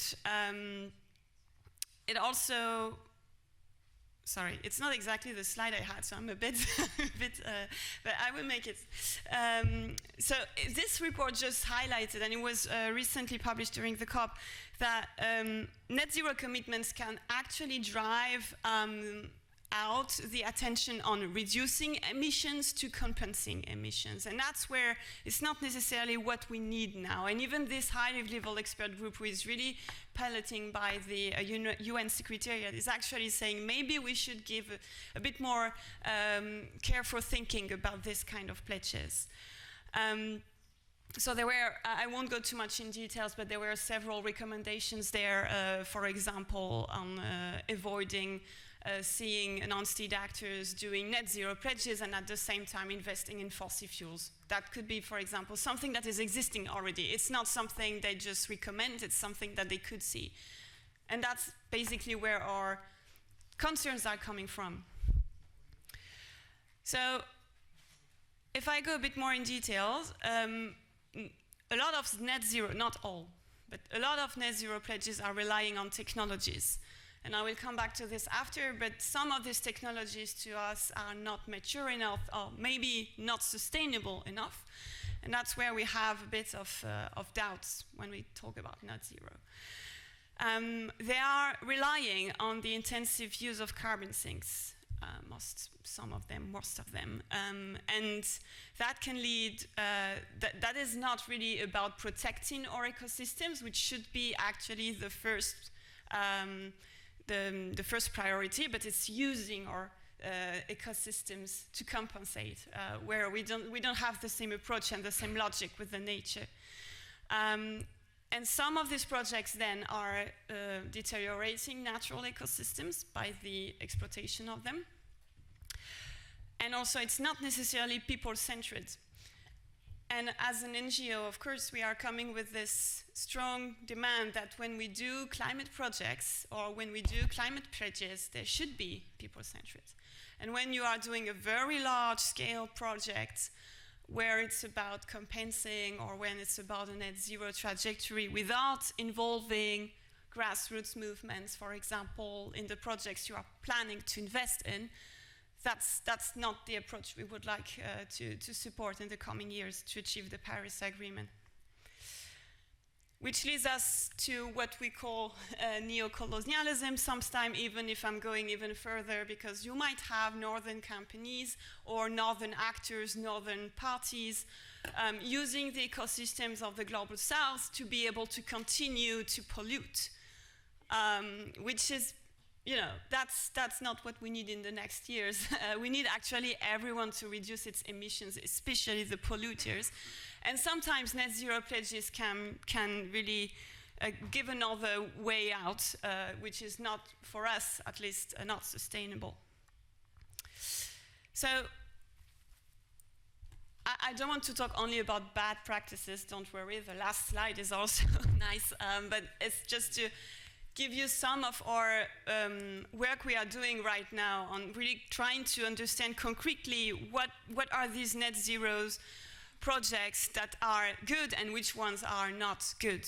And it's hard to do because maybe some of you are doing this work also, but it's you know, when you look at some net zero projects or who are linked with a net zero pledge, these projects take maybe 10 to 15 years to be evaluated. And that's where it's not easy. It's quite a new thing, and it's not easy to understand what are the real impacts of some of these projects. But we have some technologies that we could hear from several actors who are actually leading a net zero strategy.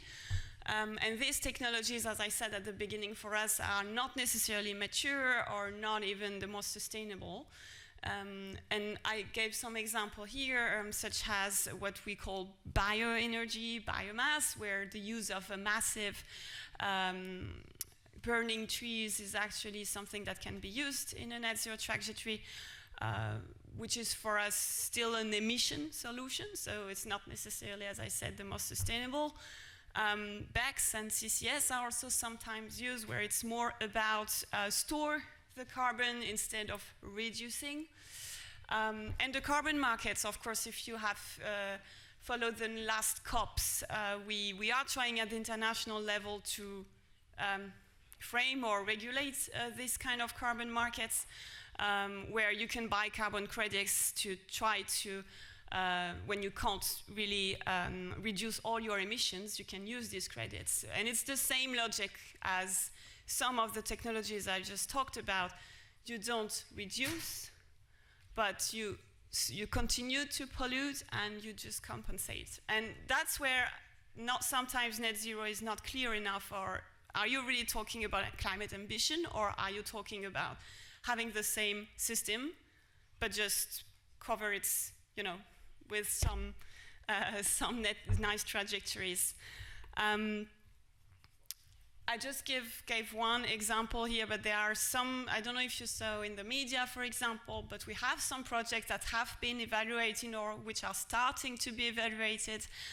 This one is maybe the most known one, where it's from a French company, Total, who promised to acquire actually more than 10 million hectares of land in Africa and trying to achieve their net zero targets. And these kind of projects now are starting to be evaluated, as I said, and the one which is problematic with Total here is the one in the Republic of Congo. So if we have also colleagues in the room, happy to have your feedback on this as well. But from our colleagues on the ground, it was not very transparent on how these territories have been managed in the project and how the local communities, but also indigenous people, have been, actually they haven't been really integrated in the decision making on what is going to be planted and where. And these kind of projects are the ones we are getting from our colleagues on the ground. So again, I'm not saying that all net zero trajectories are implying this kind of projects. I'm just saying that we have this kind of feedbacks coming even more, and it's that's why we are doubting every time we hear net zero. What does that mean exactly? If that is about this kind of things, of course it's not what we want. And yeah, you can also look on this link if you want to go a bit deeper on this kind of projects. There were several examples, and I think the English version is out now, but sorry, I had only the French link at that moment. So now, again, my last slide. We think there are ways of improvement on how we discuss on net zero. And for us, the state or the parties have a big role to play. Most of the time when you talk about net zero, you are criticizing the actors who are doing net zero pledges. And most of the time it's coming to the private sector or banks. Of course, they have responsibility to ensure the sustainability of their trajectories, but where we have a huge lack, and it came this morning in the room, is support for these kind of actors to do real sustainable trajectories, and this comes with regulation. So this is the state's task to do. We are working in France on trying to agree with the government on try to support companies to better report on how they prioritize actual effective emission reductions and not compensation, or at least to really detail much better their net zero trajectories and projects that can be implemented in that kind of trajectories, and also to have a very regular report on what they are doing exactly. So what is lacking from the public sphere is actually this kind of information. And we think it would be very useful to show, as I said, what is maybe not working, but also what is working. That could be really great to augment the debate. I think we need more investment also on research, and I'm glad to see a lot of research colleagues in the room, because we have a lot of questions what we have to answer to in the coming 8 years. What is a just transition? What does that mean, a human rights and a people-centered decision for climate policies? How do you make that really concrete? We have a lot of good examples at our grassroots levels most of the time, but it's hard to find really research. There is, but maybe it's not something that is pushed very much. So that would be great to have this. Or what we are, I mean, now with the COP15, it's coming very much more, but what is the link between climate and nature, and why it's important to fight for both nature preservation but also reducing the climate change impacts. What is the connection here? And maybe also it's something that was said this morning to finish. I think this kind of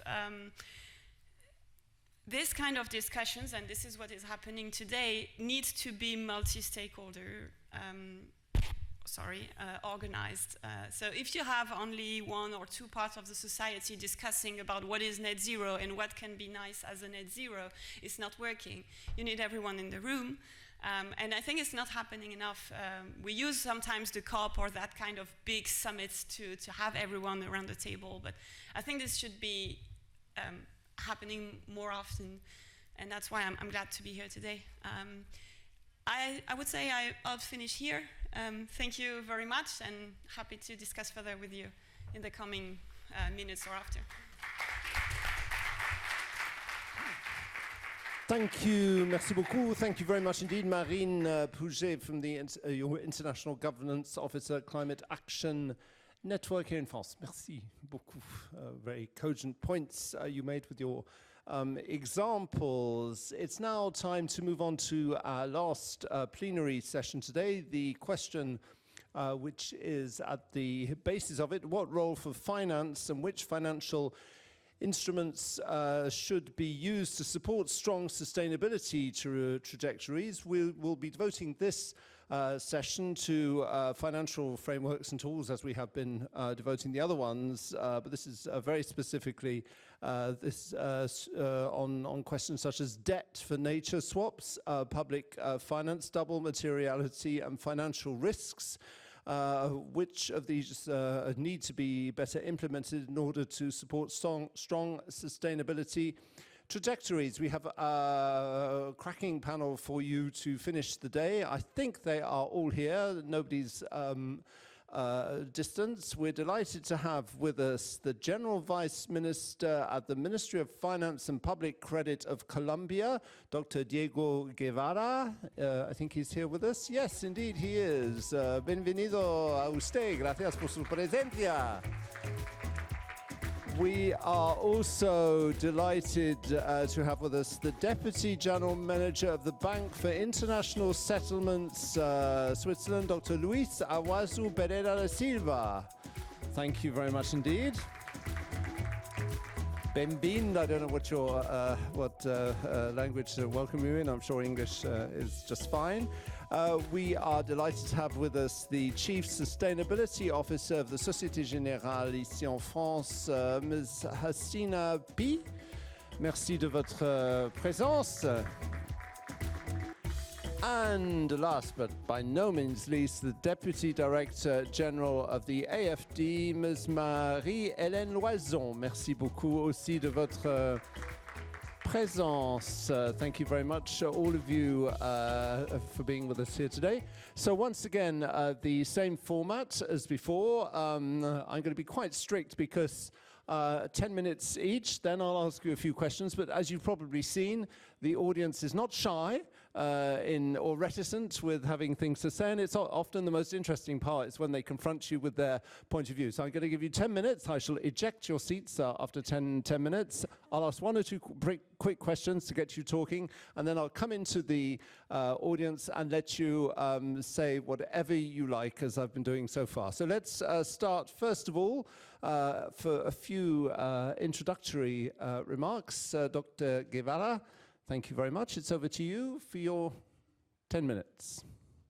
I think they prefer you to do it at the lectern. There we are. Top. Okay. Thank you very much for being here. Thank you very much to AFD for the invitation. And okay, it's really interesting to be here. Before to work with the Colombian government, I also was working in the academia in a long-time project with AFD in terms of macroeconomic modeling with Antoine Godin, the Bringil Massaad, and the whole macroeconomic team and James. And this time I want to center the discussion in how we can connect this idea of a strong sustainability with debt management. That is one of the most important issues for our emerging economy. And I would like to take an idea to start that I have been using a lot this year in different talks, and it's the idea of the green trilemma that originally I heard from Sebastián Valdecantos, that also was a partner in our project. And this idea of the green trilemma is that we have three important points, like ecological, environmental sustainability. We have also external sustainability and growth and social sustainability. And basically, when we are in the periphery, we need to think in these 3 points. So it means that also we need to think in 3 transitions. So when we start to talk about external sustainability, we need to think in terms of export transition, and at the same time, we need to think in terms of new debt management and debt architecture. Of course, we need to think in terms of social transition, and at the same time, we need to talk about energetic transition. So this is going to be really important. So taking into account this green trilemma, and if we start to focus in the most important part of the external transition, for emerging economies, one of the main problems, and basically was something that we were talking this morning, for most of the peripheral countries, for South American economies, they depend a lot of commodities exportation. And when the north countries or the central countries they are starting the energetic transition, what we are going to face are macroeconomic vulnerabilities. So one of the main important points for us are the macroeconomic vulnerabilities of the energetic transitions in the north, because basically the emerging economies have a little impact on CO2. I mean, it doesn't matter. I'm not saying that it's not important issue. Actually, in countries like Colombia, with the transportation, as we don't have a train network, most of the transport for food and all the supply chain is connected with trucks, so we have a problem there. But the main problem is how we are going to overcome this external constraint, and to overcome the external constraint, we have to address 2 topics: the production of oil and gas, and at the same time, the debt and the finance. That is the main topic. So after this short introduction, I think that when we want to overcome the external constraint, there are like 2 paths and we should work in these 2 paths. The first one could be the idea that there has been a long time discuss of the big push, or the environmental big push, but it means a good connection with the public finance. And also, when we talk about public finance in emerging economy, immediately appear the debt issues. So connecting with some debt issues, I want to say something that is really important. Usually, for example, fiscal deficits used to deteriorate more in emerging economies after climate shock. I think that it's important. And also the spread in emerging economies is highly susceptible to external shocks and climate shocks. So this idea immediately make us to think in a different ways how we are going to finance, and it's difficult to finance the adaptation needs in this scenario. For example, for the case of Colombia, between 2011 and 2017, it's supposed that we should invest something like 0.2% of the GDP for adaptation, and we were just able to invest 0.06. So there is still a gap of 0.13, because all the fiscal pressure and debt management puts a lot of pressure for energetic transition, and this is the trade-off that we are facing there. Despite that, in the current government, recently, we did a tax reform, and we started to try to find some standard incentive for green public finance. But I think that we need to move forward and start to think and go forward of the traditional green finance. We should think catastrophe bonds. We should start to think also in some specific debt swaps. I think that a good idea for debt management is how we can change traditional bonds for sustainable bonds. I think that it's something where we should work. But I think that we need a huge commitment of different international actors. I think that in terms of international cooperation for emerging economies has been good when there is a financial turmoil in the international markets. However, I think that also we need the cooperation for restructured debt conditions. Actually, we should try to think like all the development bonds as probably international guarantee of last resort if you want to take in-depth restructuring, and I think that it's something really, really important. So basically, it's something that we should think. In this scenario of the green trilemma, basically, we should think some regional debt negotiation and restructuration.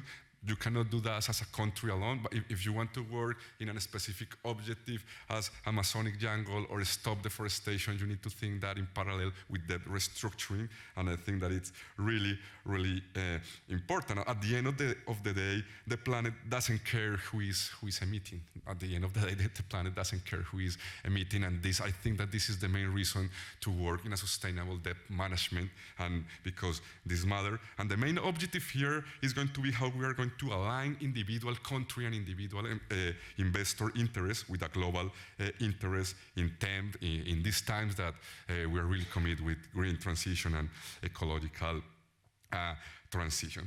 So in this scenario, I think that there are we should think and move forward to some specific financial instrument to provide, some fiscal space, but at the same time, I think that we need grants, also debt restructuring, but any debt restructure that we think, I think that should be climate conditionally. That is something that we have not doing before. There are some debt restructuring programs, there are some agreement with IMF for emerging economies. Not in the case of Colombia. Colombia has been really mainstreaming the debt management, but at the same time it has a trade-off in terms of inequality and other issues that now we can pay attention, because Colombia is like the example of the country that did a really orthodox debt management that was good for investors and markets, but there is a trade-off in terms of inequality and other social issues, and now we have the issue with the climate change, and if we need resource for that, we should focus indeed. So I think that in this time, it's really important to improve the design of the debt natural swaps. It's important to start to think new ideas for climate finance. Far from this, the main message here is that most of the instruments that we should think in terms of climate finance cannot be think just as one country by itself. Actually, there are some public-private initiatives now that are interested in the Climate Finance Accelerator, that Colombia is there, also some Climate Finance Leadership Initiative, but we should move forward and in the whole idea of debt restructuring, taking into account many climate remarks. Now, I think that I'm going to close here in this last minute, but the main message here is that when you are in emerging economy with external restriction, you cannot just think in the energetic transition. You also need to think in social transition and in export transition, and how the patterns of consumption in the global north immediately are going to create macroeconomic vulnerabilities. So it's need to nuance the transition, and it's the current debate. Antoine, yesterday I talked to Antoine, and Antoine put this example this morning. When in the Colombian government we start to talk about, okay, we're going to keep the oil and gas exploration, the contracts that were already signed, but there is no room for new contracts. Immediately we have exchange rate depreciation of 10%. Immediately the interest rate were really hard with us. So basically when you have the macroeconomic vulnerabilities in emerging economies, the challenge is huge, but we are committed, we need to do that. Thank you very much. Thank you very much indeed for that interesting take on the situation from Colombia. Let's hand over now to Dr. Luis Aguazu Pereira Silva. You are the Deputy General Manager of the Bank for International Settlements. Be interested to have your introductory remarks. Thank you. Merci beaucoup, Alex. Merci beaucoup à l'invitation. Thank you very much, Alex. Thank you very much to AFD for having invited me.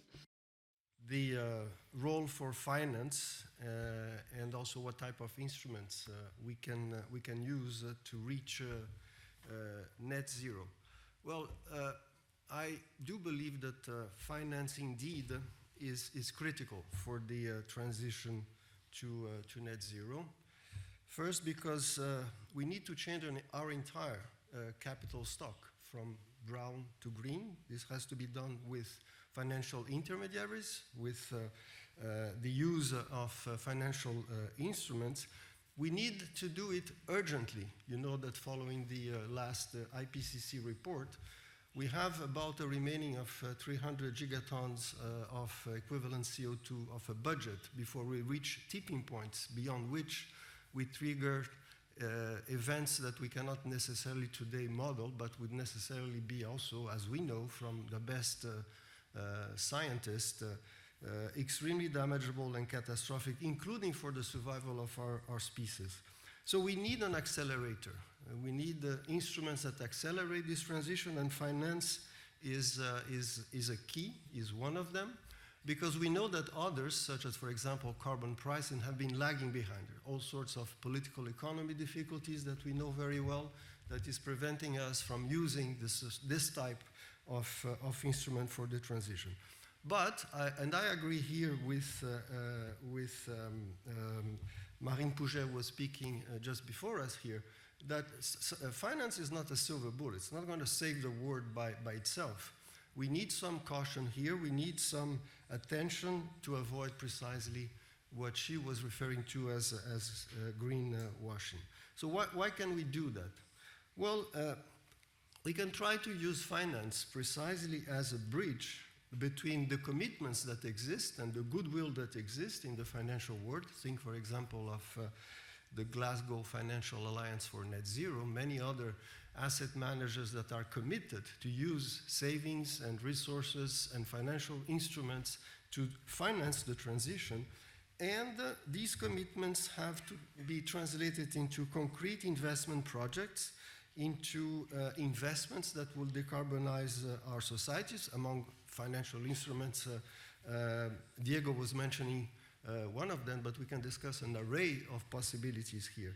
Now, it's not just saying that finance is green that will make finance green, right? You need to sort of meet a certain number of conditions for precisely the investments to be effective in reaching the net zero objective. You need clarity, you need stability of direction so that investors can have a longer term horizon with which they can use precisely their financial resources to contribute to net zero. So let me list a couple of things that we should be thinking about.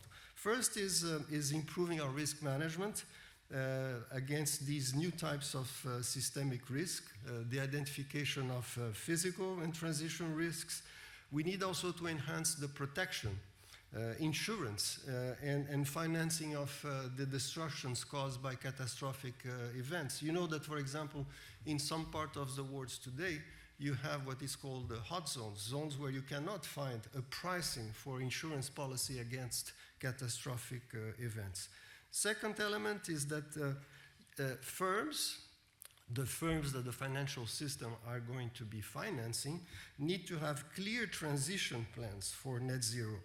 And this transition plan has to be based on exactly the sort of hard data regarding emissions that these firms are today incurring, whether in Scope 1, Scope 2, or Scope 3, so that there is enough capacity to supervise the way in which these transitions plans are indeed functioning. The third element is, of course, to have better data. And better data is not necessarily just labeling something green. It has to do with exactly having the capacity to identify greenhouse gas emissions in terms of volume at the level of firms, at the level of, let's say, a project. This, of course, goes hand in hand with a taxonomy of exactly what is the sort of the green content of a project, and also, of course, with the disclosure of the way in which financial portfolios are constructed. Fourth element, financial creativity and engineering. We need these investment vehicles to be stable, to be credible, and I think there is no best place for that than the system of multilateral and development banks. they should be capable of absorbing, for example, the first level of risk so that they can attract complementary investment by the private sector through a number of other types of financial products and financial instruments, such as, for example, cat bonds or specific insurance policies for risky areas. There is among these instruments a number of increasingly popular and widespread financial techniques to decarbonize a portfolio, so that the portfolio of a financial institution, when you go through the proper list of criteria for emissions of the assets underlying your portfolio, they can be made compatible with the 1.5 Paris objective. For example, there exist instruments now for the construction of indices that are Paris compatible. And five, not the least, you need to mobilize the financial system to finance more R&D and innovation in carbon capture, for example, but also in other renewable energies. We have needs that are increasingly precisely quantified. We need to make sure that we know the absorptive capacity of countries in which the projects will be implemented. It doesn't suffice to have the resources. You need to see if the country is capable of receiving these resources in an effective way.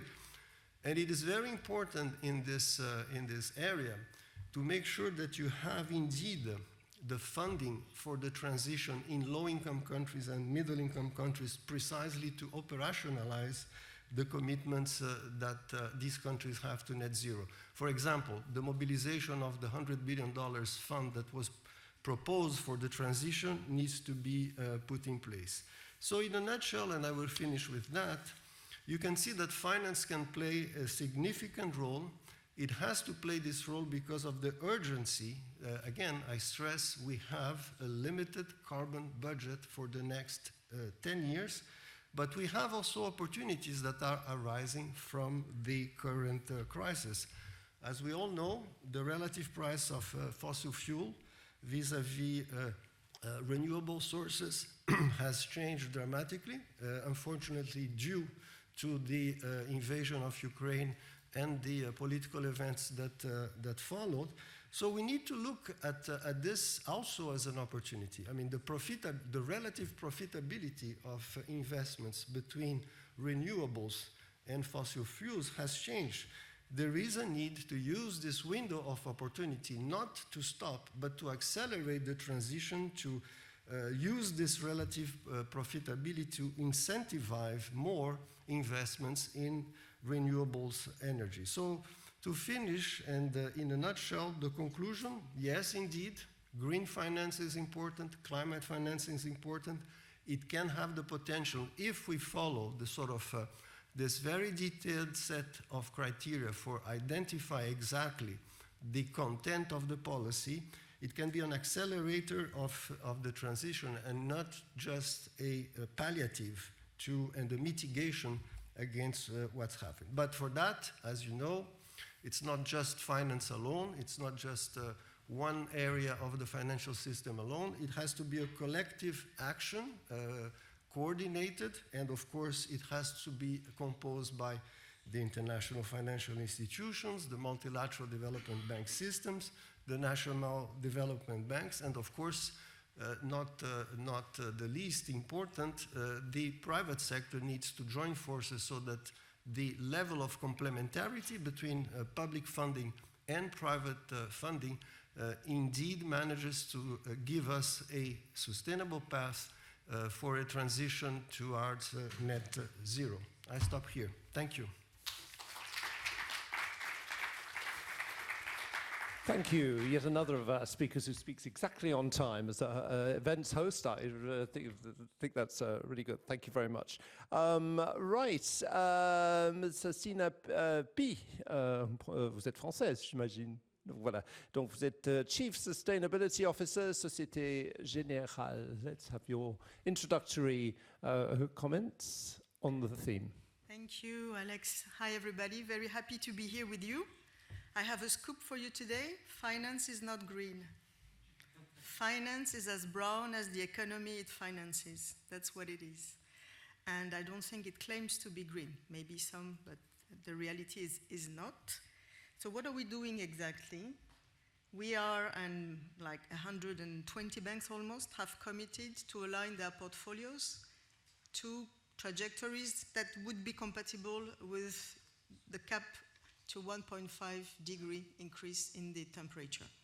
So there are different scenarios, but many banks will follow the NZE, net zero scenario from the International Energy Agency, and starting with the most emissive sectors, sector by sector, they define their strategies and the trajectories that are compatible with this scenario. It would be very easy to be 1.5 degree by getting rid of a lot of our loans, by stopping a lot of sectors, as we did with coal.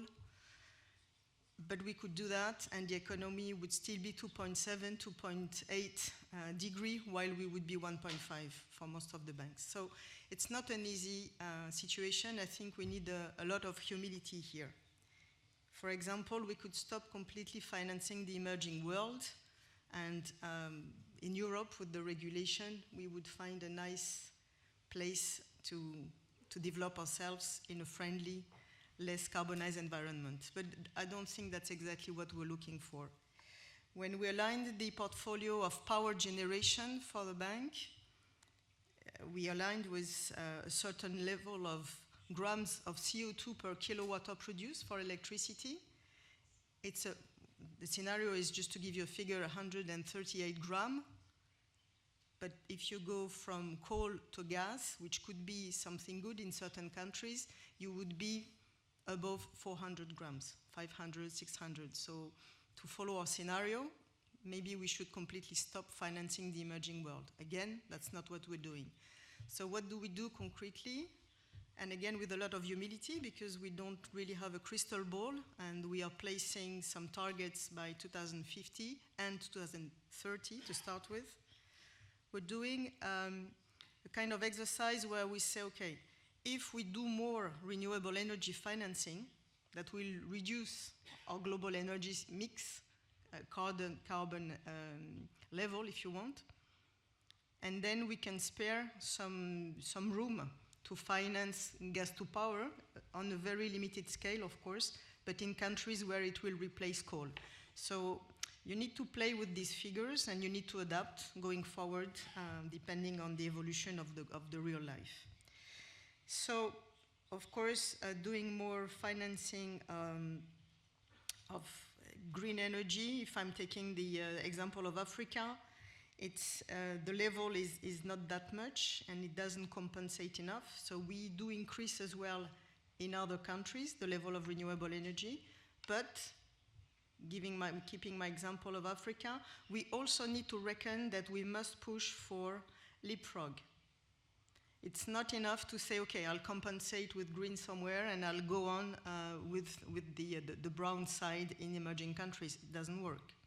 So I'll give you an example. Cement is a highly emissive industry on which we work for the alignment. People would say, okay, give some room in Africa again to increase your level of CO2 per financing. But the reality is, by pushing our stakeholders, we financed recently in Ghana a cement plant which was using some specific clay, calcinated clay, and in total it was minus 30% of CO2. So the thing is not to say, okay, let's accompany, it's right, there is a right, it's fair for social and economic development to increase the level of CO2, but at the same time, as my co-panelist said, the clock is ticking, and we need to reduce the global amount of CO2. So yes, we do take into consideration the social aspect, the economic development of the access to energy. We do that, but at the same time, we need to push to give access directly to less carbon-intensive industries and solutions. We, as a commercial bank, are not, it's not new for us, this strong sustainability concept that you're putting here on the table. Maybe I'm one of the only representatives of the commercial world here, but I have not discovered the concept by preparing this this panel. I wanted to tell you that we do have the concept of positive impact finance. What we do here is we analyze each project that we're financing. We look at the positive impacts on one of the pillars of development. We assess them. We look at the negative impacts, and we need to make sure that negative impacts are mitigated to get the label of positive impact finance. As a bank, we issue green bonds, but these green bonds are positive impact finance bonds. Just to give you one example, to be concrete, we financed access to water, to drinkable water in Abidjan, with a huge plant representing 30% of the capacity of the city, taking water from the river. So that's a pure social transaction at the beginning. But then the question was, okay, what are the negative impacts potentially? And there were negative impacts on biodiversity. If you take too much water from the river, what happens in the dry season? So the analysis comes forward with the impacts, and if you have fishes that will suffer from low level of water, are they endemic? If they are endemic, where are they going to be displaced? So this type of analysis, where you take into account the economic development and the social impact and the green or the environmental impact, do exist, are labelized, and we have teams working on that. So just to tell you that I'm not completely an outsider here. Even though I reckon that we do struggle with difficult questions. For example, well, the usual question about the solar panels, and if you put solar panels everywhere, what's going to happen on biodiversity? Where do they come from? What is the supply chain? All these concepts are tough ones. Same difficult questions when we do the alignment of a portfolio. If I come back to Africa, people will say, okay, Africa and the emerging world in general have the right to use the resources that they have in-house. It's normal, and we cannot tell them it's too late, we don't have a carbon budget for you to use your resources. That's a tough question. People say it's economic development, it's a social matter, but of course, and there's a problem with the oil extraction or the gas extraction, and then it's above our league. It's not for us to decide. It's more a question of a government decision. But one way to tackle it is to say, okay, there will be an extraction, but maybe the fossil fuel will be used by others who have already invested in the infrastructure, the very long term, and they will need to use it. But the country will use the wealth for the social aspect and for the development of the country, or simply put it, the development of green electricity, for example. So there are ways, multiple ways, but again, with a lot of humility, single actors, especially private ones, do not have the keys. So we do have a practice on multi-impact. We do analyze the various impacts, thinking that it will allow us to make a project bankable. Sometimes if you say, okay, I'm going to finance a mini-grid somewhere, it doesn't have enough cash flow, nobody will take the risk on it. But if you think that a mini-grid will provide electricity, that will open the way for solar pumps, for example. Solar pumps will avoid that the little girls in the village will spend the whole day going for water, so they may stay and they may have education.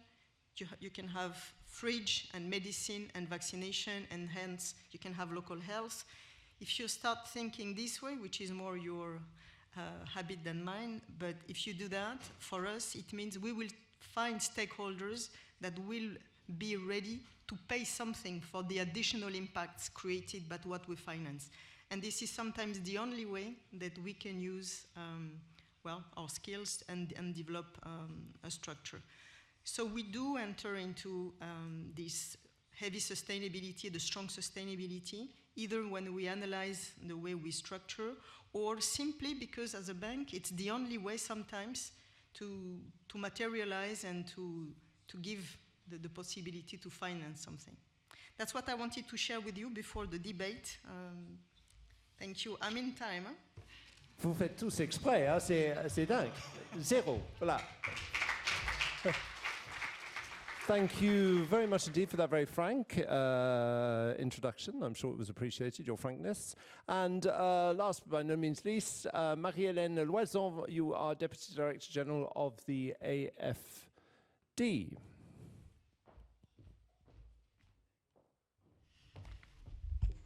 Hi everyone, also very happy to be here with you to discuss the role of finance in supporting sustainable trajectories. I'm quite daunted by this challenge of meeting exactly the timing. But anyway, I will start like Asina by saying, yes, finance is not green. Finance is not nature friendly either. Today, 2% is the current share of international climate finance that is biodiversity friendly and that engages ecosystems. Yet, since 2015, climate negotiations with the UNFCCC have recognized the role of forests, oceans, and other ecosystems in absorbing CO2 and making societies more resilient to the impacts of climate change. Similarly, recent scientific studies also estimate that nature-based solutions could provide more than 30% of the mitigation needed until 2030 to stabilize warming below 2 degrees. Limiting the rise in average temperature is essential to preserve the biosphere. So what I want to convey here is that this battle for climate is inextricably a battle for biodiversity. There are twin battles, and nature is our best ally in achieving the Paris Agreement targets. So this clearly reflects the systemic importance of the financial sector to enable the transition. AFD Group is very mindful of this, and this is why we strive to be a pro-nature development bank, which means both greening finance and financing more green. So the ultimate goal is to promote development trajectories where value creation is based on natural capital preservation and social capital development. So practically, what does it mean? First, greening finance. The net zero commitment is the foundation of greening finance, of course. Its basis is a do no harm approach, which guarantees the absence of residual negative impacts on biodiversity. All of our projects are at least net zero for nature. And our alignment with Paris Agreement is also reflected in the volumes we allocate to climate. It was 6 billion in 2021. The strong selectivity on projects. We have exclusion lists that exclude fossil fuels. And demanding processes. You have to know that each of our projects is screened using a thorough sustainable development tool and reviewed by an independent expert team, so this is a very robust process. The greening finance approach is also reflected in the constant dialogue we're maintaining with our clients and the advice, tools and expertise we provide to align their global strategies and activities with SDG goals. So just to give you one example, for more than 2 years, we have strengthened our partnership with Afreximbank, which is the Pan-African Import-Export Bank, and to promote more climate finance within their mandate. We have provided them with lines of credits and technical assistance facility so as to implement a climate strategy and also to support more climate project financing within the bank. Secondly, financing green. Well, we also want to be more ambitious in terms of financing more nature-positive investments, for example, through the protection and restoration of degraded habitats or by supporting economic and social development that reduces the pressure on biodiversity. So we are integrating biodiversity into the strategy of AFD, and this needs to be the case also for larger banks and for smaller ones also where this is not even on the radar. For AFD, our commitment is to increase biodiversity finance to €1 billion by 2025 and also have 30% of our climate finance with biodiversity-friendly operations in line with France's commitments. Also another example, the Varuna program, which is coordinated by our subsidiary Expertise France. It was launched this summer and is a perfect example of financing green actions. It aims to cover gaps in regional biodiversity conservation in the Indian Ocean by integrating the issues facing foreign countries and the French overseas territories in the region. The activities target regional policies and projects to redirect investment flows towards a pro-nature economy and accelerate agricultural and territorial transitions in the region. So our ambition, as you have understood, is to become a pro-nature development bank. Second idea is how we want to go beyond this ambition of becoming nature-based pro-nature development bank, but also work to redirect financial flows to secure green and just transitions. And basically to do this, so of course, as I said, we need to make sure that the SDG, climate change, and the biodiversity preservation SDGs are accelerate basically, but we also need to work on this redirection. The key point here is there is no one size fits all. We work in more than 100 countries, each of which has its own, specificities and challenges, and so the objective is not to define a single standard model, but really to take into account these specificities and to integrate this into the reflection in terms of sustainable trajectories.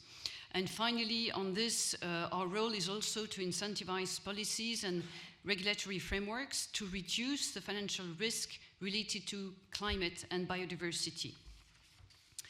The third and last idea I wanted to expose here is we feel very strongly at AFD the growing tension between the logic of ODA and what it takes to boost climate finance. And this is shared, we think, by other public development banks. We think it's time to launch a new narrative framework, a narrative that lays greater emphasis on sustainable investment rather than assistance. Of course, ODA can, under certain conditions, support strong sustainability trajectories and is very much needed. First, despite its relatively small amount, ODA has a particular quality in terms of stability, guarantee, and as a signal. And so that leads the financial system to give it a value that is more proportional to its amount. So the share of ODA with a climate objective is significant and also has increased over time. Second, ODA flows are not marginal, of course, in the poorest country and where other capital inflows are still modest. And third, when conditions deteriorate, then ODA is a valuable instrument to help build resilience. However, the current geopolitical and multilateral context, where economic and social crises are worsening and are coupled with ecological and democratic concerns, have eroded the foundations of ODA transfers and have challenged its nature as a global public policy for the SDGs. So today we think ODA cannot suffice as a basis for international policy in the climate and biodiversity fields, since ODA policy has never confronted head-on the questions of international responsibilities and global interdependencies. So the international community is now considering new ways to qualify and expand the ODA objectives. All the beyond aid financial transfers that the international financing of SDGs require is basically aiming at moving from billions to trillions. So it's no longer, as I said, about aid, but really about investments. And we must go beyond building this interstate financial instrument that is ODA towards building another framework and an instrument. We also think that we need to mobilize all international players that bear responsibility. That means companies, banks, communities, and this is really the purpose, basically, of this multi-stakeholders meeting that we're having today. So there is a need to rely on the global financial architecture and that operates at the adapted scale, which is basically global, and to think in trillions. That means including central banks, regulators, commercial banks, and also multilateral institutions, national financial institutions, and basically working at all levels simultaneously and in a coordinated manner. So together we think we can push for concrete at-scale transformation. This mobilization of various coalitions has to come with an increase in the number of innovative instruments, carbon market, climate vouchers, treasury issues, taxation, risk sharing, to enable this change in scale. And I know I'm already late, but I will finish in just a few seconds to point at several initiatives pointing in this direction.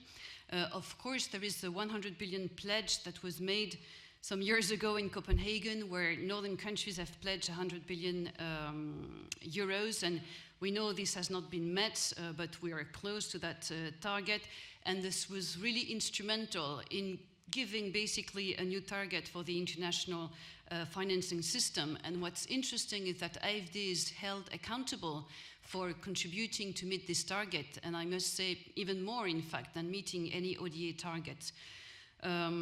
So I think I will leave it here, and I will leave the floor for questions. Merci beaucoup. Thank you very much indeed. Thank you. Can I just ask a rather naive question? But it's occurred to me all through the day that I've been listening to you all, specifically to you, Asina. I also teach in the Sorbonne. I don't know if the gentleman who was there is, and I've been teaching there for 3 years. My students are totally on board with this. I mean, I know they're a certain elite and so forth, but their generation, when I meet their generation, it's a totally different mindset. Maybe it's just because it's here in Paris or whatever, but it does occur to me that young people are much more on board with this than you would think from listening to the majority of us talking about it today. Are we being a little, I actually wanted to ask you that question, are we all being a little pessimistic? Because the young generation understands this much, much better than my generation, definitely, maybe your generation too. Are we being a little bit pessimistic, or is that just me seeing a very elite view? But it does seem to me that young people get what we're talking about instinctively.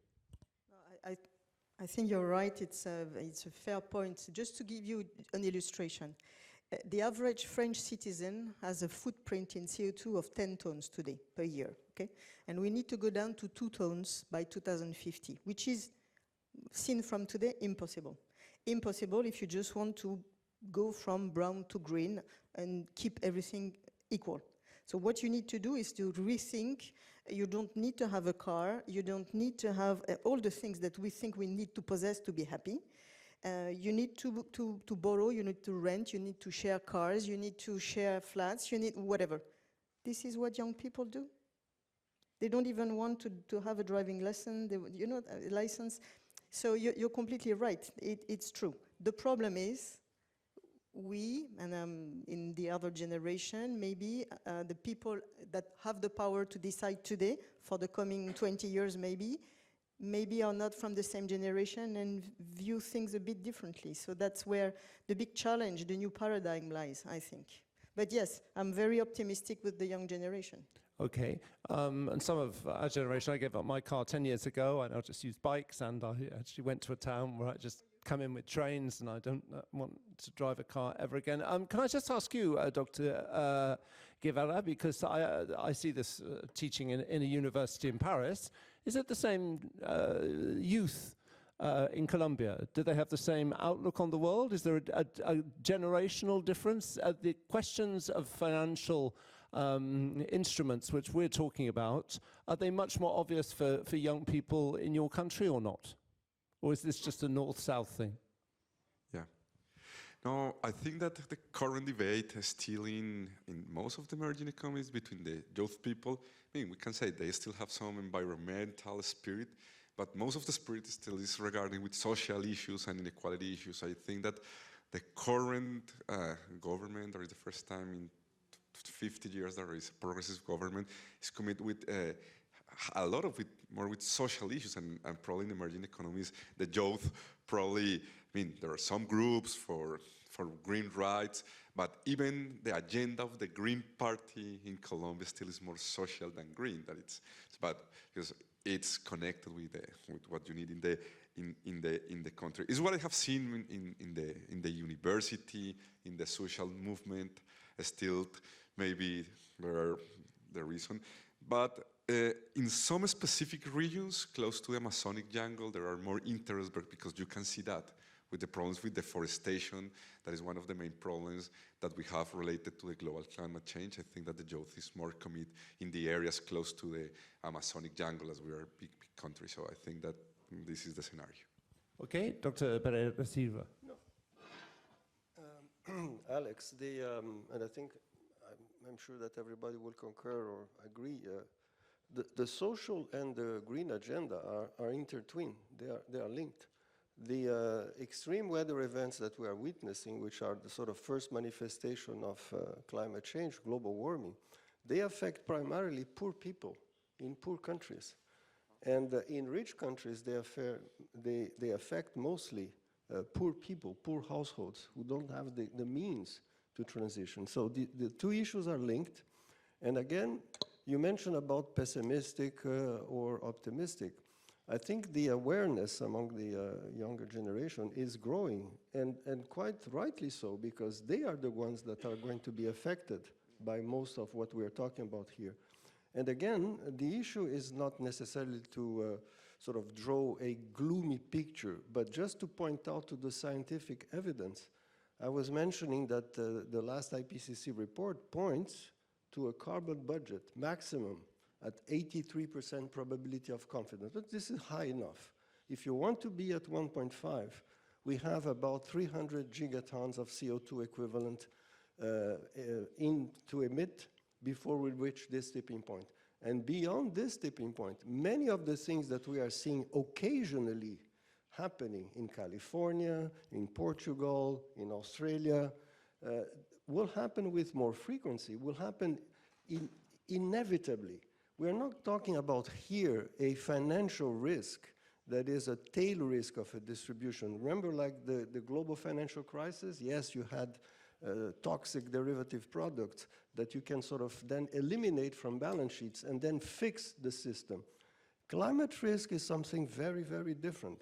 Climate risk, if there is nothing that is done, will hit us inevitably with 100% probability and will have cascading effects, non-linear effects in worldwide. Now, we need, of course, to think of finance not as the only solution, but an instrument to precisely begin addressing these risks, such as my colleagues in these panels were mentioning, both in terms of financial instruments, financing innovation, changing mindsets, working with the right data, disclosing exactly what is the carbon content, the emission content of the portfolios that we hold, and acting consistently. So it's a bunch of things that need to be done in coordination, but with a sense of urgency, because we are running out of time. With the current level of emission of 30 to 40 gigatons of CO2 equivalent per year, we have 10 years.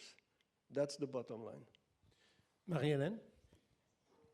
Well, in short, I would say, yes, the younger generation is very aware of these issues, but I think they're counting on us to solve the problem.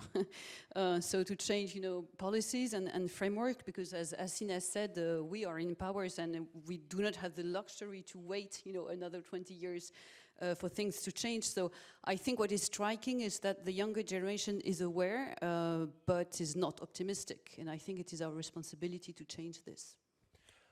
My second question will be another optimistic question. I don't know why I'm in this mood today, but I'm a political journalist. Most of the time I host very boring debates with European politicians about European policy and so forth, and it's always about sustainability, and you always kind of get the impression, well, you're not going to be here in 5 years' time because you'll have been voted out, so that's why you're not making decisions, because you have to decide things to try and get voted. But the things we're talking about are long-term things, how to help countries, emerging countries, with their structural problems, for example. That's not a short-term decision. But in a way, talking about financial solutions, the kind of financial instruments we're talking about today, aren't they the solution against the political short-termism? The fact that financial instruments, the ones we're discussing, the kind of help we're suggesting for green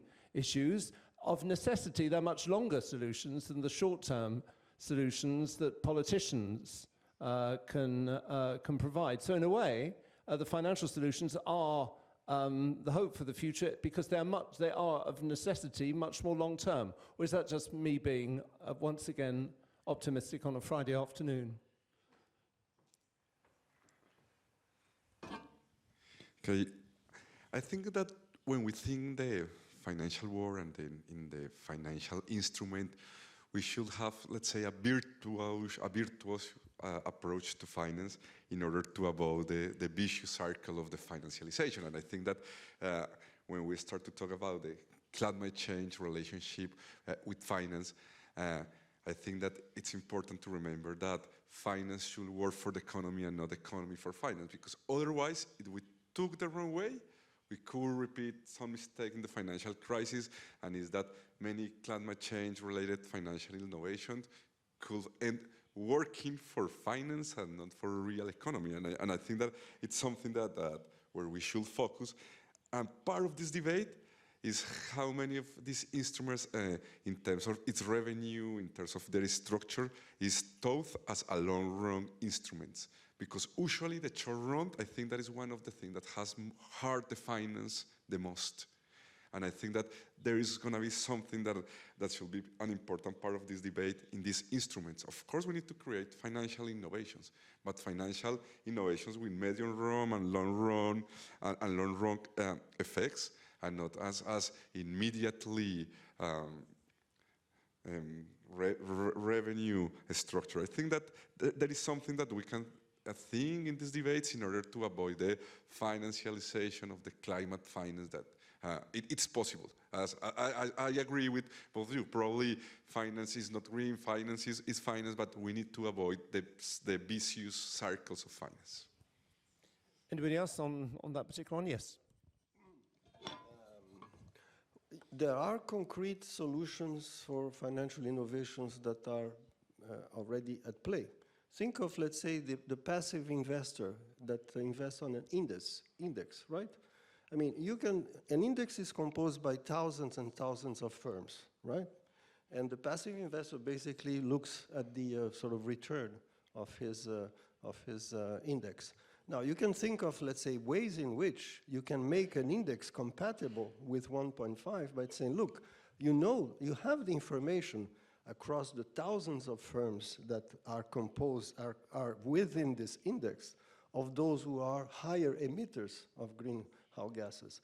So you can be more selective and construct a sub-index that is practically equivalent in terms of returns, but with progressively will sort of remove the higher emitters and telling them there is an incentive for you to get back into the index if indeed you make the effort to present a mitigation plan, a reduction plan of greenhouse gases that will allow you to reintegrate, let's say, this more green index. So the financial techniques, in order to sort of be effective, both in terms of returns for investors and at the same time be compatible with 1.5, they exist. Many rating agencies, many financial institutions are already working in that direction. It's a very, very practical and effective solution to use financial innovation, use financial engineering to be compatible with 1.5.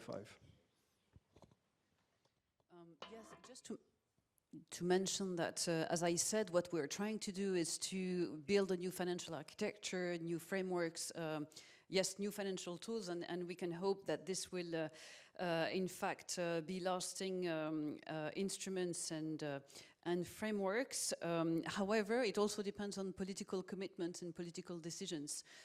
So what we need to do at the end is also make sure that this translates into this kind of commitment. And for example, this is what was achieved with the Paris Agreement in 2015, where there was a political commitment and decision-making that allowed a new, basically all this financial innovation to happen because, in fact, the commitment was defined. Did you want to add something on that? Yeah, I just wanted to add my perspective on these products and the way we finance the situation. So we do have a lot of financial products and innovation. What we see, for example, just to give some sustainability-linked bonds, such one we did recently with with Chile to stay in this part of the world, or in Africa, SDG bond for Benin. So there you can say, okay, the money, the proceeds have to be used for that or that type of investment, which is already something. But the thing is that many of them will be skewed on sovereigns. And people talk about the Sustainable Development Goals financing gap, but I can tell you there is no financing gap. There is a lot of money to be invested. What we miss is the right projects, and states, sovereigns, already have budget constraints. So what we need to invent now to solve this issue is much more private financing. And that's not always easy for banks, for classical banks, in terms of risk appetite, in terms of regulatory treatment, and that's where we need to work together on blended finance, I think. Just if I can press you on a technical point of view, how can you ensure the stability of the value of debt on the market when a debt for nature swap has been finalized? How can you actually finance that? Well, we haven't, actually. If there is a debt for a swap between debt and instead of repaying, basically, you use the proceeds to invest in nature, then somebody has to give up on the debt, effectively. Yeah. So in many occasions, it's not really a pure private sector thing. It cannot be. You see what I mean? Yeah. Somebody will return, but you know what? And we had this discussion at the break. The reality is, if we just think about the money that we invest or that we lose, it doesn't work. The reality is, if we invest in mitigation, it has much more value than we think, because we should discount the cost of adaptation if we don't do this mitigation. You see what I mean? So sometimes giving up part of the money for a swap could be seen as a disaster, but it's a huge investment in reality, because nature will provide a lot of services that should be monetized as well. So we need new glasses, in fact. Okay, right. Well, I'm sure in the audience you have points to make about this. Je pense qu'il va falloir me donner l'autre micro, parce que apparemment on veut que je donne deux micros à la fois. Je n'ai pas vraiment compris. I think I need another mic. I don't really know why, but I do it nonetheless. The young people here, I was looking at you when, yes, je reviens, pas pour dire que vous n'êtes pas jeune, mais voilà. Would you like to make a point? I have a question of a young person here. Okay. So far, we have talked a lot about climate finance and green finance, and how finance can help channel the necessary investments for the private sector. And what worries me more is, how do we channel the investments for the public sector? Because the transition requires enormous amounts of investments. Of course, part of those green investments can be a redirection of previous brown investments, but that's not enough. For example, for the case of France, we are talking about, if we really want to meet a net zero target, we'll need redirection of current investments, but also a new investment of around 2% of GDP every year until 2050. And so I wondered, what kind of tools can we use in order to force those public investments without having public debt which explodes? So I wonder, maybe a question for Dr. Pereira da Silva. Do you think that innovative green monetary policies have a role to play in that, in order to make the funds available?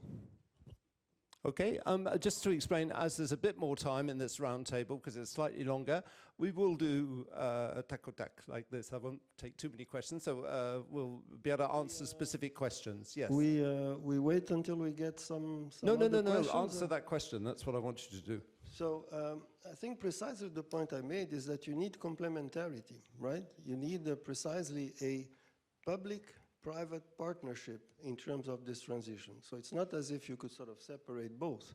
You have a role particularly important to play by public money, who has the capacity to seek longer-term horizons for profitability and longer-term horizons for sustainability, linked with precisely projects where, through a structure, a financial structure where the public seed money would either finance a specific initiative, research, R&D, and take perhaps the first layer of more immediate risk can be precisely complemented by, in addition to that, on top of that, layers of private investors that will sort of be keen in accepting second types of, or second layers of risk. So I think there is a huge potential for precisely the multilateral development banks, the national development banks, public research money to be the complement at this particular stage of the huge potential that we know exists in the private sector and that requires this kind of interaction and mobilization with public money hand in hand.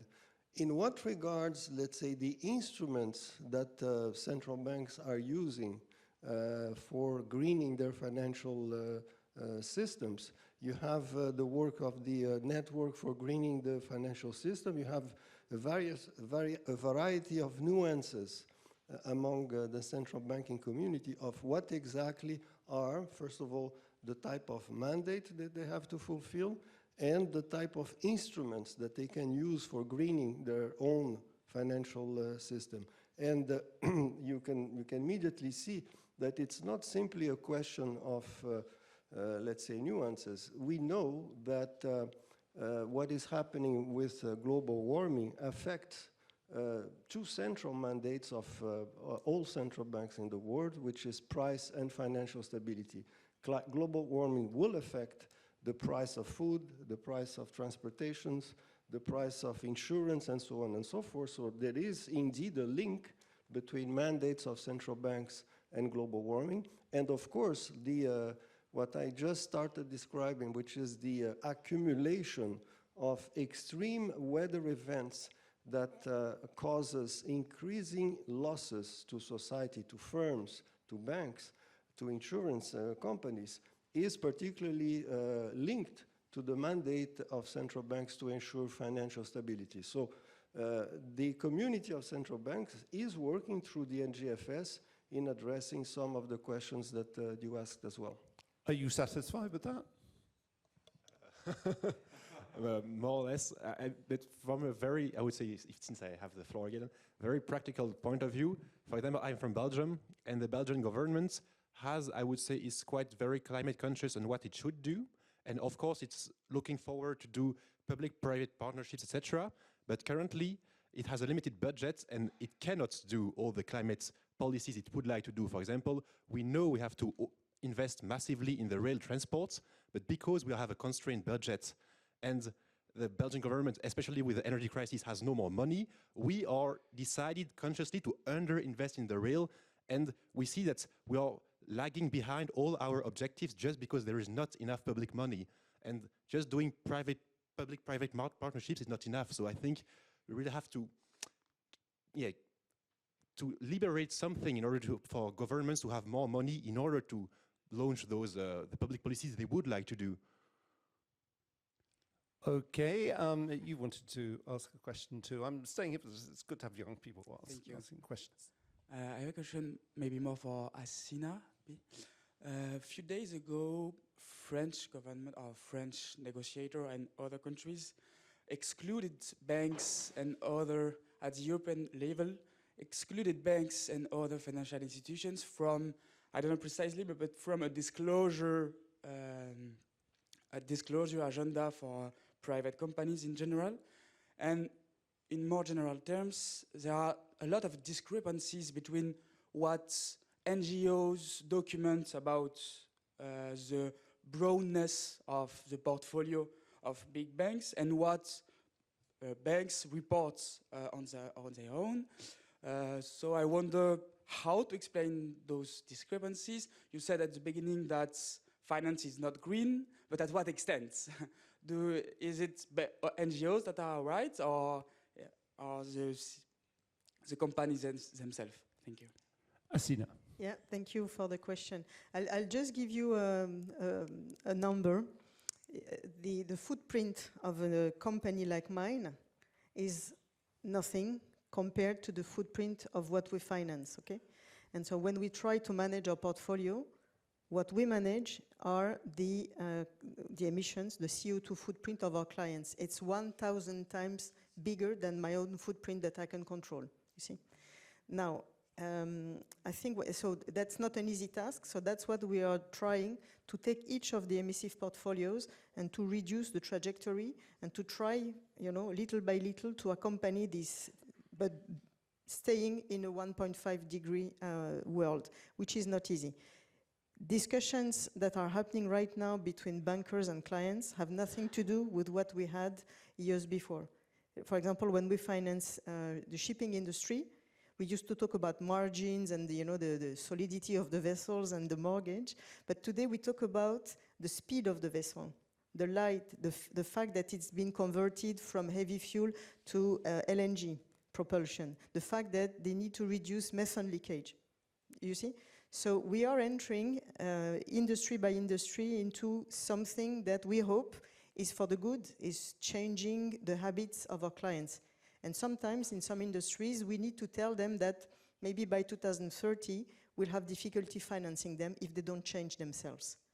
So we'll see how it goes. Now, NGOs have a different view, of course, and what they would like in some instances is that we stop completely, fully, 100% to support a specific industry, which is what we did, for example, with the coal industry. But we did that, but some other banks somewhere in the world have financed a lot. So it's not always that easy to be black or white in this segment.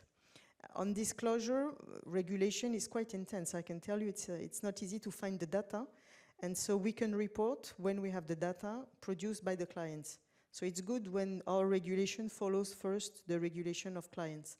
And I think to finish what you mentioned, probably is on biodiversity, where there was a discussion at the European Parliament that companies and banks would have to make sure when they finance, for example, traders in soft commodities or whatever could be linked to deforestation, that we need to make sure that we can prove that due diligence has been done around the whole chain, including having some, some drones or some satellite pictures and things like that. So for a bank, we are far away from there, so it's tough for us to give that. So what they decided is that now companies will have to do that. They will have to improve massively their due diligence and to be auditable.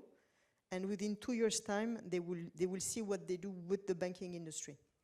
But I don't think it's the end of it. At the contrary, it's just recognizing that we can give what we have. You see what I mean? Okay. Yes, Marie-Hélène. Yeah, just to complement before going to another questions on this question of disclosure. Yes, as Asina is saying, the disclosure requirements are becoming more and more stringent, and that's a good thing. So as other financial institutions, AFD is regulated as a bank also, so we also publish a report on climate-related financial disclosure. What we're doing now is also working with the financial sector on nature-related financial disclosure. So basically doing the same thing for nature-related risk and biodiversity to find ways also to increase transparency on those issues. And as Asina said, it's challenging, even more than climate issues probably. But this is definitely something we need to make progress. Okay, quite a lot of people. Did you want to add something quickly? Yeah. No? Okay. Quite a lot of people want to speak now, so we'll go back into the former system. I'll take a few. Maybe I'll take all this side. Then you answer a little bit to points you want to answer. Then I'll come over there. We'll do it like that. Okay. Notre ami mathématicien. Yes, I am specialized in economic models, in partnership setups. And I don't understand when Mr. Pereira speaks about financial products and techniques, the fact that actually to provide the setup of public-private partnership, of green bonds, of whatever incentive there is to be positive in the transition, actually it had mostly extra cost if you don't change the tax policy, if you don't make people responsible of the spoiling, pollution that they generate, and if you don't have equal treatment of all financial institutions, as this lady said. Actually, what happened is that there is distortion in competition, and your model is only functioning if you have public subsidies, which is about 2 zeros more than what you said. That means central banks have to spend huge amount of money to make these people, banks, companies, be able to make profit in investing, having incentive to invest. Do you disagree with that? Okay, let me take a few points and then you note down which ones you want to answer. That way we get as many things from the floor as possible. D'accord, allez-y en français. À une condition, c'est que vous le faites dans le micro, sinon les interprètes ne vont jamais vous entendre. C'est pour Madame Hassina. I have a question to to Hassina. My name's Daniel Schwab. I'm an architect, and I find interesting your position as to the ship industry. Why do not you have the same sort of pattern to civil society awareness? Why don't you improve your approach for roads, building roads and bridges and buildings? It's strange that you only approach a given sector. I'm a philosophy PhD student. Ms. Loison, you said it was no longer an aid when you considered the amount invested, so you're referring to investment. Would we say that this is the end of aid to development, or is it because, could we say that it wouldn't work? China and other Asian countries have perhaps emerged from poverty, and Africa has not.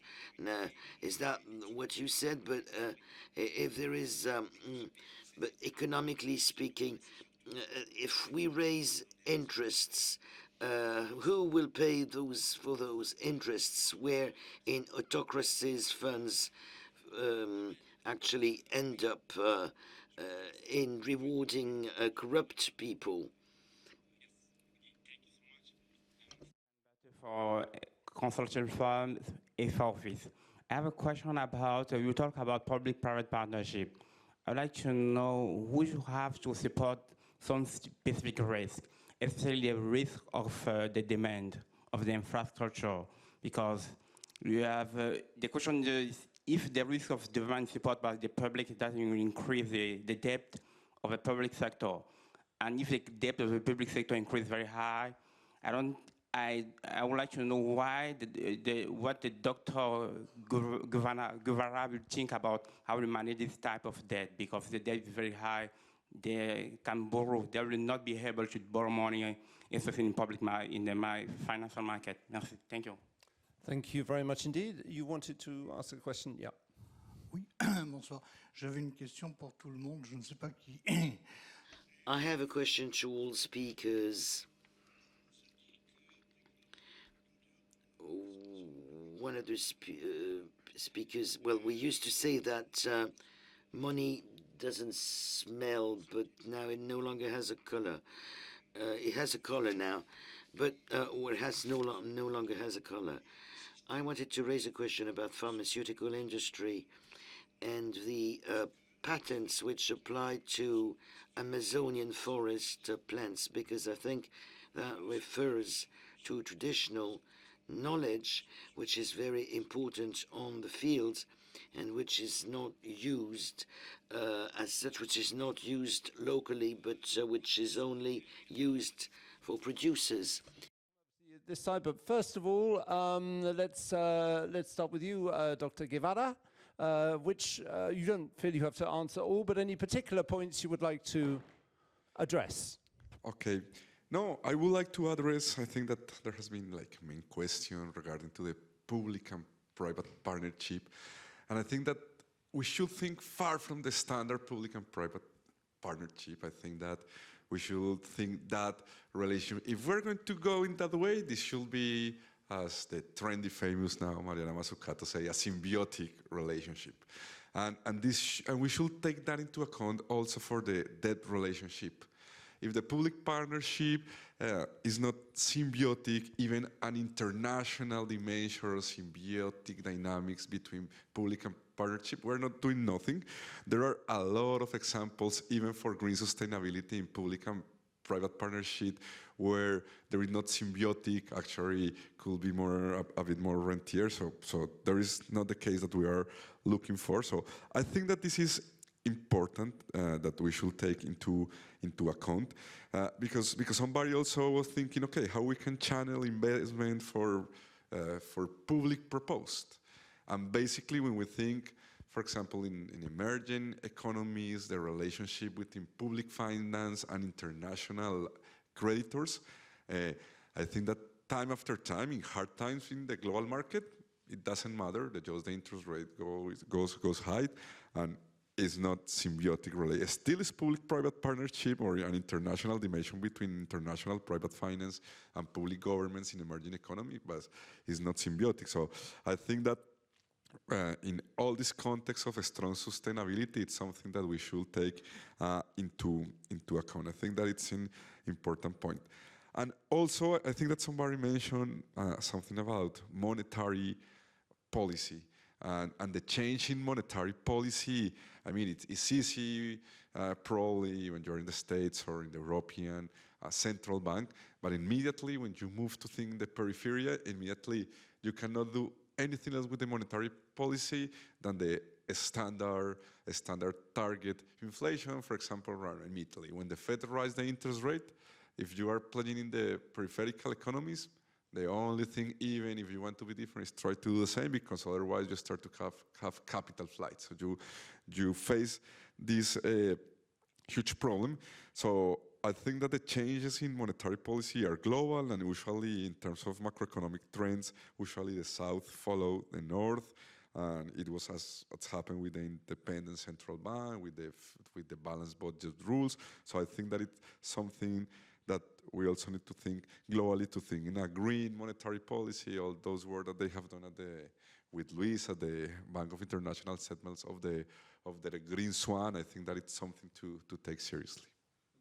So which question would you like to, do you have any from the vast panoply of questions? Well, Diego answered part of it, but maybe I could add a couple of nuances here.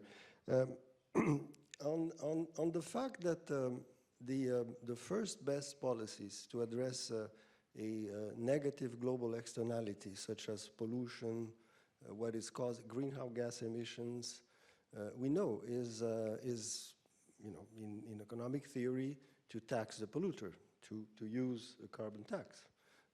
Now, this is in the idea world, in theoretical words, the first best type of approach. Now, what we observe is that this, in terms of practical implementation, is being difficult because of a number of political economy reasons. You have to do it globally because it's a global externality. These taxes are usually imposed at the national level, in local jurisdictions. You guys know very well that there are some practical difficulties for doing so. So in practice, currently, the prices of carbon in most exchanges in ITS is well below where it should be. Now, what I was suggesting is that we have an opportunity today, because for the tragic reason of the war in Ukraine, fossil fuel prices have risen and are still are coming down. But there is here an opportunity to think of how to use this sort of growing, or at least opening, relative price shift that we have observed because of a tragic event which has put perhaps green technologies at a relative advantage vis-a-vis old carbon brown technologies, to make good use of that, and make good use of that, including by thinking of, let's say, maintaining this differential, whether it is possible to think of, let's say, a type of taxation that will sort of maintain the differential, while at the same time you need, of course, to preserve the most vulnerable groups, and which is most countries are doing in terms of targeted fiscal transfers that would avoid the impact of these very high prices of energy to hit poor households. But the process of, let's say, thinking of a opportunity for using price differentials between fossil fuels and renewable energy, I think is worth considering, not only for finance, but also for industries and so on and so forth. What needs to be provided for investors is a longer-term horizon. Why is it that, for example, even with the current high prices of fossil fuels, there is a lack of investment, including in fossil fuels? Why is it that with this relative price opening between renewables and fossil, there is no more investment in renewable technologies? This is the question I think we should ask, and try to see if there is a way to make sure that investors that have a sort of a long-term horizon make the bet, the Paris Pascalien, if you wish, since we are in France, that indeed you need to move into that direction, because the payoff at the end of the day, 10, 15 years from now, would be in social terms very large, beneficial for everyone, and welfare enhancing. I stop here because I'm talking too much, I guess. No. But obviously can't answer every question. So I'd like to hand over to you. Then I'll go over there. But I'll give you another stab at it when we have this side of the hall. Asina. I have my own questions I'm going to answer, but if I may, since you're talking about taxes, and I know it was a subject before in this conference, just wanted to share an experience of the private sector. Nobody liked taxes, but we initiated in the group a carbon tax. So that means that all of a sudden there was no believer, no skeptical people, no nothing. They were taxpayers, okay? So we calculate the whole carbon tax. Everybody knows on my buildings, on my IT, on my cars, it's clear. And you pay on it. So we collected at my level several millions, which is good. And then we said, okay, we make a kind of competition. Give us your initiatives that will reduce the carbon footprint, the usage of water, the usage of paper, whatever is important. And so we had like more than 100 initiatives. And so we distribute the money that we collect to finance. Otherwise, people don't have the money to finance these initiatives. And year by year, it's been 11 years now, I can tell you that the footprint is going down. A lot of initiatives are there, and it works well. So just a sharing. May I answer in French to the French question, or what do we do? Are we okay in French? Yes. Well, allons-y. Parce que, okay. en fait, tout le monde parle français. Sorry. Okay, because nearly everyone speaks French here. So it is, well, you asked me a question about real estate, and that's a very good point you have here. We have 10 sectors which are subject to this quite harsh decarbonation. Real estate with aluminium, steel, but automobile, agriculture, aviation, the ship sector, hydrocarbons and coal, but they're no longer funded, and electricity generation. Everything is being reviewed. Discussions are launched with clients, how to improve insulation on buildings, energy efficiency, solar panels, and all sorts of measures are being taken. Okay, Marie-Hélène. I will be answering in French to the question posed in French by the gentleman about the public development aid, ODA versus sustainable investment. Now, what you have to understand is that, you see, there's a huge share of the financial flows that we need to use for ecological transition, which will never be ODA, because that is, they do not enter into the criteria, they do not correspond to the criteria.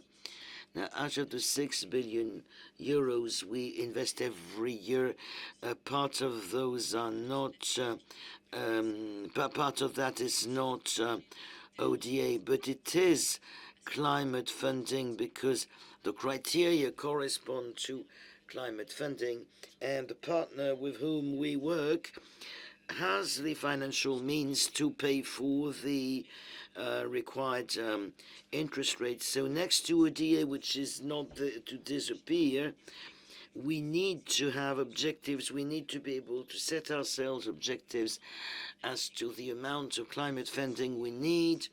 We need an architecture and instruments to boost that climate funding. So that's not the new version of trade, but not aid, which was that practiced by the US some time ago.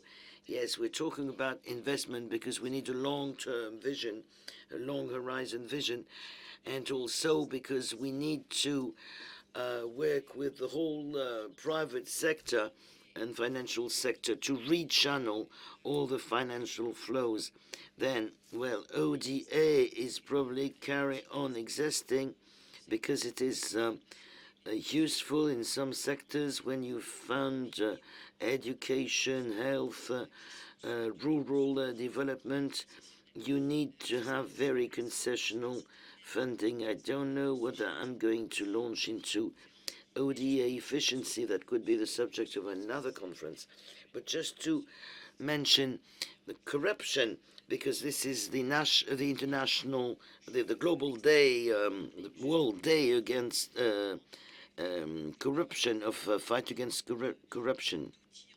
AFD, as other organizations have many instruments to make sure that AFD aid or ODA is not used for wrong purposes. That's why we're sometimes accused of being a little slow in our process and a little cumbersome in our process.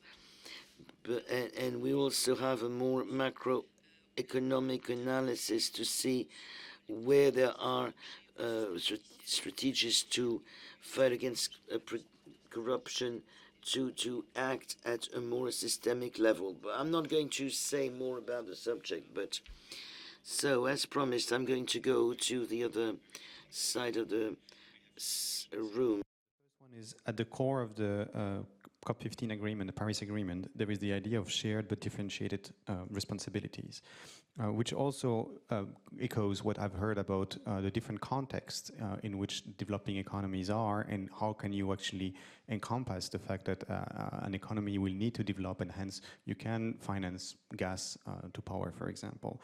I think this, if you take it further, it begs a question about how do you construct a taxonomy that works globally, or the same for disclosure. So how do you ensure that the taxonomy, which is often developed in the north, encompasses the trajectories that the south want to have? So I know it's a tough question. Can I have two? Of course. Thanks. I thought there was two already, but no, have another one.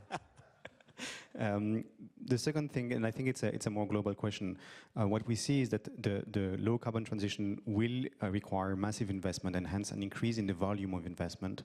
And while at the same time, because we won't meet the Paris Agreement target of 1.5 or even 2, we'll have more shocks, climate shocks. And so what we have is a combination of a volume effect and a volatility effect with very drastic consequences for southern economies. And so the question is, what kind of instruments can we design to avoid having massive outflows, both due to the extra investment that took place and to the extra volatility that took place? And so did you consider any specific instruments that can help taming the volatility, or at least be counter-cyclical and avoid having liquidity crisis emerging when we have climate shocks?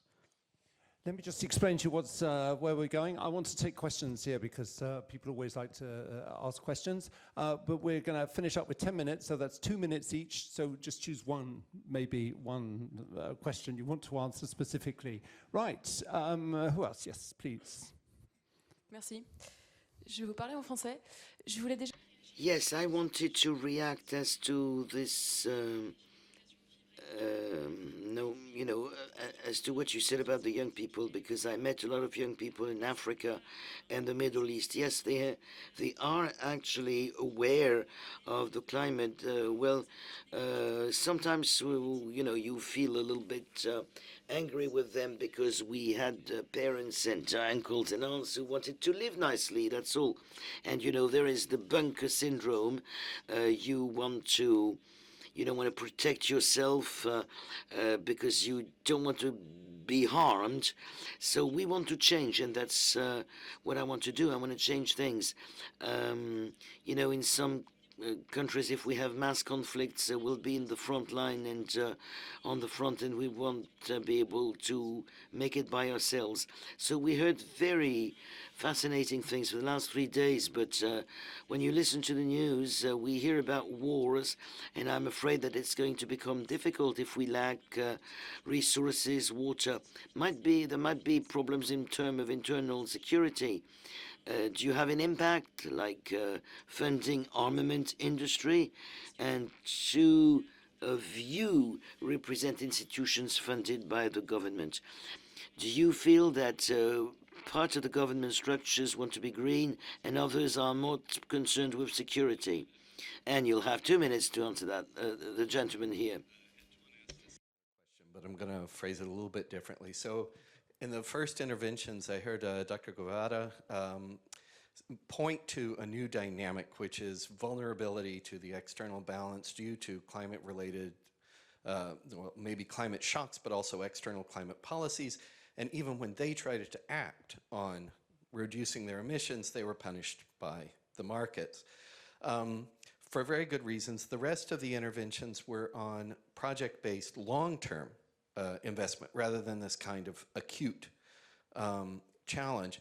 And it strikes me that there really isn't an institution that can deal with this. This is not the remit of the IMF. It's not the remit of the climate facilities. So is there a need? So Antoine asked about instruments, and I'm going to ask about institutions. Okay, I'll take one or two more. Yes.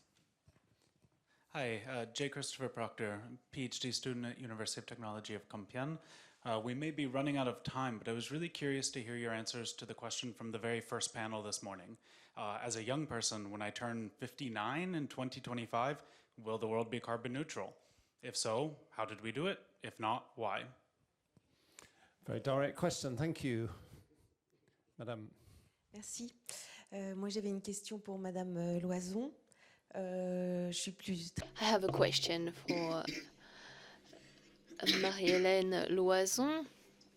I have kids, and I was wondering how can AFD be 100% in agreement with the Paris Agreement when it's about to use 900 million euros to build a huge retail operation next to the hostel, its train station, with a lot of concrete and glass being poured next to the train station. I wanted to know how can we be 100% in agreement with the Paris Agreement, and is it the remit of AFD to do some speculation on buildings in Paris? And one last question.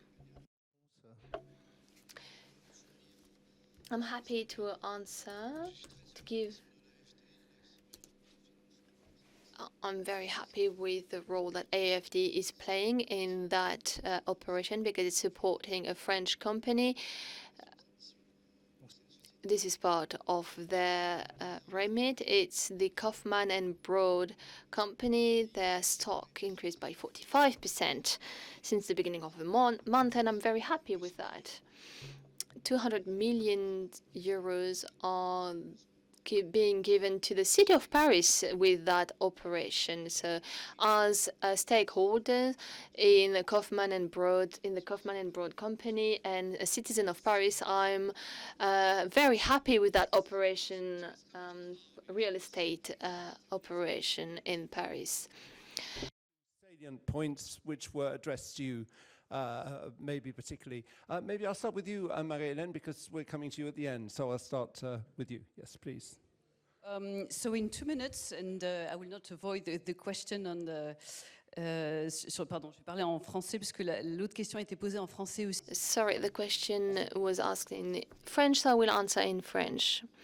First, are there any contradictions between the green objectives and defense objectives? I think the key point in the French strategy is that we are very well aware, or France is very well aware, of the fact that French sovereignty will be dependent on our ability to solve some of these global issues, because as you've said, these global issues create tensions and conflict when it comes to access to water, resources, and populations that are going to be put at risk and may not be able to live on their territories any longer. So my very brief answer would be that. On global taxonomy, yes, this is something that we need. Last year, 50% of our bonds were emitted in SDG bonds and green bonds.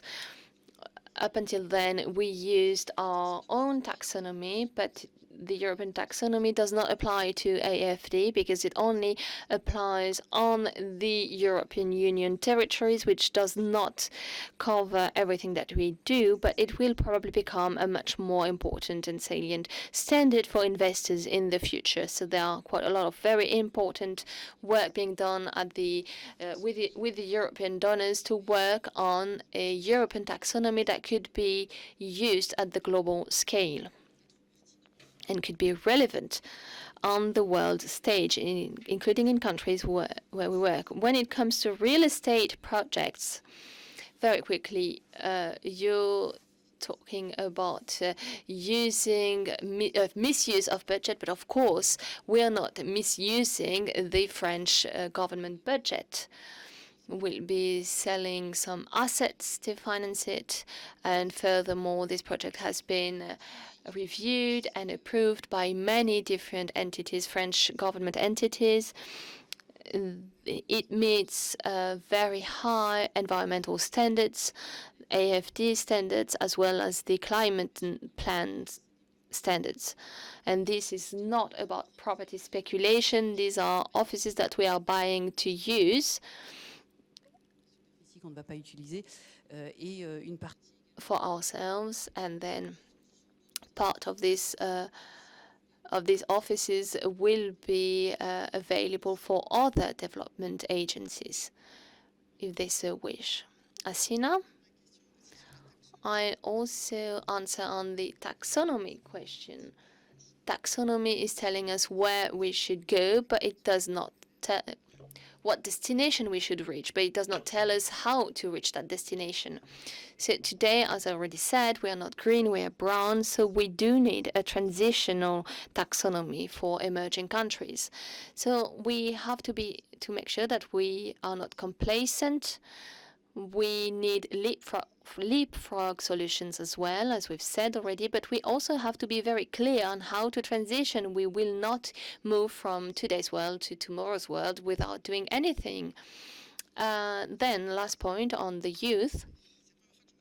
I think it's the first time I think of myself as not being a youth, but young. I read a very interesting book, The Good Ancestor. And if you're interested, do read it. The Good Ancestors focuses on how to add more long-term or a long horizon take on our decisions. We realize very quickly this is not a political or budget horizon, but it's important to act because the cost of inaction will be much higher. So the idea is to invest now and making sure that the debt can be repaid a century from now, and it's going to be possible because the generation will have more resources to repay this debt. And if we, for example, look at forests, if we want to deforest part of it, we have to look at the impact of water, on birds, on the plants and everything. And it's important to maybe take that type of approach, long-term approach. Finishing on time. We will share equally. Je vois en français parce que je ne sais plus qui a posé les questions. Donc I keep speaking in French. On emerging countries, yes, it is true. I do believe that emerging countries have to solve their structural issues, social issues, whilst at the same time they need to finance their environmental transition. Some are finding solutions for that problem. They are making sure that their social policies are progressing, are moving forward, and that they are sustainable at the same time. And this can really attract foreign investors who can think that there are some very encouraging possibilities in emerging countries, for example, in my countries, in Brazil, so that they can invest in environmental transition, so that they can invest in preserving the Amazon forests. So even though that equation is difficult, we can find some win-win solutions. On the role played by the youth, of course, I do believe they have a key role to play. I think that you are supposed to hold political actors and companies accountable for their actions. You have to be ready to criticize what we do. But I think you can also use your creativity to try to work at the local and associative level to see if you can find ways to move forward and to really raise awareness on climate issues at the local level.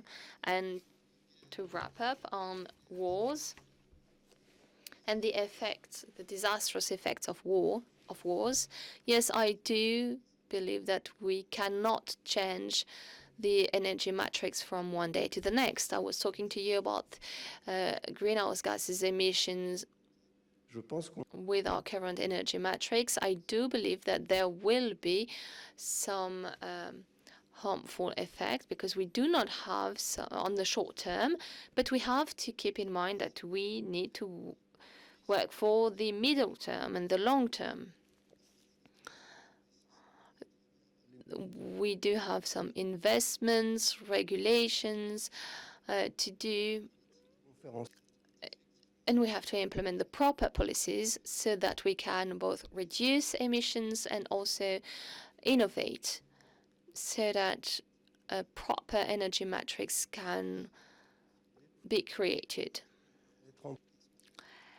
And so that it can work for advanced countries, but can also be shared with other countries because we're faced with a global issue. This is not only an issue, a problem for France or the US, but also for China and Brazil. Diego, excuse-moi. Pas problème. We can go ahead. Listen, it's 1728. Their zero isn't exactly 1730, so you can have 2 minutes. No, perfect. I just would like to focus in the question of Antoine and Eric, because I think that if we need taxonomy, probably agree with Eric, we need first things probably in the role of institution and try to have a taxonomy for institutions, probably one level from some international development banks and also high-level institutions, but at the same time, when you have built already this taxonomy, maybe we could start to think which instruments, I think, and I think that it, actually, I mean, I have not thought about a taxonomy for this relationship, and when we were talking about public and private partnership, I think that is going to be something really important because time after time, the volatility is often, if we used to, and there is something that I was thinking today. Here we are talking about the strong sustainability, and so 1 year before we were talking about the COVID crisis, and basically in this conference we don't mention that, but I think that this changed the dynamics of debt. Actually, some people is arguing that we should have some different conditions in terms of debt negotiation for all the COVID debt. So if we start to think that, we should try to same in this taxonomy also for the climate finance instrument and institutions, because time after time there is going to be more volatility, the financial crisis will be often, but they'll be worsened by the climate shock. So I think that the idea of taxonomy in terms of institutions and instruments, it's important, trying to have some difference between private and public partnership and taking attention to the symbiotic relationship when we build this taxonomy. I think that this is enough. I think that there was enough response about taxonomy. So thank you very much. Thank you, perfect. And you finished, 1730, pile. C'est pas mal, quand même. Voilà. Please, a huge round of applause. Thank you very much. really interesting themes which we had to cover, but we've talked about a lot of things, and a lot of you have had your say. I think a lot of themes were covered today, and some very interesting roundtables. I've certainly learnt a lot. I'm going to keep Marie-Hélène on the stage, but the other three will join your seats. Thank you very much indeed. Just let me say that after your few words of conclusion, there will be a cocktail outside. It's been a real pleasure to be your host. Thank you very much indeed. And Marie-Hélène, I think you're doing it here or over there. Big round of applause for Marie-Hélène and her words of conclusion. So I hate to be the one preventing you from having a last drink, but I have the responsibility to close this very dense conference. I think there were 13 parallel sessions, 7 plenary sessions, and many bilateral discussions, I'm sure. So I would like to express my sincere gratitude to all of you who have made this event possible, because this conference has been a moment of very fruitful debate. The 3 days together were followed by more than 1,500 people online totally, and more than 400 people at different times in this Espace du Centenaire today, and at the Mistral yesterday and the day before. Given the challenges ahead, we needed to be ambitious in covering such a large topic in only 3 days, meaning current environmental challenges and major transitions in economies and societies underway, but also by willing to deepen on the processes and instruments for building development trajectories beyond net zero objectives and possible ways of ensuring a just ecological transition that would not preempt the development of the poorest countries. So the objective was not to exhaust the content of these topics, obviously, but to propose a global systemic vision of these issues and the responses that public policies and initiatives from civil society or financial actors can provide. Above all, this conference has aimed at and succeeded in opening up avenues to pursue these exchanges and deepen this analysis further. The conference website will remain open for 1 year. You will be able to consult the recordings of the sessions and documentation relating to strong sustainability. We also plan to publish a consolidated report containing a digest of research papers, recommendations for the private and public sectors that we're presenting during the academic days. We also envisage to post briefs that may include some of the highlights or operational proposals discussed during the plenary sessions during these days. As I was saying, this conference looked at the instruments and methods to be adopted to ensure just transitions towards a good state from an approach at the crossroads of science, based on participatory processes and resulting from negotiated consensus. We have seen that through the knowledge crossing it triggers, strong sustainability can first inform political decision-making to build development trajectories that reconcile different objectives. More precisely, we have seen that this approach refocuses public action on socio-environmental issues, climate, biodiversity, inequalities, while we're affirming the need for a coordinated effort by all actors in society. And second, contribute to better addressing policy challenges in the area of development by promoting the interweaving of these scenarios into international financial frameworks. In the current context that is marked by crisis, amid international summits such as the G20, and despite the somehow mixed results of the COP27, many countries have made commitments towards just transitions. The current carbon emission trajectories bring us to plus 2.5 degrees of global warming. Achieving these transitions is therefore an essential condition for reaching the Paris Agreement, which is well below this 2.5 degrees. The launch of the reflection around the concept of strong sustainability over the last 3 days aims at impregnating our AFD action metrics. Faced with the challenges posed by climate change and the existence of uneven or even insufficient progress on particular sustainable development objectives, the 3 main results identified are as follows. First, the need to support development trajectories adapted to a given territory while respecting planetary limits. AFD Group, for example, is committed to a development reconciled with nature, as we provided close to 600 million euro of biodiversity finance in 2021. Second, respecting social minimums, and also that takes into account macroeconomic constraints via the development of modeling tools. In this area, the model that we have developed, GEM, I believe you have discussed this also during the conference, is one example. This instrument, as reminded today, assesses the socio-economic impacts of climate change on countries. A STEAM model is another example. It identifies the macroeconomic risk that developing countries may face in their ecological transition.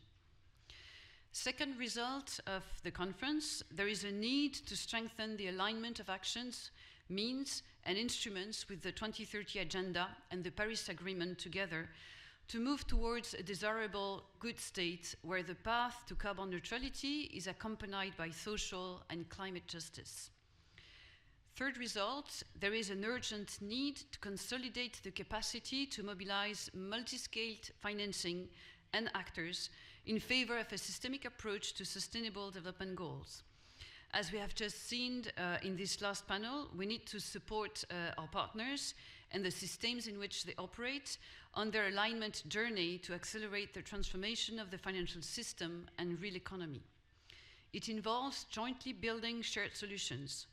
We have innovative financial instruments and modes of operation to take action at the right level and work with all actors: Green Climate Fund, governments, private sector, local authorities. We have many fields of climate actions. In terms of mitigation, through sustainable mobility, smart cities, and renewable energies, particularly in Africa, but also in terms of adaptation, the fight against deforestation, land degradation, and the conservation of biodiversity and ecosystems. Once again, we want to broadly mobilize and demonstrate that financing the climate is a solidarity investment for a world in common. I will now briefly recap some of the highlights of today's interventions before discussing how AFD is constantly reflecting on the efficiency of its tools to respond appropriately to the challenges of these transitions. AFD strives to contribute to public policies by deploying its technical and financial support tools. So today we had the honor to attend quality interventions from 4 civil society representatives. All of them, especially Marine Pouget and Véronique Andrieux, highlighted the importance of strong sustainability approach for development trajectories by focusing the multidimensional nature of trajectories. Paolo Peterson and Cheick Mbow particularly insisted on the role of innovation and research more broadly to support policy making. While Paolo Peterson took the example of the construction of sustainable food systems in a semi-arid region of Brazil through agroecological innovation, Cheick Mbow emphasized the importance of monitoring biodiversity preservation to improve decision-making for integrated sustainable development in the West African sub-region. The first panel discussed the technical tools to be implemented to construct strong sustainability trajectories. Right before the upcoming publication of the synthesis of the 6th IPCC assessment report, we came back to the work of the IPCC WG3, its methodological limits, and the need for further developments. We have also seen that the World Bank's country climate and development reports allow us to build on data and rigorous research to identify main pathways to reduce greenhouse gas emissions and climate vulnerabilities, including the costs and challenges as well as benefits and opportunities. The panel concluded by emphasizing the importance of building a dialogue with partners around the modeling exercise. Second theme, how can strong sustainability approach inform policy making? After exploring the place of modeling in the construction of long-term goals and trajectories, the second panel today was dedicated to how strong sustainability can approach, support, and effectively enlighten policymaking.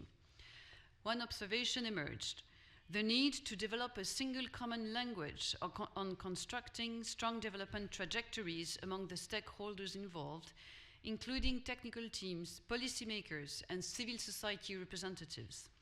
We have seen that ensuring the coherence of strong sustainability trajectories at national and international levels remains a significant challenge to overcome. We came back to tools to be activated to support governments defining a just transition, ones that combined ecological, social, and economic objectives. Panelists have insisted on the tensions and synergies between multidimensional goals. Finally, one of the issues discussed, notably with Laurence Tubiana, was the importance of democratizing climate action. We have therefore looked at the consequences in the public policies design process and the appropriate governance structures to be adopted to reach that so-called good state. So finally, what role of finance and which financial instruments should be used to support strong sustainability trajectories? So just to summarize what you've just heard during the last roundtable. So as we just saw a few moments ago, the last plenary session today pinpointed that current financial regulation offers insufficiently conducive framework for the time being to operationalize the concept of strong sustainability. However, it does not preempt the implementation of trajectories under this approach, and promising initiatives are already emerging. We have already mentioned some of them: improving transparency, introducing various extra financial rating criteria, increasing consideration of climate change in regulatory frameworks, and the banks' increasing willingness to align their sectorial portfolios with net zero objectives. To accompany this transition, we have also seen that finance must face technological challenges and climate challenges in particular. The restructuring of our economies to accompany the sectors that are to disappear raises the question of risk management and implementing an industrial strategy in a globalized world. All financial players have a role to play. We currently support ambitious outcomes at COP27 to deliver on the Paris Agreement and global biodiversity framework at the COP15 that is currently underway. This will require enabling conditions and the alignment of public and private financial flows, and also to substantially increase adaptation finance to achieve a balance between adaptation and mitigation finance. As a public development bank, our ambition to facilitate the implementation of the Paris Agreement and low carbon and resilient transitions in developing and emerging countries is translated into 4 commitments. Ensure activity is 100% Paris Agreement, increase climate finance, redirect financial flows toward nature, and jointly build solutions.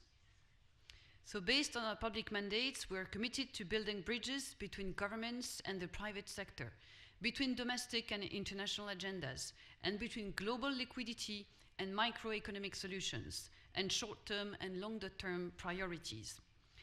Lastly, I especially want to remind you that amid global crisis, it is essential for a public development bank to strengthen when all seems to crumble.